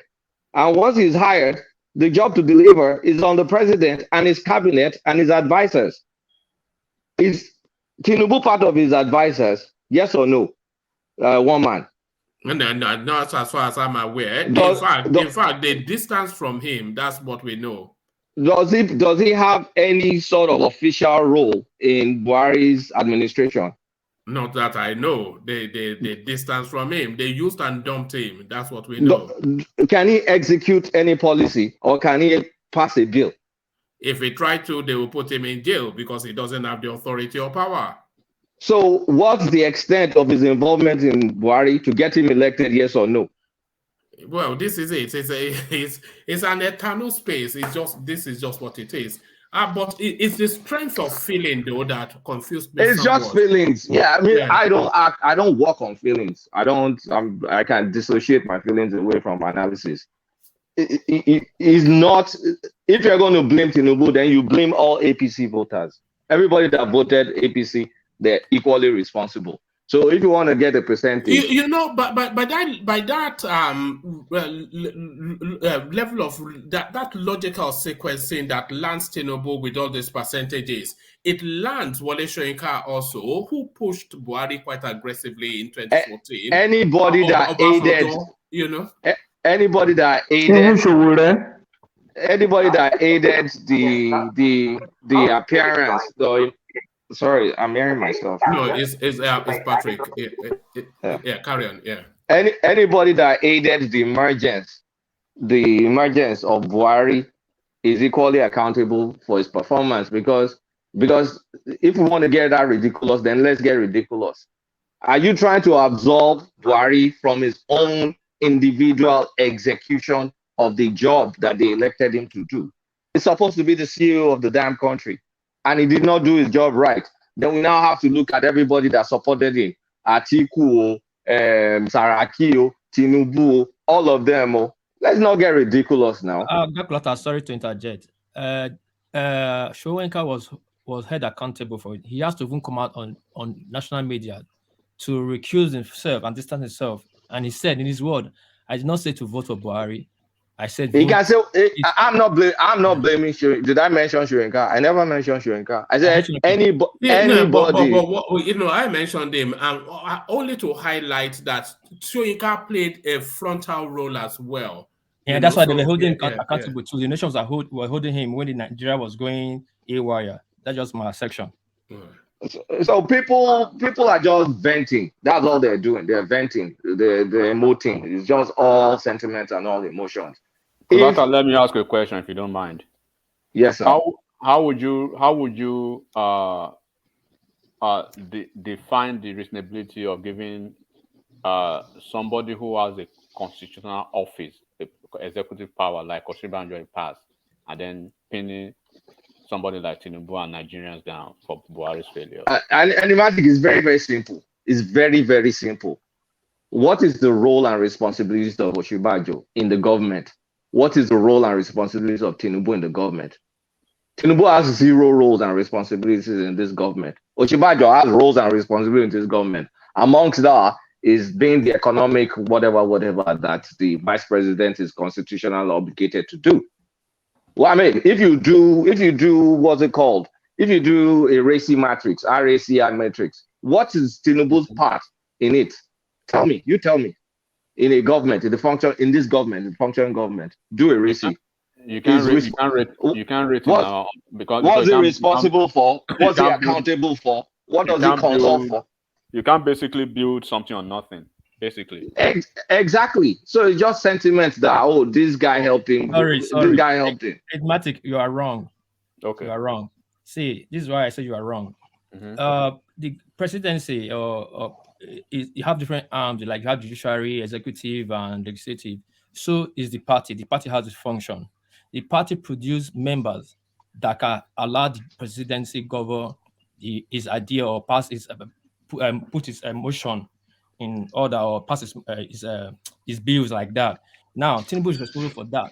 Here in this platform, just a few weeks ago, we were mocking Peter Obi that Peter Obi does not have the capacity. Who does he have? Who has he produced? That Tinubu have more than 50 senators under him. You have this, you have produced, you have Fashola, all these are under Tinubu via party. to give to Buhari to govern. Without a party, Buhari cannot govern. We know that without a APC as the majority in the House, Buhari cannot pass any bill. Without But you APC heard in the what red, piece? You heard what I said, that to the extent that you blame all APC voters, that yes, is where you consider Tinubu, because he has no active role in executing any plan in the government. His only role is You are not his only right, role Jonathan. is You are not cheerleading. His right. only role is cheerleading you guys to You go are and not vote for right. APC. You can't blame It's fine. voters. That's your opinion. Yeah, go on. That's your opinion. I can't go, and that's fine. You can hold your opinion, and I hold mine. In as much as Tinubu led people to go and vote APC, that's as far as responsibility goes. He's as responsible as anybody garnering votes for APC, and there were a lot of people that garnered vote for APC. So you can't directly say. But I'm not sure that you can say that, though, Kulata, because why not? Because why not? Because Tinubu cannot detach from this administration, because he plays such a. Nobody's saying it's detaching. Yeah, No, you're not getting me wrong. Right. There's accountable. We're holding in account for a bad performance. But also complicit. He cannot claim not to be somewhat complicit. The complicity is to the extent of voters voting this administration is power. And that's where the complicity ends. Because I ask you again, what is role? What is he accountable for the economic performance, as an example of this government? Tell me if one exists. Is accountable for inviting the country to invest trust in this man. He gave you a reference. He gave you a reference. Who has been a categorical failure so, by some. Okay, one man. You refer me. Yes. You refer me to McKinsey. I joined McKinsey. I joined McKinsey. Right. I joined McKinsey and I messed up. But when I was in McKinsey, I had my team. We started the project. I had my team. We executed the project. We messed up. Are you responsible for my failure? Right. If I refer you to McKinsey and you messed up. Yeah, but are you responsible? Let's address that question first before we start association. Are you responsible for my failure? Well, yes, somewhat. How? Yes, because if I refer you to McKinsey and you messed up, and then I turn up at McKinsey then to then take that role that you messed up, they have no reason to. No, you did not turn up. To the extent you did was just to give me a reference. I still went to do the interview. McKinsey still interviewed me. You just said, "Oh, this Kulata guy is no bad." But McKinsey sat down. Wait. Let me make my point. On my recommendation, though. But your recommendation is not an automatic ticket. Right. You get what? The same way you referred me was the same way they referred 1,500 candidates that they rejected. Because the McKinsey still had to interview me to find out if I was fit for purpose. And they said, "Oh, shit, this guy," they said, "Oh, this guy is fit for purpose." And he interviewed well, they did this. And they voted him in. And then he came in with his team and said they're going to execute it. And they gave him the project and he messed up. So are you responsible for referring a successful candidate? There were many people that referred other candidates that were not successful. So what logic are we bringing into this picture? I don't understand it. No. I don't understand it. I think that analogy is wrong. It's not wrong. It's flawed. It's not flawed. It's a referral, and you bought into the referral. He uses wrong analogy. Scenario, right? Look at the referral. Okay. Let's use a political scenario in Nigeria. Let me take you back to Southeast in Anambra State. When may so rest in peace, Jim, right, Ojukwu, when he referred, like, quote and unquote now, just like the way Tinubu brought Buhari now to Nigerians, when he brought as the savior and messiah to Anambra people to vote for Peter Obi, and the guy performed woefully in his first term, right?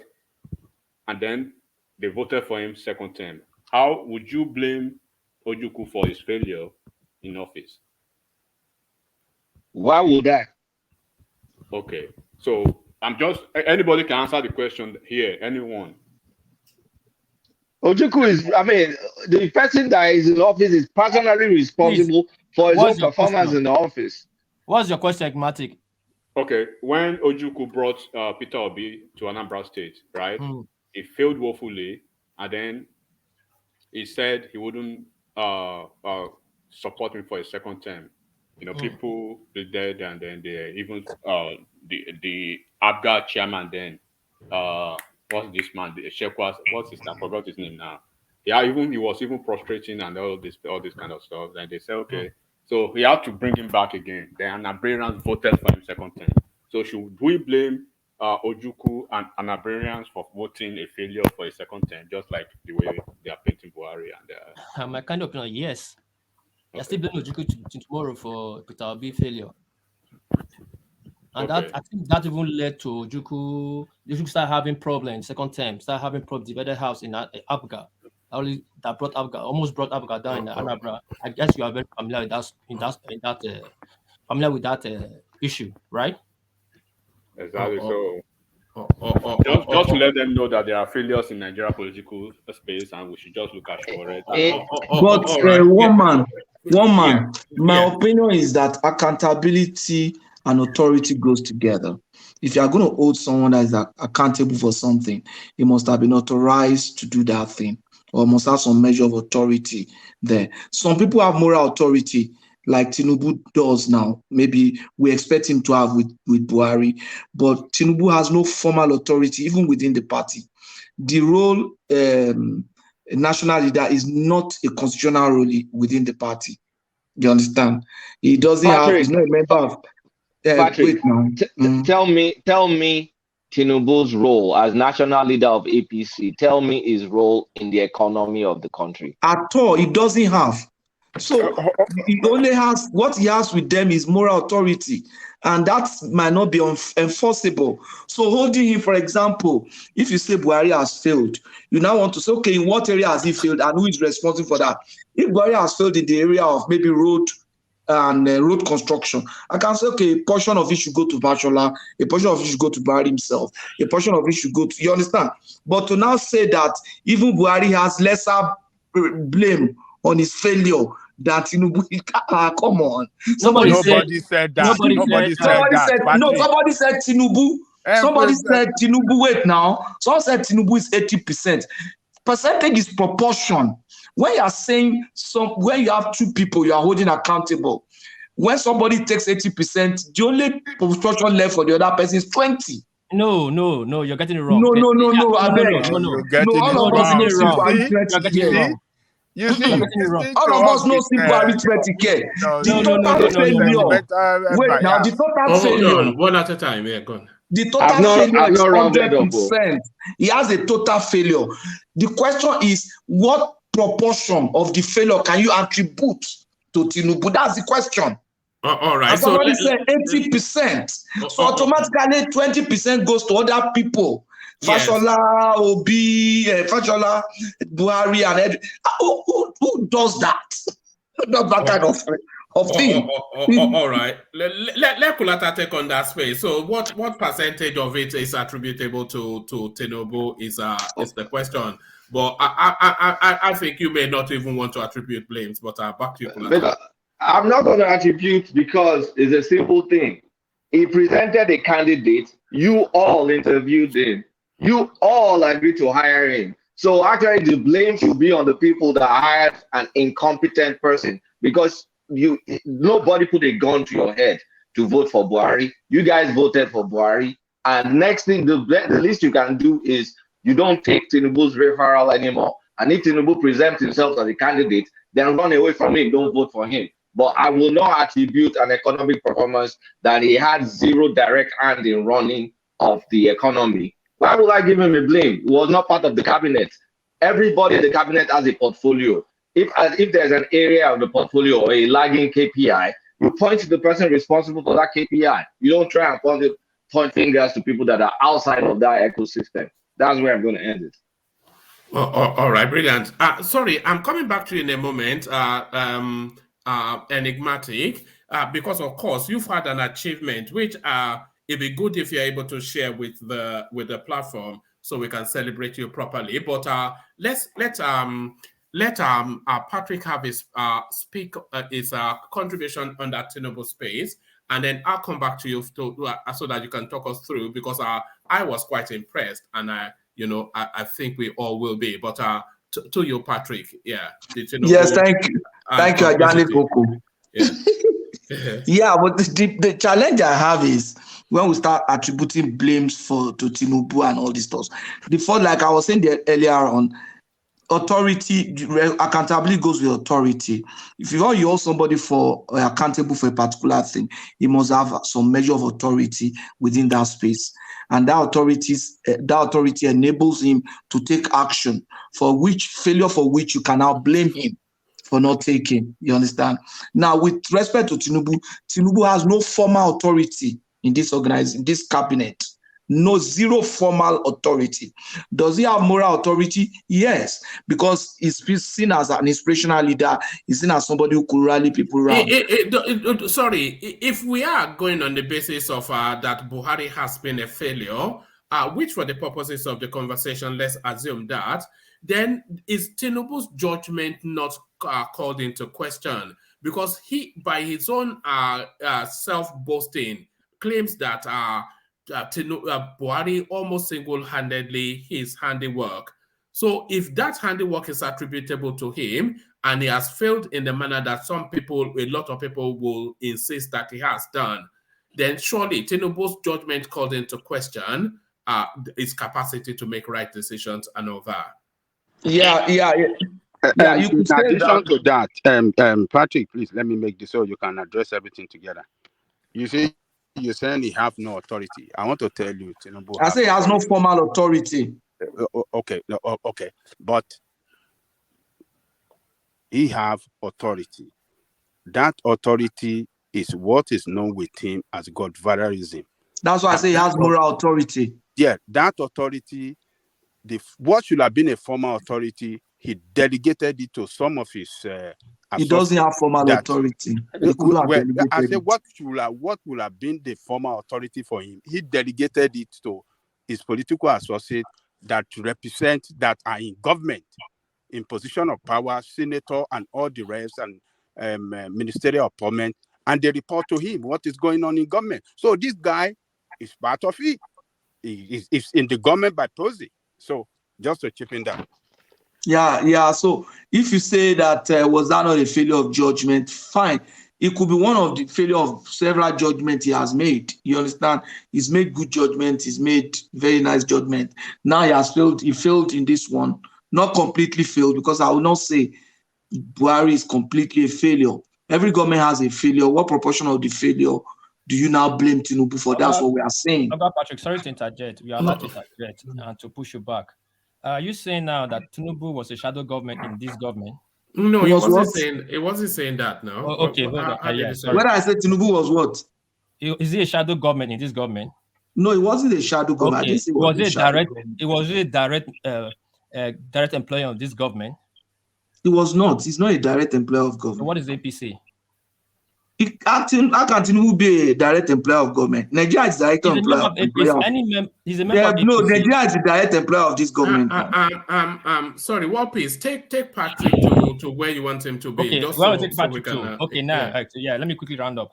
He's a national chairman. He's responsible to provide people who help Buhari govern that space, producing House of Assembly and Senator, even to up to Shomla at the Senate, the chairman of the APC. Whatever. Now, are you telling me now, with all that is responsible for, that is still not part of the government to take the blame? You said the national chairman is responsible to provide Buhari. He's the national leader of the party, and APC as a party, their only job they have is to produce people that will help Buhari govern that space. He has that responsibility, right? Yes, and he doesn't. There's nothing that says he has that responsibility. You are just attributing to him that responsibility. Can you show me where it is written or it is said, it is presumed that he should have such responsibility? Or an example of such structure elsewhere? Okay, where that person has that responsibility? Let me tell you, what's the responsibility of the national leader? National leader is just ephemeral. It's not in their constitution. It's just to respect him. The national leader that could not hold someone as a chairman, he has an interest as a chairman. This guy is my guy. He could not even hold him in office. So we are just assuming all these things. We are just presuming that, oh, as national leader, I should have this power. I should be the one doing this. Then what's there for the presidency to run? If the national leader has such a, there's nothing like national leader in the constitution of APC, any party in Nigeria. Patrick, it's almost as though the expectation was that Tinubu should have been running the Buhari administration. Exactly. You know, and that's why he has more responsibility over the party than the president, than the vice president, than all the cabinet ministers, National Assembly, and everything together. To me, it is just an expression of the sincerely of the hatred and dislike for the man. That's just it. For someone to say it's 110% responsible. No, that's just too far-fetched. You were talking about a resentment for this Tinubu, and there is no denying there's a worrying level of resentment towards the guy. But where is the attribution? He's a politician. We know all of that, but he's not unique or peculiar as a politician, a corrupt politician, etc. As corrupt as Tinubu is, I'm not sure that he's as corrupt as Babangida or Abacha. But there seems to be someone like a personal hatred for this guy, which I can't put my finger on. Where is it coming from? Because we happen to live in a time where there is a marketplace for conversation, and the kind of thing that sell in that market is hatred, resentment for a group, for an individual, for anybody, for opinions and ideas. Whereas this platform, for those who know how to use it, are supposed to promote ideas that engender good relationships and promote creativity. But the point is, what is selling there is sectionalism, and people begin to take side. It is that scarcity mentality. The more that I get, the less you have, and we are in competition in a way that is not healthy. Now, that is the time that we live in, and people are just not fighting it. People that to me, I expect to be able to take a stand to say, no, this is not good. We shouldn't be doing this in any form, are not. And when you take such a position, someone in the chat yesterday said Patrick is dangerous to this country. Maybe I am, but I fought for democracy. I can see that. I've always thought that as well. I fought for democracy and I risked my life. Do you understand? How dangerous can I be? You said? Made that statement again. I didn't hear it well. I said, yesterday I was talking and I was taking a position that you should not say that Nigeria is totally a failure. We should not begin to say bad. Someone in the comments said Patrick is the dangerous person to Nigeria. I said, are you not, Patrick? Are you not with this assertion? Let me tell you this, Patrick. Are you not tired of tired? Tired? Are you not? Now I'm gonna go all these people. I said, I'm not Abubakar Shekau now. How dangerous can I be? If somebody can have that kind of thought towards me, you can imagine a Tinubu, a kind of perception. And I've not embezzled Nigerian money now. I've not even contested for any of, except the one I did when I was a student. So that's a challenge. But I think it's the hatred. And people are encouraging it. People are enjoying it. You always have people who have listening ear for it. Those are the kind of platform that have more crowd, more followership, and more view. And if you want to improve this crowd now, start doing Pala Blue and begin to. Before you know it, now all this like that. I will say please like. You won't even be begging people to like. You will say, no, this, if there's a way for life to be too much, you will say, no, let's limit our like, let's extend something tomorrow. That is the kind of market that we have created in Nigeria. It is very sad, but there's really nothing we can do about it. But I believe that we should put the blames where the blames are. Buhari is responsible for this government. If Tinubu has advised him and he's not listening, he's responsible for that. Oshibajo has some responsibility, but the proportion of the power between the president and the vice president are not 50-50. So you can't even say that he should share responsibility with Buhari.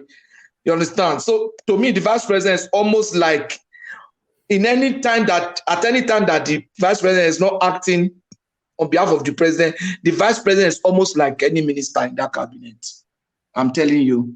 They even have portfolio, which he necessarily does not really have as much. You understand? So, but when he's acting on behalf of the president, yes, he does. But when he's not acting, he's just going to be like any minister on that cabinet.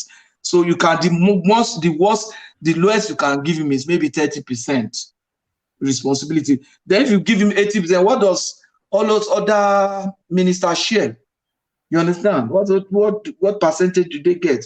Then you and me, what percentage do we get? You understand? So let's be objective. You cannot blame us because we already left that country in first regime.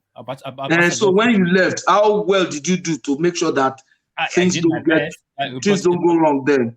My best brought Yaradua, at least we can say that.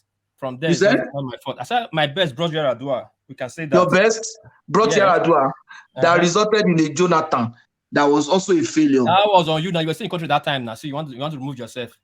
Yeah. That was also a failure. I take responsibility for it. So to me, that's the point. Please, let's put the blames where the blames are. All right, brilliant. So are you still there, Enigmatic? Yes, I'm here. All right, brilliant. So, Enigmatic, so you've had a moment in time over the last couple of weeks or so. Are you happy to, because I was impressed, and, I want people to be as impressed as I am. So, let's use you to show off a little bit. Enigmatic on D. Tell us what happened, the journey to the achievement. Well, Mama, you know I'm a very private person. All right. Okay, let's leave that there. All right. Yeah. All right. So, but Enigmatic has done something so impressive that but I know, yes. All right. So, you buy Bentley? No. It's more than that. It's more than that. But no. Yeah. So let me just let me do it in the style of Rudolph. Is there anything that anybody has seen in the news today that they want to share with us? So what's Yes, let me go. Oh, Akim, we came to you earlier now. You took your usual break. We are so boring. We put Akim to sleep. This is it. It's a Jalico's voice that woke me up. Hey, look at that. Look at that. But yes, we're doing what caught your attention in the news today. I saw Rudolph doing that, and I thought it was a good So if there's one person you don't want to copy, it's Rudolph. No. Why? You see him with his Taliban's people that he always put on his platform. You don't even want to go there. No. I like Rudolph, but I'm just a bit concerned that it's somewhat turning into an upmarket Niger watch. But he's a trained professional, so who am I to Rudolph is a cool guy, and he actually like one man. Everybody's cashing out. Everybody's cashing out. You see him smiling when he's listening, and you see now because the rest of them are yam heads now. I'm the only one with a brain. This guy, they like Kenneth. Actually, I'm going to show you something, but carry on. Carry on. Everybody is cashing out with this with the OB movement. So if you are on the train, you get the views. You get I think that's what it's doing. I think it's just an economic push. Of course, that's the situation. Overhead, guys. You guys, people are apportioning blame to somebody who is not a part of government. I don't understand how we get to this position today, whereby we say the buck stop with the man at the top, and somehow someone is apportioning blame to somebody who is not even a member of government. Being a member of a political party and the leader of a political party, is a completely different thing from being a government. The man who is the head of the government is in charge of the government and how the day-to-day affairs of the government is being run. Okay, let's put it what is factual. What is factual is that after the election, Tinubu was sidelined. Everybody, this is public knowledge for everybody. The guy was completely pushed away from the government. And if you remember the first scarcity that happened under the Buhari government, when you had Ibe Kachiku as the junior minister of petroleum at the time, Tinubu came out and he said, if you cannot fix the issue, you should retire. You know, he came out and he spoke out against the government at the time. So throughout Buhari's first term in office, Tinubu was not involved at all.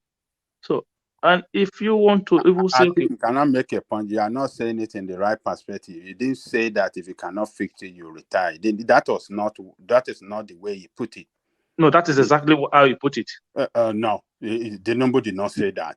Directly against Buhari, he didn't say so. No, it was not. It was against because at the time when there was a scarcity, Kashiku made a comment at the time that they are doing all the best they can do, and then that was when the statement came out from the Tinubu side to say, if this is all you can do, if you don't know what to do, then you should go.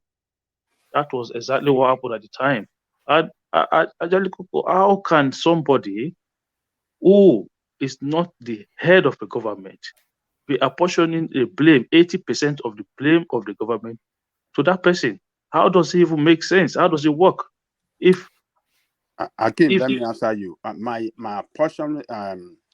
apportioning of 80% is not to Tinubu alone, but to the entire leadership of the party that aided Buhari to fail that country, because it's their party that people voted for. Though Buhari is the head of the party, but the leadership under the party arrangement still have a lot of power that they can use to redirect.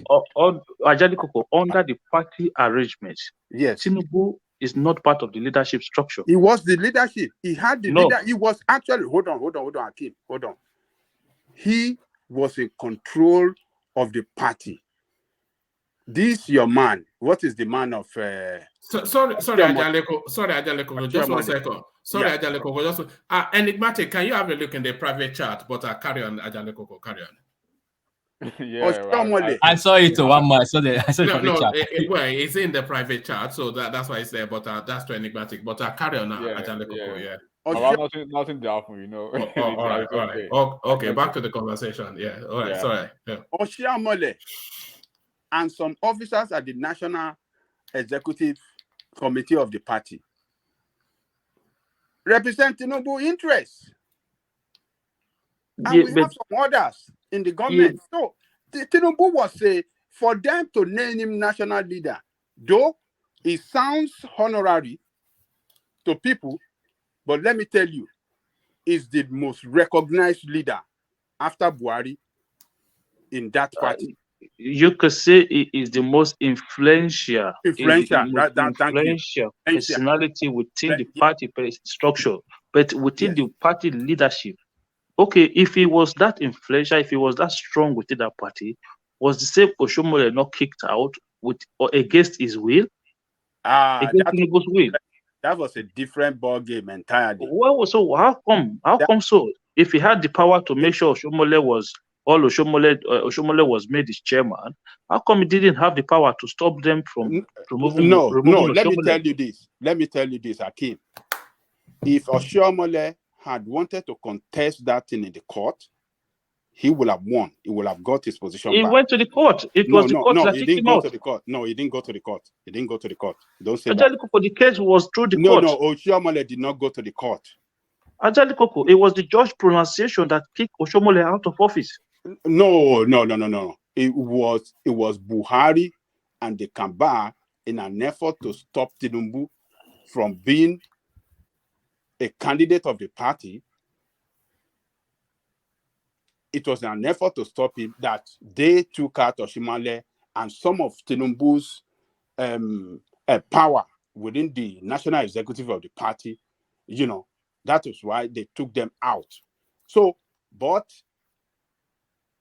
Tinubu calmed down. They said, let's re-strategize. Oshiamale don't go to court. If he had been to court to challenge the way the president took him out, he would have gotten that position back. And that would have caused that they would have drawn a red line there. But they decided to let it go, re-strategize, and took a different direction, and took that that position today that he has. So, Tinubu, I think you're missing this whole thing up. No, you're missing. Isn't the party a strong man? We're measuring performance of a government, not party. No, a government. Sorry, so why are we creating a strong man out of a party? Is the party that governs the country. We have individual as the head, but it's the party platform, APC, that govern the country. So you can't take out APC from Buhari, and you cannot take out the leadership of APC from the failure of this Buhari as well. So that is the way it works. I want to quickly clarify something here. I think you confused something just now. The removal of Oshomole as a person, was legally done. It was the dissolving of the National Working Committee, the body that Oshomole used to head, that had an issue. So Oshomole was no longer the legal head of that body because he was removed from his own ward in Edo State. Akim, let me respond. Nobody. It was Buhari that dissolved them. It doesn't but have Oshomole that. was no longer the legal head of that body. That is what I'm trying to explain to you. Hold on. It doesn't have that power to dissolve the national executive. Executive, hold on now. The national executive of the party represent the party. They represent the members of the party across the country. And one man cannot dismantle them. They have to go to convention for them to be dismantled. That is the way it works. And that is the way it's written in their constitution. So, look, Oshiomhole himself said it recently in a recent interview that the way they took him out, if he had gone to court to contest it, he said he got his position back, but he just left it alone, just for peace. It was the order of the court that took Oshomhole out. So what court is he going to? If you are right, what I think what Jericho is getting wrong is that Oshomhole was so powerful in that position. By the bargain of Tinubu, he has to take the court to remove him from national chairman when he was doing all the illegality when he was national chairman. Am I correct, sir? It was the court that removed Oshomhole. Look, what Ajali Koko is getting wrong here is this. You see, the body, the National Working Committee, the body itself, was headed by Oshomhole. So as soon as Oshomhole itself was taken out as a member of APC from his own ward, you cannot not be a member and then be heading the party. So that went through the court process, and the court pronounced, give judgment against Oshomhole. Oshomhole was not legally. Oshomhole could not legally head that National Working Committee. That is a separate thing from the dissolving of the National Working Committee of the body itself. So before the body was dissolved, Oshomhole had no legal power to head that body. Even he himself, that was why, if you remember during the Obaseki primaries, he rushed and do everything that he needed to do against Obaseki. And he knew that he had a case in court that could go against him. And that was what happened at the time. Yeah, what Buhari did by dissolving that body was not right, but Oshomhole didn't have any legal power in that body at the time. So I'm glad that you mentioned that. Yes, Buhari was the one behind the whole scenario, just to take them down. The entire if we are to be Oshomhole that alone that they targeted, it would have been a different case. But they dissolved everything and then appointed ad hoc. No, I think is it hard hoc? I think they were hard hoc where Malabuli headed. Ajali and Koko some few, again. yes. Ajali Koko again. In that respect, I think the interpretation is wrong. Buhari was wrongly advised to carry out that duty. He didn't carry it out because he didn't want Tinubu to become the presidential candidate. He was just there and he got the wrong advice to dissolve the body. I'm surprised that you are talking like this. No. But Buhari, you think Buhari is not, when you see that man looking like Mumu sometimes, you think that he doesn't know what is going on. No, that man, the Buhari, when it comes to political issue, Buhari is so dumb, you won't believe it. Man, that man had no idea what he's doing. I'm not sure that we can say Buhari is dumb. Buhari was the military head of state of the country. He was the petroleum minister under Obasanjo military administration. He's now a two-term president. He's not dumb. He's not dumb. What are you talking about, Akeem? The man is he dumb was as the a one rock. behind it. That is why he orderly signed this thing that let these people go. I'm telling you, look, the Buhari man is dumb as a rock. When it comes to political issues. Sorry, hold on. Why is that? How so? Okay, you said we should talk about the stories. I'll talk about it later. Hold on 1 second. All right. Do you know how many times he extended the time? Can you imagine a situation? Can you ever imagine a scenario? Any politician, any other politician, Obasanjo, Tinubu, anybody, Goodluck Jonathan, will go and campaign for his own party, say in Ogun State, and tell the people to vote for whoever they want to vote for. Can you imagine that such scenario? He did it in Ogun State. He did it in Imo State. You're supposed to be campaigning for your own party. Who did? Sorry. Buhari, asking the crowd, vote for your conscience. Vote for whoever you want to, because there were factions in his party in those states. And the people who were loyal to him, the emotions and the Okorochas of this world. I think you may well be, because Buhari has said severally that people should vote for, even as early as yesterday, it was one of the stories that we were going to discuss, but I didn't think it was strong enough. He campaigns at every opportunity for his party, but he also has to straddle the space of being the president of the country. So I think, so those are the two spaces that I think he's trying to straddle. No, one man, you cannot go to a campaign for your party and then you ask the people in that campaign ground to vote for who they want to vote for. No, you tell them to vote for APC, tell them to vote for your candidate, tell them to vote for your House of Rep members. You can't say vote your conscience. What kind of campaign is that? You might as well go home. So are you suggesting that Buhari does not want his party to win? That is what he was doing there, because at the end of the day, look at the places where he made those statements. He made that statement in Ogun State, where Amosun had issues with APC and they formed a splinter group. He made the same comment in Imo State, where Okorocha also had a splinter group as well. So no other politician will ever do that. So is that not dumb? All right. So the dumb space. So I was going to share a clip with Ajale Koko and the rest of you guys just on that Rudolph space that Ajale Koko was speaking to earlier on, and I still will. But that space now that you guys have opened up, Buhari is as dumb as a rock.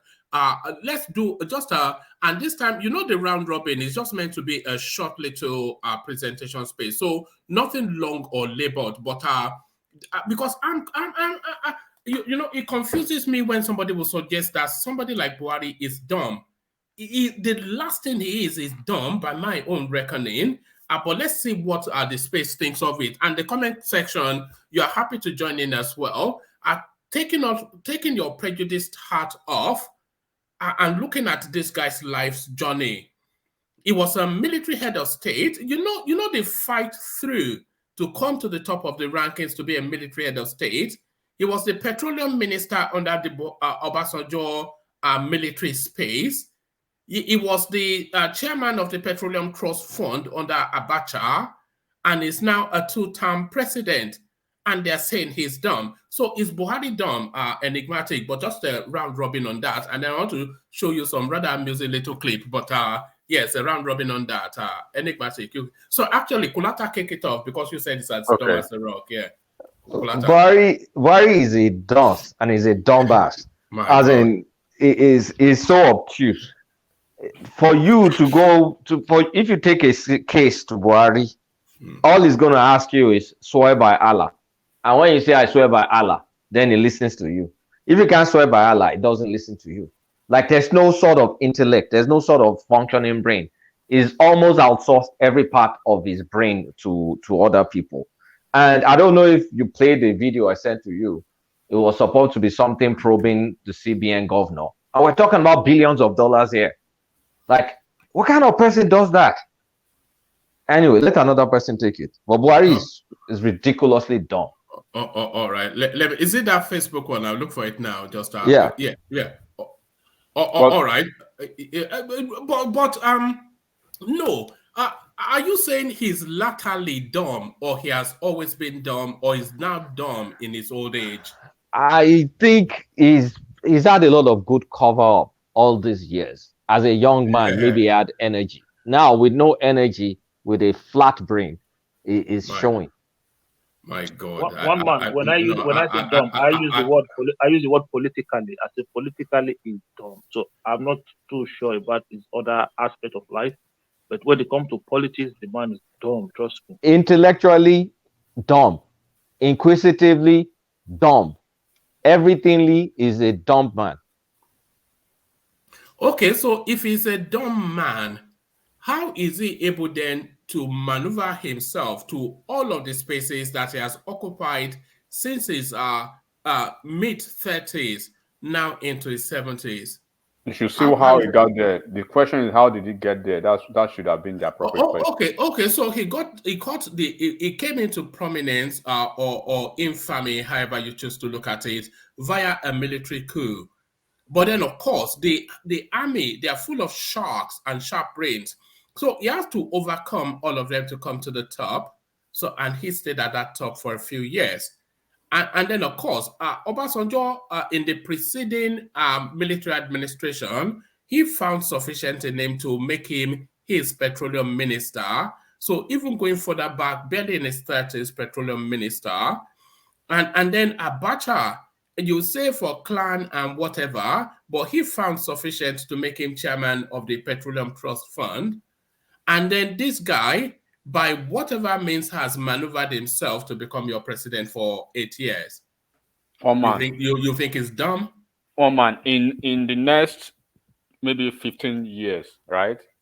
Maybe 15 years, if maybe my son or your son, they are making some political conversation, and they at a point they found out Malami is Malami now in 15 years was, the at the time Nigeria Attorney General.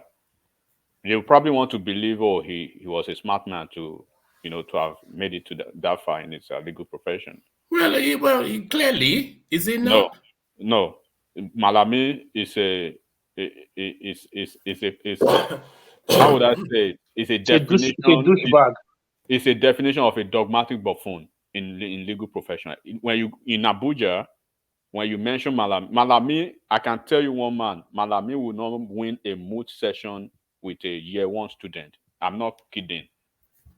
That's how dumb it is. No, he's not a clever lawyer, but that doesn't make him a dumb person. It's very. I'm telling you the real definition of dumb. That's what Malami is. So when you listen to that kind of story, how is he able to make it through the law school then?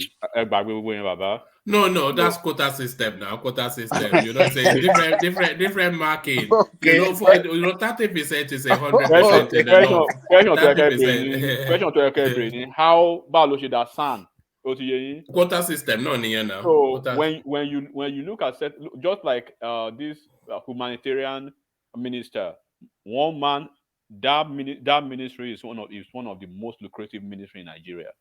But that when you see the quality of people in Buhari's government in 15 years, if people are discussing them, you probably think how come? So when you look at Buhari, you just mentioned Buhari's trajectory in office now in chronological order, right? When he became the MPF or whatever minister, what stuff like that. Do not forget most of these top military hierarchies. they still have political patronage, right, behind the scene. So there are so many things that are involved. So when I would is Buhari really dull? I would say is the way maybe Kulata defined it can be too harsh for me, but I would say Buhari is a mixture of clannishness, right, plus uh, an absolute intellectual idiot. That's the way I'll put him. Right? So I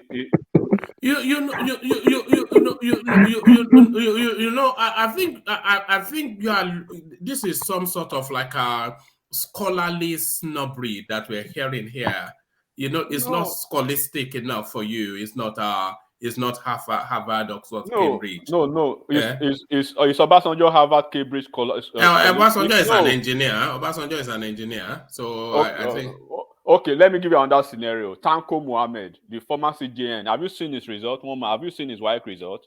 No, have you? Oh my God. You know why? So when you see all these Hausa men in top positions, then you have to question yourself. And that's I just gave you a scenario, right? I have some people in this US that I know for a fact, top dudes, right? That they were almost having some, could have helped Nigeria, but at the end of the day, they couldn't. And when you see those people that actually made out those positions, portfolios, those cabinet positions, they are all of them, not even a single one from the north, Hausa men. So are they smart? Are they brilliant? Do you think smart or clever comes under one uniform metric? Is that what it is? Is that? It's relative, woman. It's basically relative. But when you are making that definition, I'm not trying to put down the Northerners. There are so many fantastic, brilliant Northerners. Would you say Lionel Messi? Would you say he has a genius brain? Lionel Messi is a genius soccer player.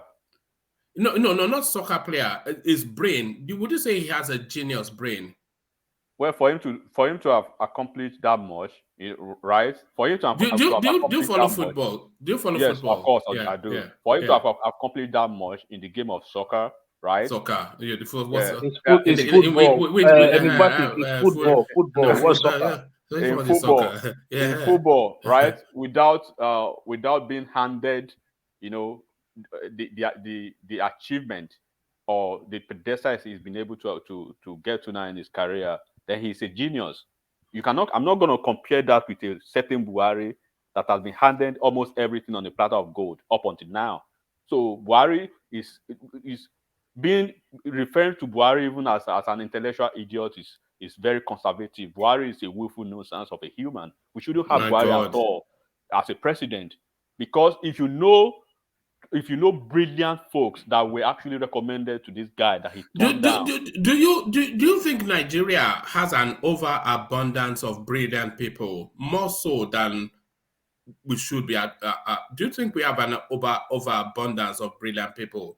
The administration that probably has been no talking about Nigeria. Do you think Nigeria has an overabundance of brilliant people? Yeah, I'm trying to tie it to politics now. Yeah. Yes, that's a yes first. Yes, absolutely. Yes. Let me ask you a follow-on, then you get the floor too. So if Nigeria has an overabundance of brilliant people, how come then somebody like Buhari, who is dumb, is at the top of that food chain? Because of Nigeria's factor, and that's why we talk about certain political issues over here. That's why we cannot see. That's why you never see somebody like Shuore or Adewale Adebayo on a very good day, right? Atiku, Buhari, Atiku, Buhari, Peter Obi, Tinubu, by virtue of old age, we shouldn't see them in our political landscape any longer. We should be rooting for folks like Omoyele Shuore. We should be rooting for folks like Adewale Adebayo. But this enigmatic. Obi is not that old now. I'm talking intellectually now. For that one, 2 years. What are you talking about? Obi is not intellectual. All right. Let's not go there. There's a guy from Delta. I think he's a Delta guy. Enigmatic. Do you remember what Donald Trump called Buhari? Does anybody remember? He said it's brain dead or something. It's Donald Trump will be calling somebody something. You'll be acknowledging that one. He said, "Don't ever introduce me to someone that lifeless." Yes. Yes. Something like that.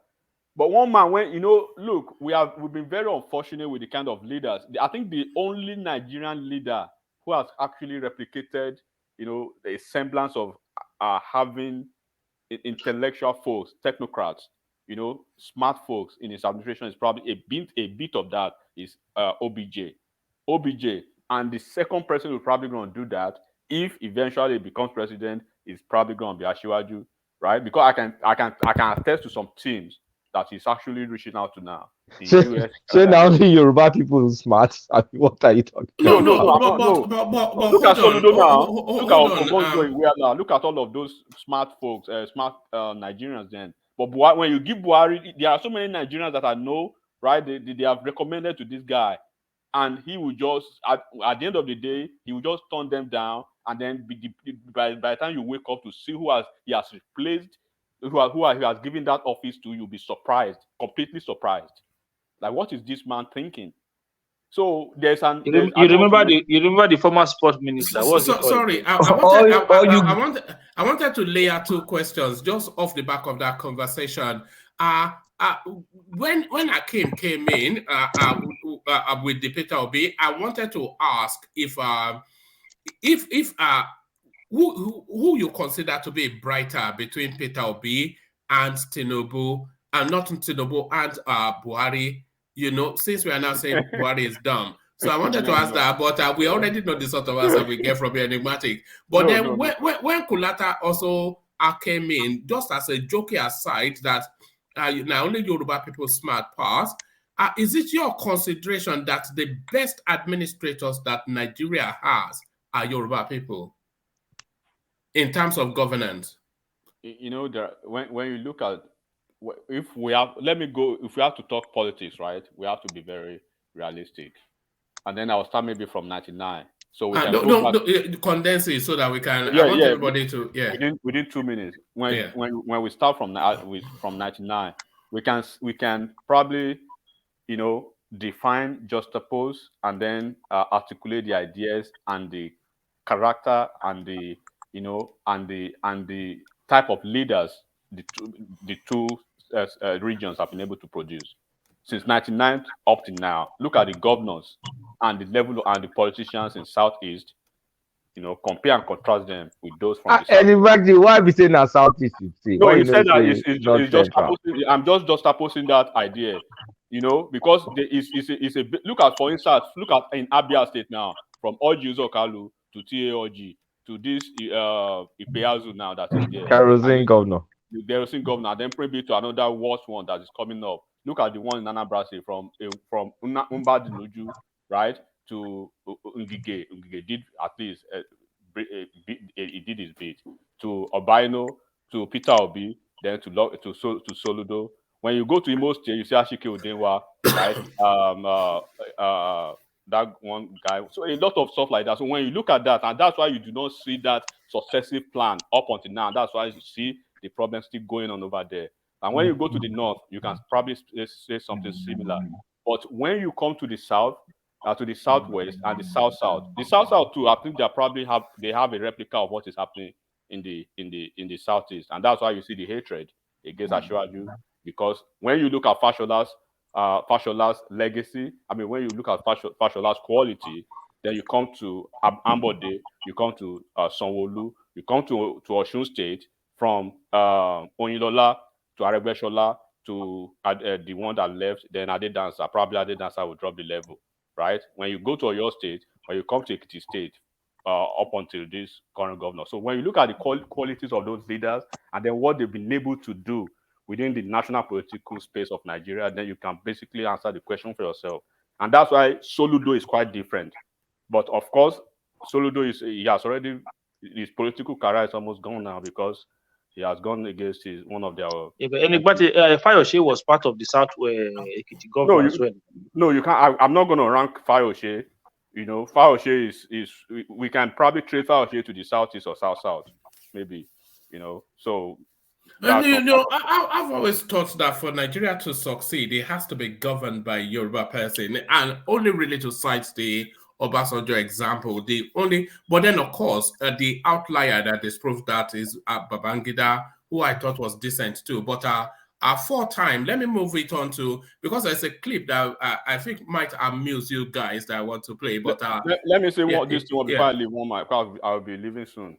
Oh, so all right. thing, I think 2 days ago I was listening to the show, and I heard what Mr. Baba Gomez was saying. He was basically saying, and I want to honorably and respectively tell him not to say that again, because look, he was saying that if Obi fails to win or loses the election, Nigeria will burn, and a couple of obedience will look. I want him to. That is not nice. We don't give importance to what is, meaningless, because they should understand the fact that this election there will be a clear winner, and whosoever fails to understand the fact that it is politics, his majority carries the vote. Buhari still has his koboko where he has kept it, right? He's still going to be the president. Is it not? Sorry, enigmatic. Is it not your anticipation that if Obi does not win, there's going to be a violent outburst? Nothing. Because a lot of people think that. Nothing will happen. What do you mean nothing will happen? Of course. No. Look, one man, a whole general, right? An army general in the name of Muhammadu Buhari lost election 3 times. Nigeria never. There was no even. No, Nigeria would not burn, but there'll be violent skirmishes. In pockets. Well, there certainly will be in some quarters in the south. Are there no violence in some part of the country now? And then there'll be violent outbursts in Lagos too, in some pockets of areas. That's when you understand the language Nigerians will speak to them, because now everybody, they know that, look, when this guy inevitably loses, right, that they will want to go back to their cocoon, to the chanting of we are leaving Nigeria, we are going to Biafra. They would let them go to your Biafra, but restrict it to that your Biafra. Look, what happened in the NSAS, right? That thing that happened in NSAS will never happen again in Lagos. Go and write it down, one man. Because there was a pronouncement from Nnamdi Kanu that they should burn down. He was giving instructions. You can go back and play that instruction. They won't allow that again in Lagos. Nigeria will not allow that. Buhari is still going to be the president until the 25th or thereabouts of May. Buhari will just go back to the hangar where he kept his koboko for them. He will deploy Operation Pepe, Operation Fish, every operation to them. He will beat the hell out of them. They should just know if Obi loses, he should just go back to his trading. They shouldn't think about doing nonsense. So it's a warning to them, because they are ready for them. What do you mean? Go back to his trading, continue consumption. Yeah, now they won't fall down Nigeria. It's importation. Enigmatic, you mean we abandoned Labour Party, or what are you talking about? He has already abandoned Labour Party already.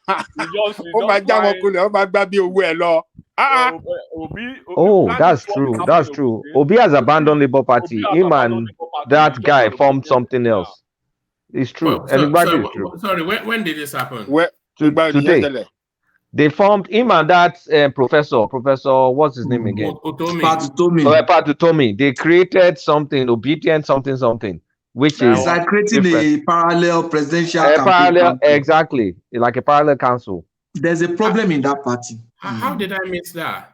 You missed that. It's a major news today. You see, it is in a situation where you have a lot of hungry people together. They will manage it themselves. All of a sudden, you just come and pour a lot of resource, a lot of money. Of course, the DOT will scatter now. That is what you're going to find. These are people who have never politically been relevant. Then all of a sudden, Obi went there, and they see a lot of money pouring into the party. All of them want to cash. I've told you, this period is a cash out period. Everybody is cashing out. You have made I know I can tell Showore more than said 30, it. They didn't more than 30 listen. bloggers, influencers that are on their payroll. You would have made a lot of millions if you've been chanting Obi, Obi, Obi. It's a cash out period, though. All right. So you know, Ajale Koko, you know, once upon a time we used to have all this egotic language that elicited some resentments. So I've been trying to reacquaint myself with my Southeastern brothers, Ajale Koko, and you know, of course, I spent some time with Rudolph, but I've been making further incursions into that space. So let me show you this.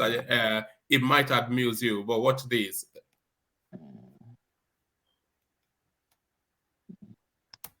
No, just collect the cash. Just collect the cash. The cash is very important that you collect it. But this time around, with this CBN policy, things are working. Apart from APC that wants to do surrogate, but other parties are working. They are going to that extent. We are now seeing their capability, and then we are seeing those that are able to actually rescue Nigeria. Okay, so we have Engineer Cheche. Engineer Cheche, you're welcome to the program. Unmute yourself. Okay, one man went to the moon. One man went to the moon.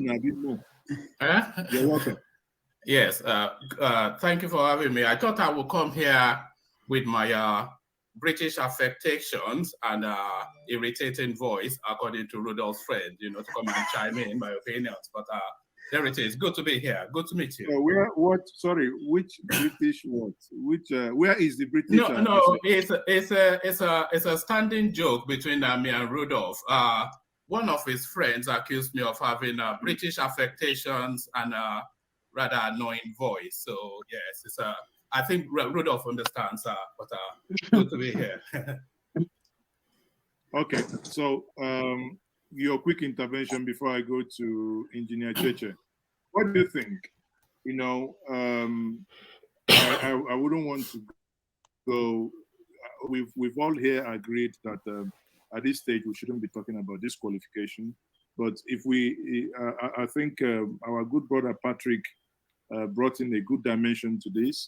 The impact of this Naira change and the recent CBN policy change, do you think that would influence the voting pattern or the way the 2023 election would go? What's your thought? Well, yes, I have two opinions regarding the Naira change.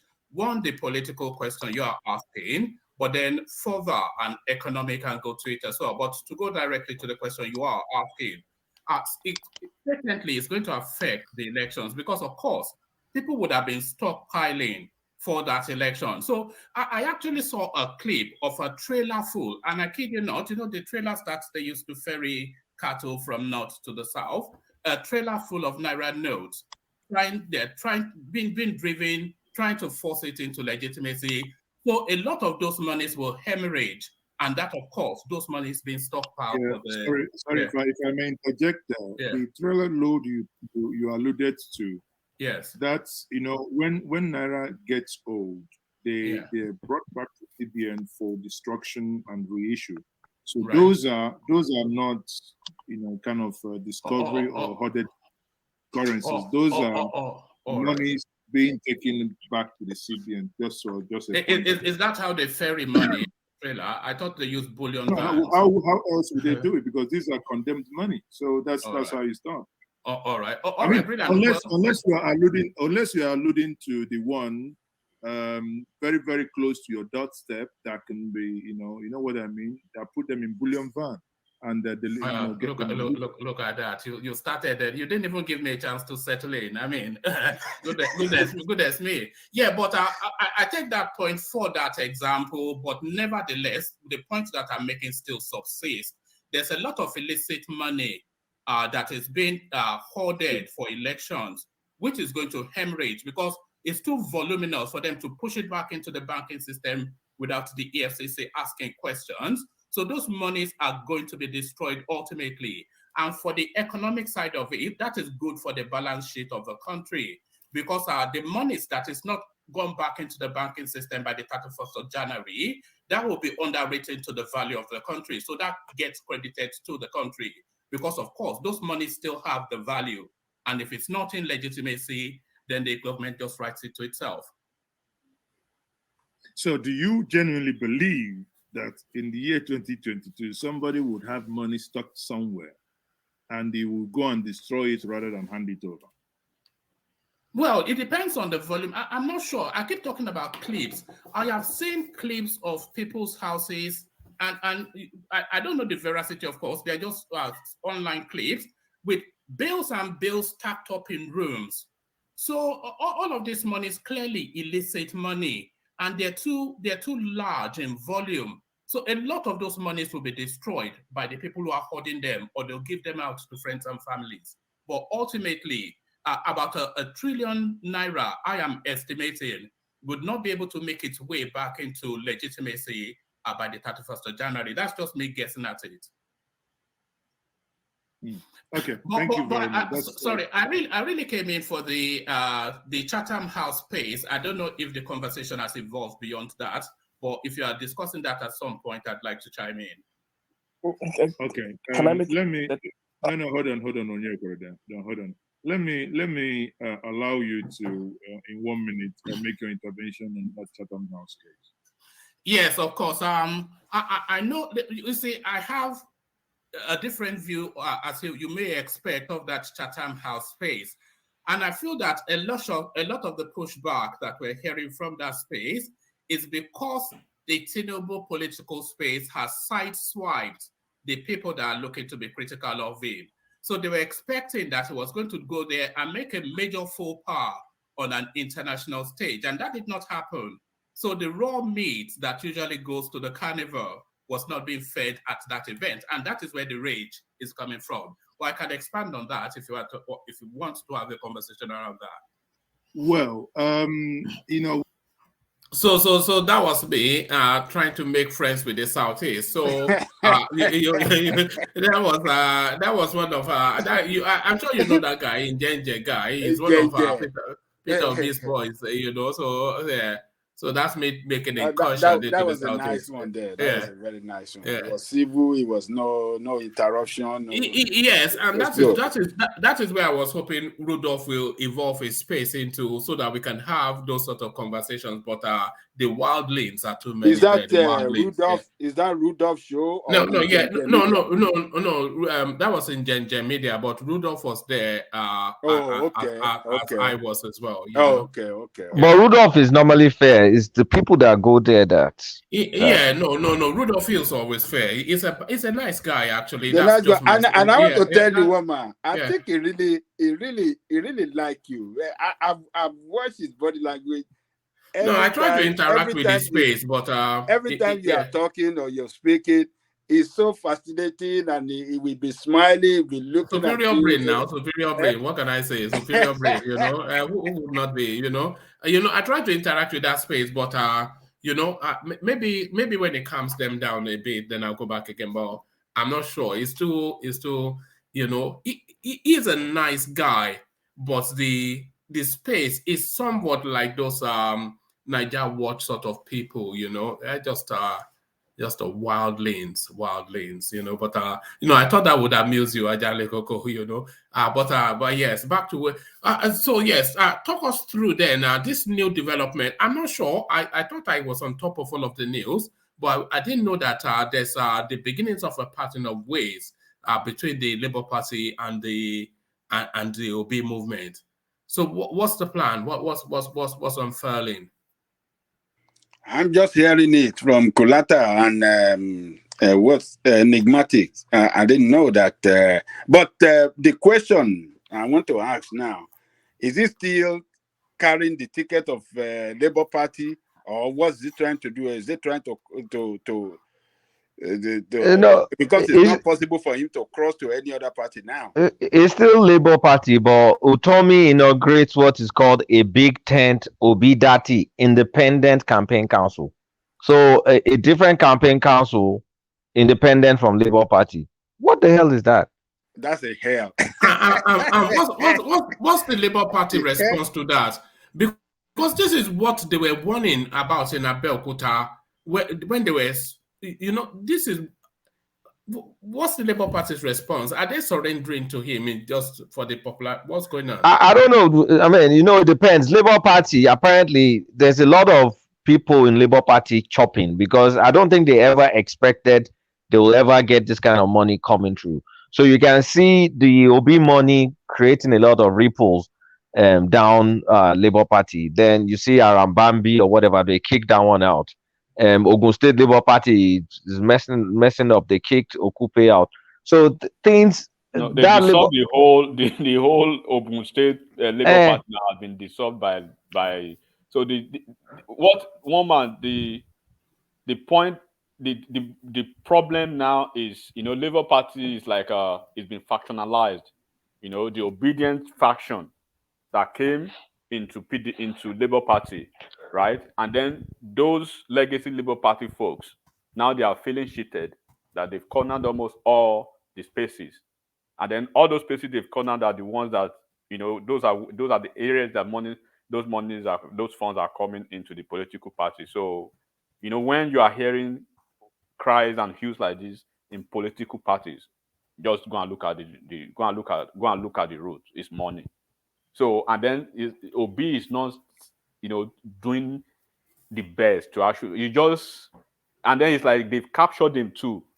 There are so many issues going on in Labour Party, and the guy is just there like, I just want to run on this party, and then anything that will happen, as long as I'm staying afloat, it can burn to ground. With all this that is ongoing, I've kept on saying that I don't think he can continue staying in this Labour Party after the elections. I just don't think so. The party can't handle the OB. It's too big for the party. So you can see the party kind of crumbling under the weight of OB's movement. I mean, I've never heard in my life that you create an independent campaign council, and they now said they created it for competence. So does it mean the people in Labour Party are incompetent? How much input would Labour Party have, if any, in that? I don't even know. I read the headline and a few paragraphs and I stopped reading it. I put it in your Instagram. I saw it. I have to go have a good look at it. You see, this what is playing out is an indictment of Obi and on his capacity to lead, because for all this while that he has been in Labour Party, I think if he's political savvy, if he's have that capacity to lead, he should have organized that party well, harmonize what and what, and give everybody that sense of belonging within the party. He wouldn't have allowed the obedient to overshadow the structure of the party and the leadership of the party that are on the ground. He should have harmonized them. He should have bring everybody on board. And this crisis that is playing out now will have been prevented. So, one man, you remember, this is what we have said it on this platform. That's how they are a person that is political ideology and economic philosophy, which are pro market driven economy. How can he reconcile that with that of Labour Party that is purely socialist ideology? We have been saying this, one man. We have been saying this. We have been asking for this question. We have been asking this question. How would he be able to reconcile it? If you say, oh no, they don't mind. That is what is playing out now. She already described Labour Party as orphanage home for internally displaced politician. You know, Ajan Lekoko, I'm just skimming through what Kolata sent in, and it might not be entirely as it first appears. Let me just give you a few paragraphs. Utomi inaugurates Big Tent Obidati Independent Campaign Council. So from that headline, you are already panic-stricken. The chairman of the Big Tent Coalition of Political Parties, social movements, civil society organizations, and candidate support groups, which make up the third force for reclaiming Nigeria, Professor Patutomi, has formally inaugurated the Big Tent Obidati Independent Campaign Council. Speaking in Lagos at the inauguration event, Professor Utomi stated that the Independent Campaign Council is designed to overcome. So this is where the language gets a bit ambiguous, and when people are trying to hide things, this is the sort of language that they use. Speaking in Lagos at the inauguration event, Professor Utomi stated that the Independent Campaign Council is designed to overcome environmental challenges in the execution of campaign goals to reach the grassroots of the country, reorientate politics, and take back the country for the good of many. So what does that even mean? You see, that paragraph was what tripped me. Read that paragraph again and give it a common sense 419. interpretation. That is 419. That's 419. That's Professor Pella now. Abracadabra. Abracadabra. It's abracadabra politics. You want to overcome environmental challenges in execution of campaign goals to reach the grassroots. Can't you overcome that with Labour Party campaign council? Yeah, but the environmental challenges is environment. No. Hold on to that environmental, Kulata. The environmental that they're talking about is the environment that the current campaign structure is nested in. So exactly. Environmental challenges means Labour Party. We're saying the same thing. Also now. Yes. Look at that.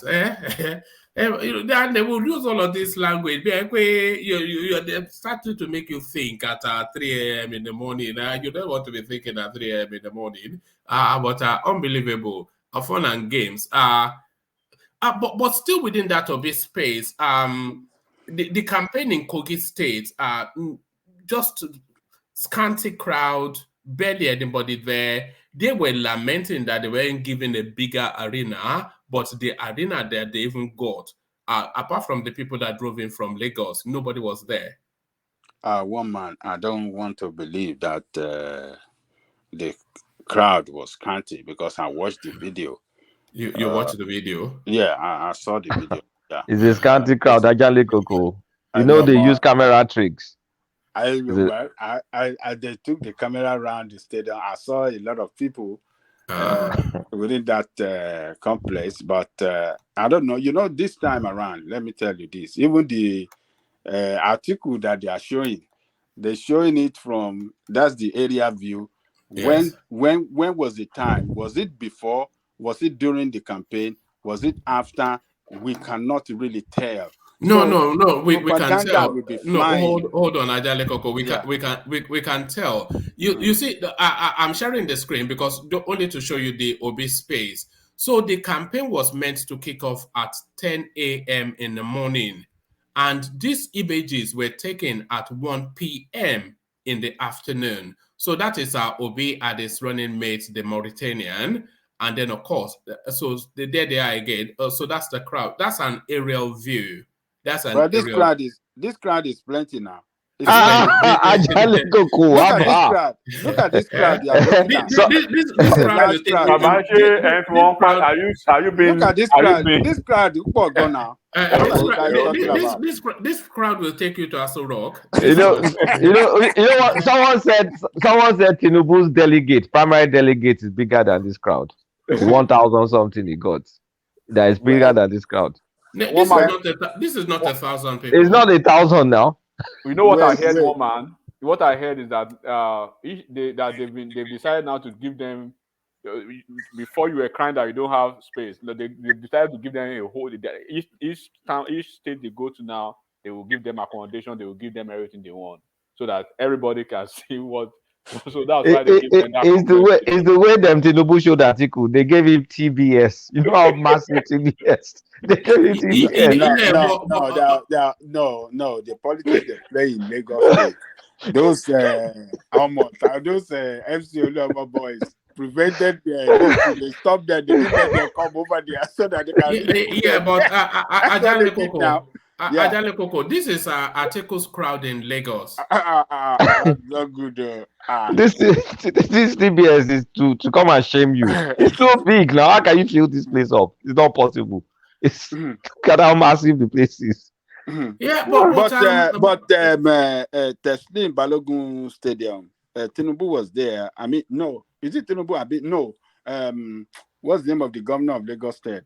Sanwo-Olu. When he kicked off his own campaign with local government, I mean those senators and all the rest, 2 weeks ago, or is it a week ago? The whole place was filled up, and it was 25,000. 25,000 is not even much, but I know people that are there are more than 25,000. Did you guys see Kaduna today? They filled that place up.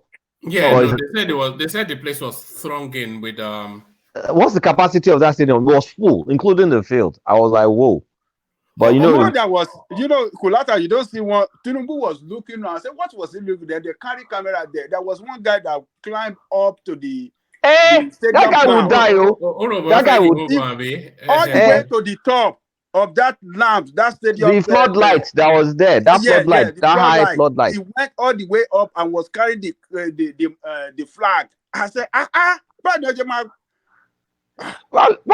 stupid by if he falls down. just from one thing that Ajale Koko just said then, what number would you say a decent crowd would be for a presidential campaign, just in an average state? Let's say, for instance, let's even use Lagos.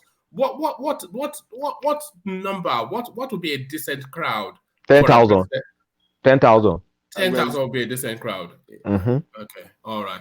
Because Ajale Koko said 25,000, and I was there. The Teslim Balogun Stadium, the capacity I think is 25,000 capacity, and the whole place fill up. Even the people on the floor everywhere was. I think it's going to be over 35,000 people there that day, or even more. So, and I was wondering, why did they go to what do you call this place? Tafa Balewa. I think Tafa Balewa is bigger than there. No, Tafa Balewa is too big. You can't fill it up. I don't think it's possible to fill it up. Don't even attempt to go there with your crowd. You think that was a setup, Abi? It's a setup now. Look, there's no way how many crowds will go there. It will still look empty. So that's what they will be doing to opposition party. They'll give you Tafa Balewa, and then they'll prevent your crowd from going there. So maybe 50 people will show up.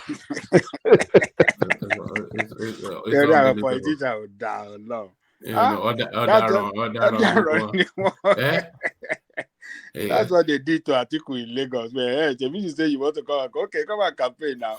So those MC boys have positioned themselves. And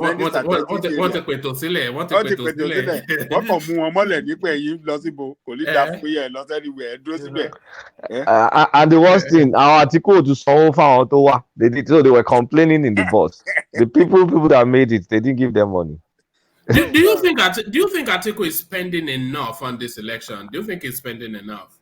I think he's managing his money, because there's no wiki. I mean, the only people that can give him money is Okowa, and I don't even think this guy, the state beside River State, oh my God, the state was starts with A, oil company, damn, no. Oh my God, the state was Akwa Ibom. Yeah, Akwa Ibom State is not. I don't think that guy is releasing money like that. They are not. They are not too rich. They have money too, but not like Wike. So they're not giving. The article is not getting that government money. Election is best run by stolen money. So yeah. The only stolen money they have is probably Delta State that is reliable, because which other states will give him money now? Wike is not giving money. Akwa Ibom may give it Tashere, but probably not. What does he? I mean, He doesn't have And anything to gain. And the money, the 13% derivation that they got recently, we there is money around. People should go and ask that. They should go and Is ask. that Yes. money is spending on the project in River State? So they be careful to spend that money now. But woman, I want to put a question. Okay, considering the the situation in PDP and APC now, who can you say is the most dumbest between Buhari and Atiku? But I would say Atiku is dumber than Buhari only because Buhari has managed to maneuver himself into a presidency. He saw the problem coming. He saw that Tinubu wanted to scatter everything, and he backed down, and he let Tinubu have his way, and the party remained in good shape. But Atiku is so dumb. It carried away with his with his useless ego, and the party is collapsing on his head. You know, Ajale Koko, what I feel we have gleaned from this electoral cycle is that Atiku is not a front man. He doesn't have the instinct for it, but he tries to act in the manner of, and I'm only saying that example from the Deborah Samuel space, how he managed and failed. I was seeing some interaction between Ruben Abati and Fani Kayode, and a lot of these things were really, when they're condensed into cold facts, the way he handled that Deborah Samuel space, it told you then that he is not really, he doesn't have an instinct for the right decision. Because even the people that were pushing back against him for that Deborah Samuel space, they would have been disappointed that he folded in that manner. And then the way he has managed this wicked space, it tells you again that he doesn't have the natural... Obasanjo would have handled that space perfectly. Buhari would have managed it differently, but still get his way. And he would have... But Atiku, I think he's an actor. I couldn't believe that it could be so dumb. I couldn't believe it at all. I couldn't believe it. But he just messed up everything for himself, And it is all of these decision makings that people will take into consideration to see if it's fit for what he says. I think it's compounded. It's dumb, quite all right, but it's also duplicitous, like it's treacherous. So that caught up with him. Yes. That caught up with his dumbness. Yes. So it's now came out flat-footed. Now he can't do anything to save his life. You can fool all of the people some of the time, Abi, or how does that thing? But we have to give thanks to Wike. That Wike guy is a master politician too. He's not a master politician. Anything. He himself, he was fighting for his own personal benefit. Yes, that one. That's right. We are talking about the fight that he took against the party. The way this guy was hammering them on every project, whenever he's commissioning project, the way he speak to press, the way he carry media around, and the way he's jabbing, he's stabbing the party hard. He draw that sentiment. Look, Wike is winning on sentiment. It's winning on how do I call it, on the media space. It's winning on it's winning on propaganda. It's winning on everything. I think the most effective move Wike pulled, outside of course, withdrawing his support, is announcing this 13% derivation. I think it's a genius move. He's a genius, man. That guy, he flattened PDP. He flattened. You see, that project is commissioning every day, and inviting. Look at it. Look at the strategy. It's inviting top politicians across the country. Even the people inside Buhari office, he invited them. Abubakar Malami, he actually invited the president, but the president couldn't come. The president, sent Abubakar Malami. and he was praising the president that this man is a very good man. Our party has been there. They didn't give us this money. I will thank him. He's a good man. He just turned the table completely. Yeah, but this is the same Buhari that you guys said has failed earlier. No. I'm talking about Wike. That was Wike now. That was Wike. He said on that, he said, if somebody is nice to you, what do you have to do? You have to praise him. He said that is so what the way of saying he has not totally failed. He said he is not APC, he is not in support of everything that the Mr. President did, but for this money that he gave me that I've used to the benefit of my people, he said, I will say thank you, Mr. President. Look, I think oh man, just forget about it. You know, I was just saying to somebody earlier, even in the course of this session, that Wike's political astuteness is to the level of Tinubu, and who I'm not sure who that conversation was with. No. I don't think so. You don't think so? No, not at all. It's the same. I agree with one man. Look, no. Please, even stylistically, Wike is at a disadvantage because Wike shows his cards too much. Yeah, way but that's too his much. personality now. That's his personality. Yeah, but that limits him. You can read him. You can read. Yeah, that Wike. limits him. If he's playing against a very smart person, he will be down in no time. That's just the truth. That limits him. For the fact that he's winning. If Wike was playing against Tinubu, he will be down in no time. For the fact that he's winning, we have to give it to him. That you think if it was Tinubu in that convention that day, Tinubu would not have already got Tambuwa on his side before even Atiku came out. That's true. Actually, that's true. But that would have been done and dusted long time ago before even because at the APC primary, Tinubu he left no room for errors at all. He bagged it. He keep telling them, "Let's go to the field." If you are saying if we are to be Tinubu, he would have got Tambuwa. Why couldn't Tinubu got Oshibajo? No, he got the ticket. He didn't have to get Oshibajo. Somebody that is sound. What did he need it for? When you see politicians of equal level pursuing the same ambition, sometimes they will not step down for each other. No, I think that is what happened. He doesn't play like that. You see, he didn't have to get Oshibajo because even though they made every effort to make sure they get Oshibajo, but he got sufficient enough to make Oshibajo irrelevant. Look, you are right. You are right.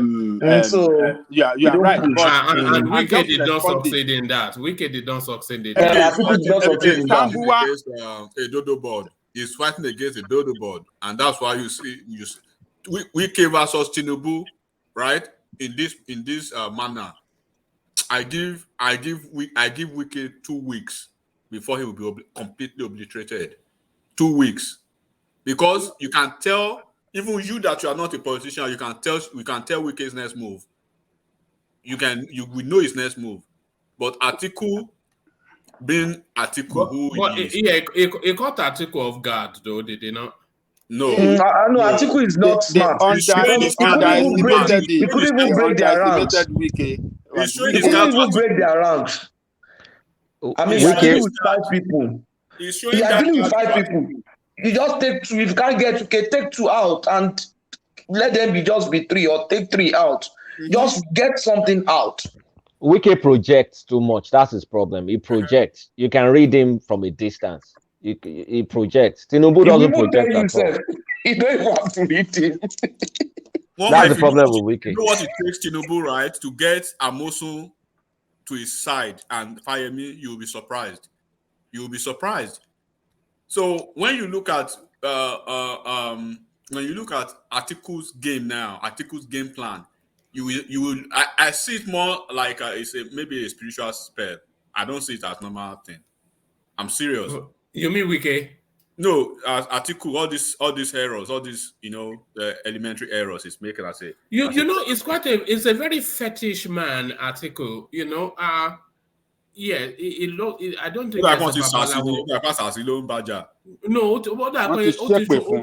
Wọ́n ti ṣépè fún. no, that quote is Shogun Juni. You know, look, you know, man, after a while, it starts to Atiku has become. run. Àwọn Tinubu ti lọ gbé tiẹ̀ sórí àpáta tí èèyàn. Atiku has run so many underperformed campaigns that I think he's almost used to that way of running an election. He doesn't know how to go through it, apart from the last one he did. And the last one he did, don't forget, that was an effort from the Wikis and all PDP governors who worked so closely and so hard. Yeah. So, but apart from that one, just look at every time he has made decisions to run for election. He made a lot of stupid mistakes. You know, sometimes he shows so much desperation, going to parties where you know that you don't even have a chance to run for election. How can a former vice president go to a party like was it the ACN at the time, or to contest for election? How are you going to win election? Tinubu, the more you guys talk about this, the more Tinubu the platform. The more article seems wouldn't even dare to contest on that platform. You jumped on it, and then you are trying to win. Progressive, do you know effortlessly who would have replaced OBJ if he had played his card right with OBJ? It's part of this showing your card very early too. That it shows his card is the treachery. Is that treachery? And he's the one that introduced bribes into National Assembly now with $5,000 back then. Is the article that started bribery in our National Assembly, and Obasanjo caught on it quickly. All right. So, gentlemen, I want to seek to start to round off. But before I do that, let me do a bit of administrative stuff. Plenty Water comes in with a super chart. It says Buhari got over 12 million votes single-handedly. More than, let me do that again. Buhari got over 12 million votes single-handedly, more than once in presidential elections.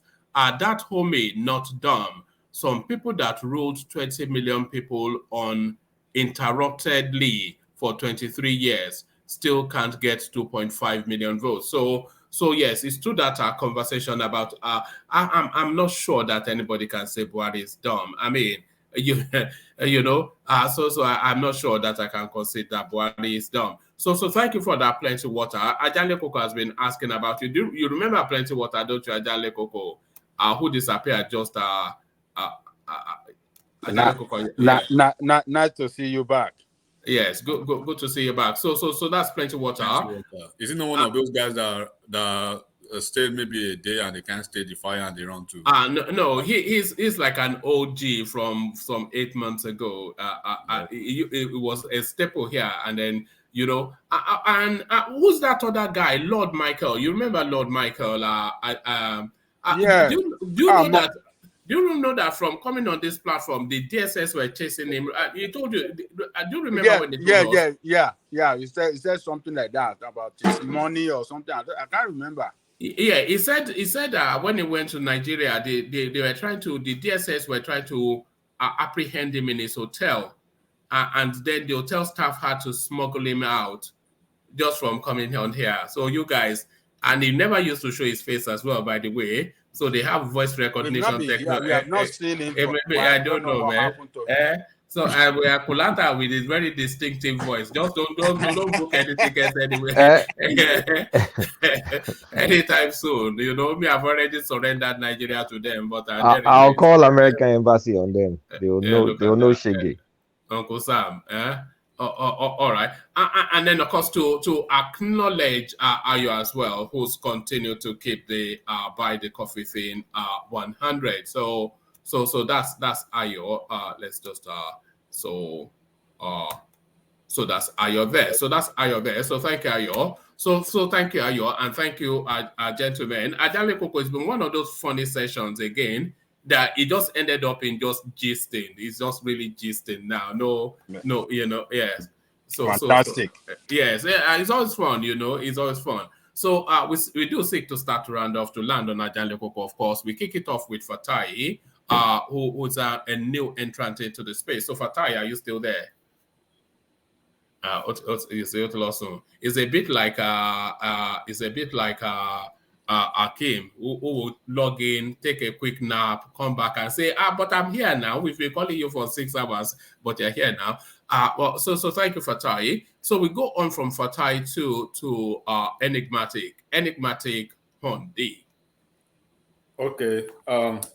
It's been another funny session today. So just like I said earlier, we are praying for Nigeria to the election is getting closer, and then by the grace of Almighty God, nothing will happen. Nigeria will stand. Nigeria will survive. This election, there will be a clear victory for whoever becomes the next president. And then those who do not want to agree with that, they should understand that they are still under a democratic government. Democracy gives every room for everyone to run, and then when the result is out, you just have to be display that political sportsmanship. And if you know you want to do otherwise, do not forget once again, we still have a president until a new president is inaugurated on the 29th of May, and the president is not joking. So he still has his koboko where he has kept it. He'll just bring it back and whip your ass. So stay out of trouble. Let's pray for Nigeria, and then let's all continue to do well. Thank you, everyone. Thank you, one man. Babaja, Kulata, Akim, right? The bro in Canada, what is his name now? And everyone on the comment section. Have a nice, lovely night, and then hi to your families. All right, brilliant. Thank you, Enigmatic. Thank you, Enigmatic. So now you don't call my name again. We'll not be friends again, Abi. Look at that. How you thought that? You know, you have to do like this. They do like the connection work. I don't know, man. Like Konnichiwa. What is Konnichiwa? Konnichiwa. I want to when I lose. That's when I come out for walk off. But I think we can just leave you. No, you could me not call my wife will cry for your neck. Who do you think is going to lift the cup? By the way, it's looking like France. It's France now. France looks like it. France or Argentina. I want Messi to pick to get. I want Messi too. For sentimental reasons, I want Messi. No, but that team is very good. The Argentine team is good. Look at those young guys. Yes. No, they are not really spectacular, bro. They are playing to the strength of Messi. If you look at them, so they understand. I wouldn't mind if Morocco wins it as well. If Morocco cannot beat France. France is so organized. All those. You want Nigeria to be the first African? No. But I want Morocco to go through. Africa will not win it in No. If Morocco go through, if Morocco beat France today, that means Argentina will leave the cup. Argentina will beat Morocco. No, if Morocco can beat France, then Morocco can beat anybody. Don't say that too. They beat Germany, beat Spain, beat Portugal. They were parking their bus before. They will go and hire the whole trailer, the whole train everywhere in the world and park it for 200 minutes. Yes. And go to penalty. It's not good for football. It's like an anti-football sort of. Croatia might beat Argentina. You know they defeated them in the last one. What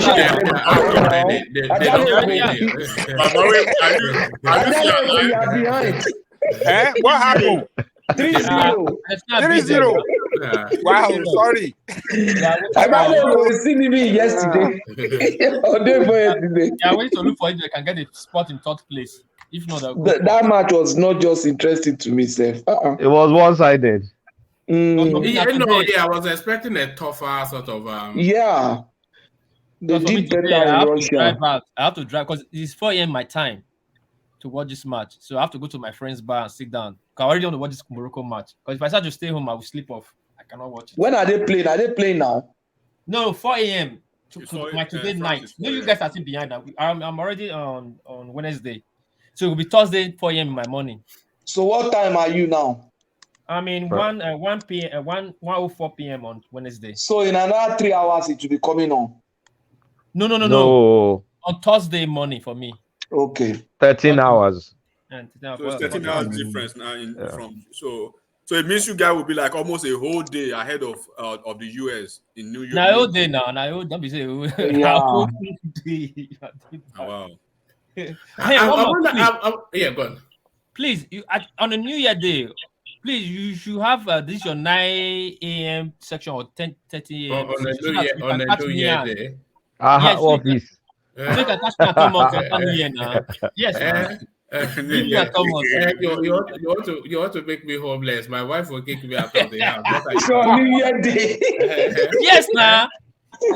No, although New Year's Day it usually gets boring after a while because then you are eating the leftover from Christmas and then you've argued with everybody and then nobody's talking to anybody. I mean on the 31st afternoon, your morning time, do morning section. That your normal. That makes sense. So to break in the new year. For us, me and Thomas will be entering New Year at your 11:30. You're already entering New Year. Okay, your time zone is close to Thomas, right? Yeah. Me and Thomas just 1 hour different. One man before you sign off, are you following the how would I say it? Are you following the basketball between the APC media team against Arise TV and all those that are I know we covered it yesterday, and the conclusion was that Rufai Oseni it's written beyond. They fired a very heavy salvo to Arise. But I heard that Alake he came out again today to fight back. Yeah, they took them to the cleaners. So eventually, I was unable to be here to speak.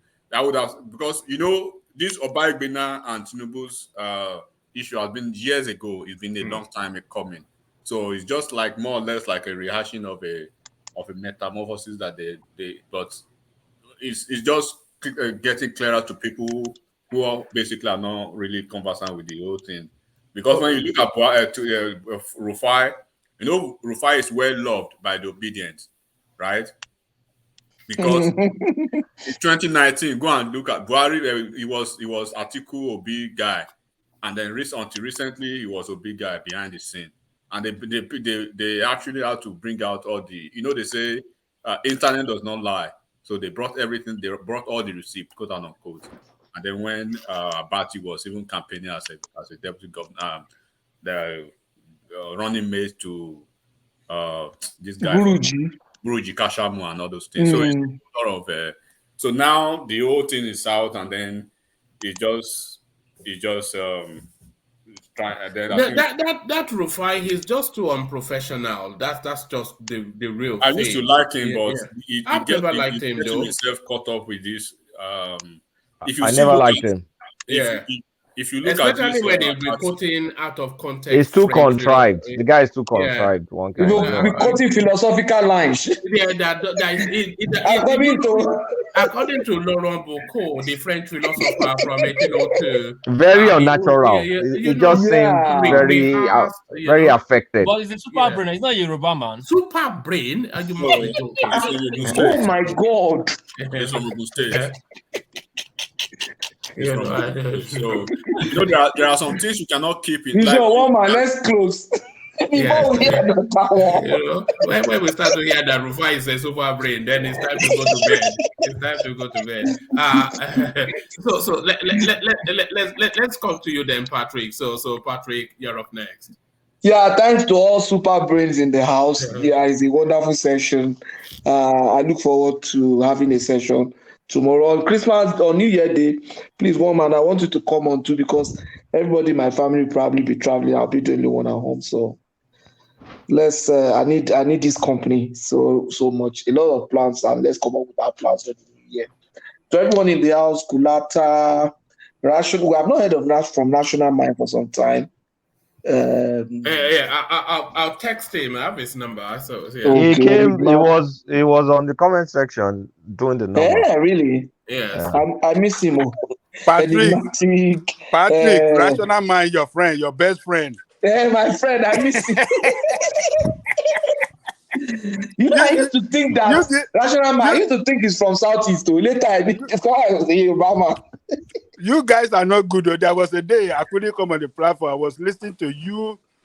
One man, Kulata, and maybe Ayo, somebody like that. All of you are bombarding Rational Man. One man was saying, just hands off. Look, just hands off like this. Carry your hands off and let us just leave you alone. Everybody was bombarding.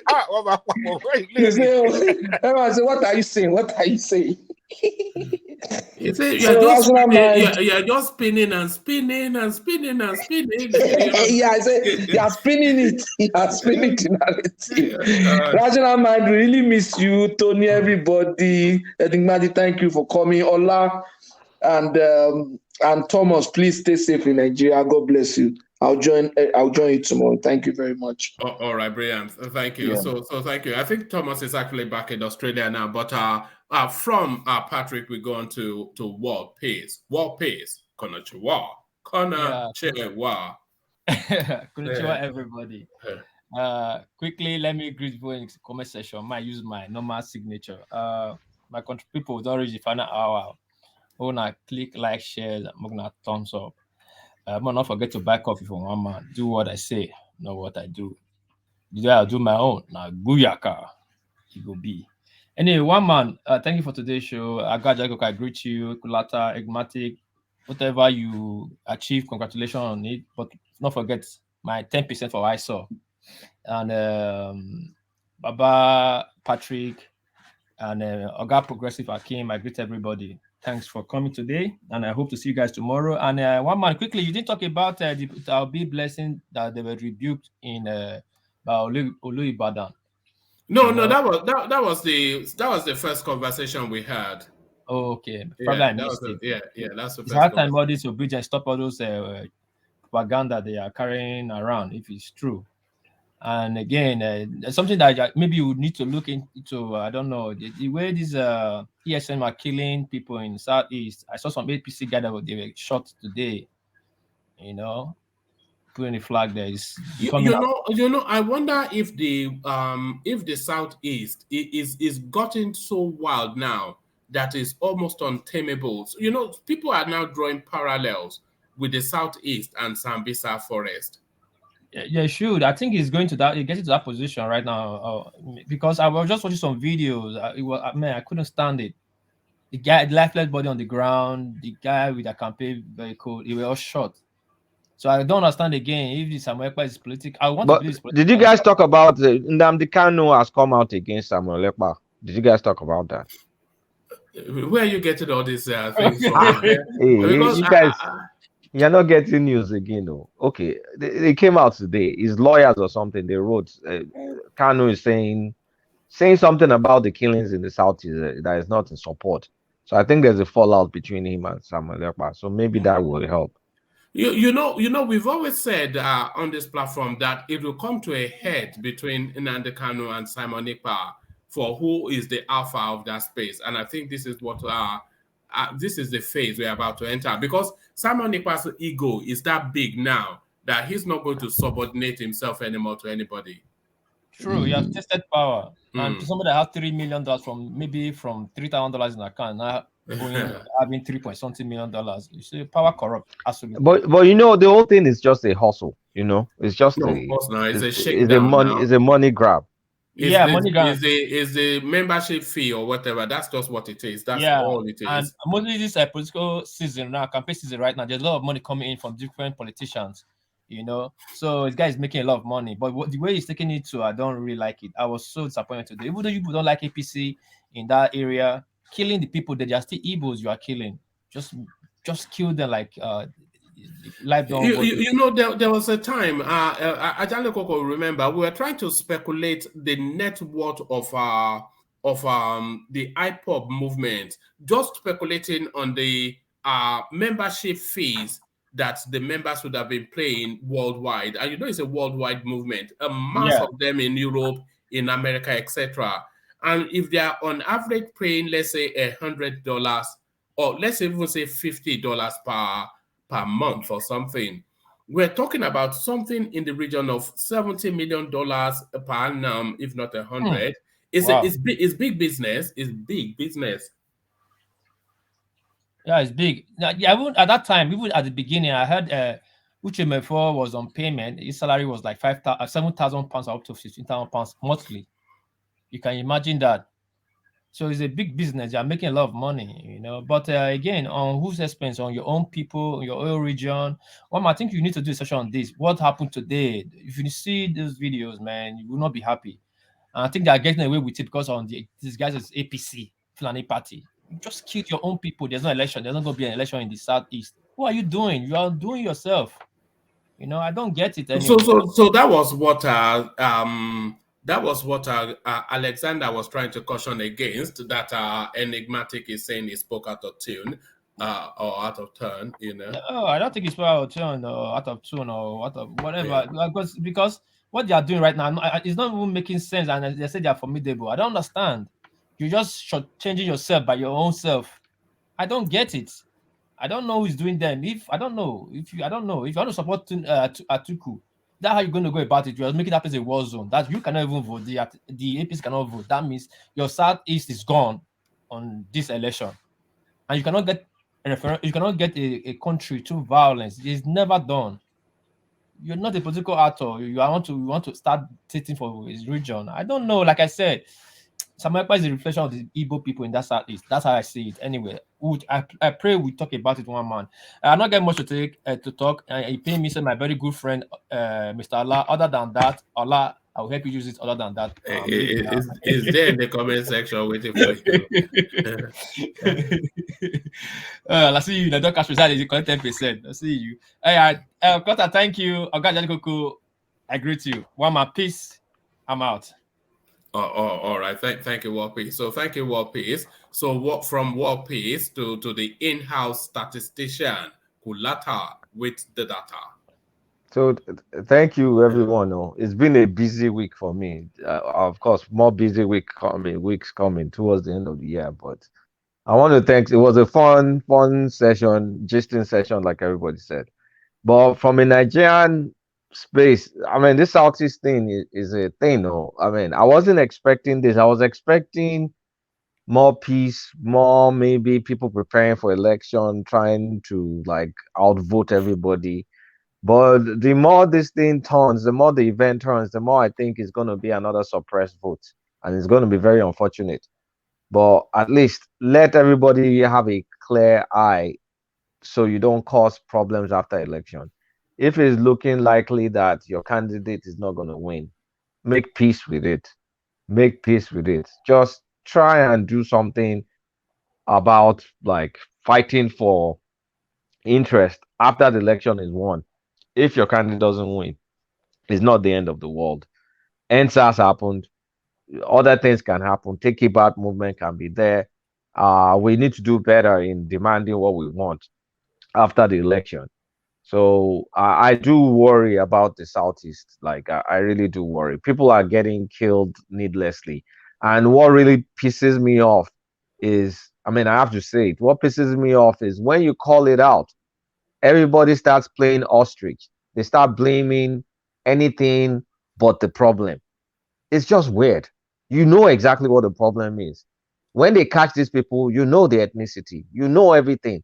But then you blame it on this, blame it on that, blame it on this, blame it on that. But the problem. And how is that problem supposed to go away? So the problem being fermented there, it may take years before they resolve it. And it has to take collective action and not this cowardice that people pretend like they don't know exactly what's going on. But anyway, it's my concern. I mean, I have family there too, so it really concerns me. So anyway, I'll leave it. I'll talk to you guys hopefully tomorrow before the holidays. So thanks, one man. Najanli Koko. All right, brilliant. Thank you, Kulata. So that's Kulata. So from Kulata, the final word to the mighty one, the man with the golden gun, Aja Le Koko. Or Ajabi Le Koko, as Igo used to call you. What people? A lot of people we don't see anymore. What happened to Igo? A lot of things is happening, man. Yeah. Like Igo was saying that the economic reality in Nigeria is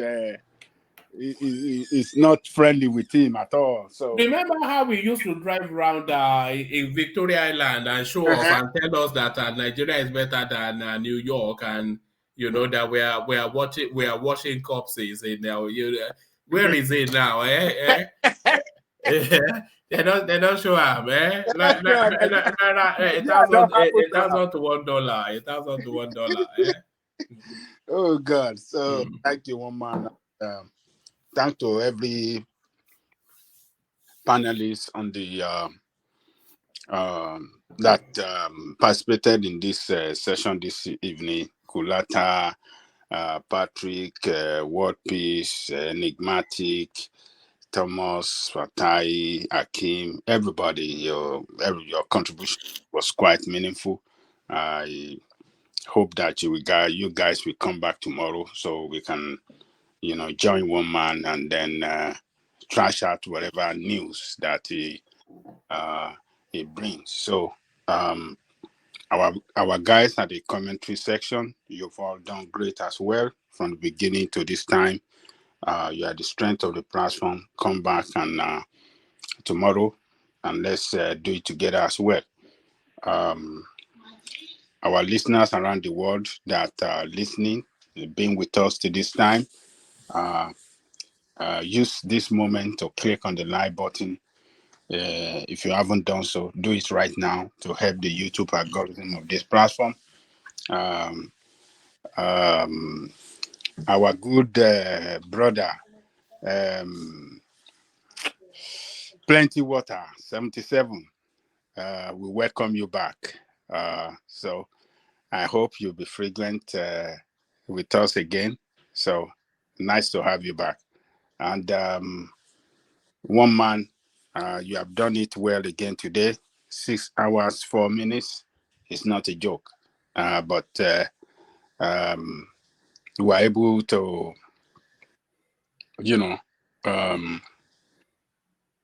analyze the best as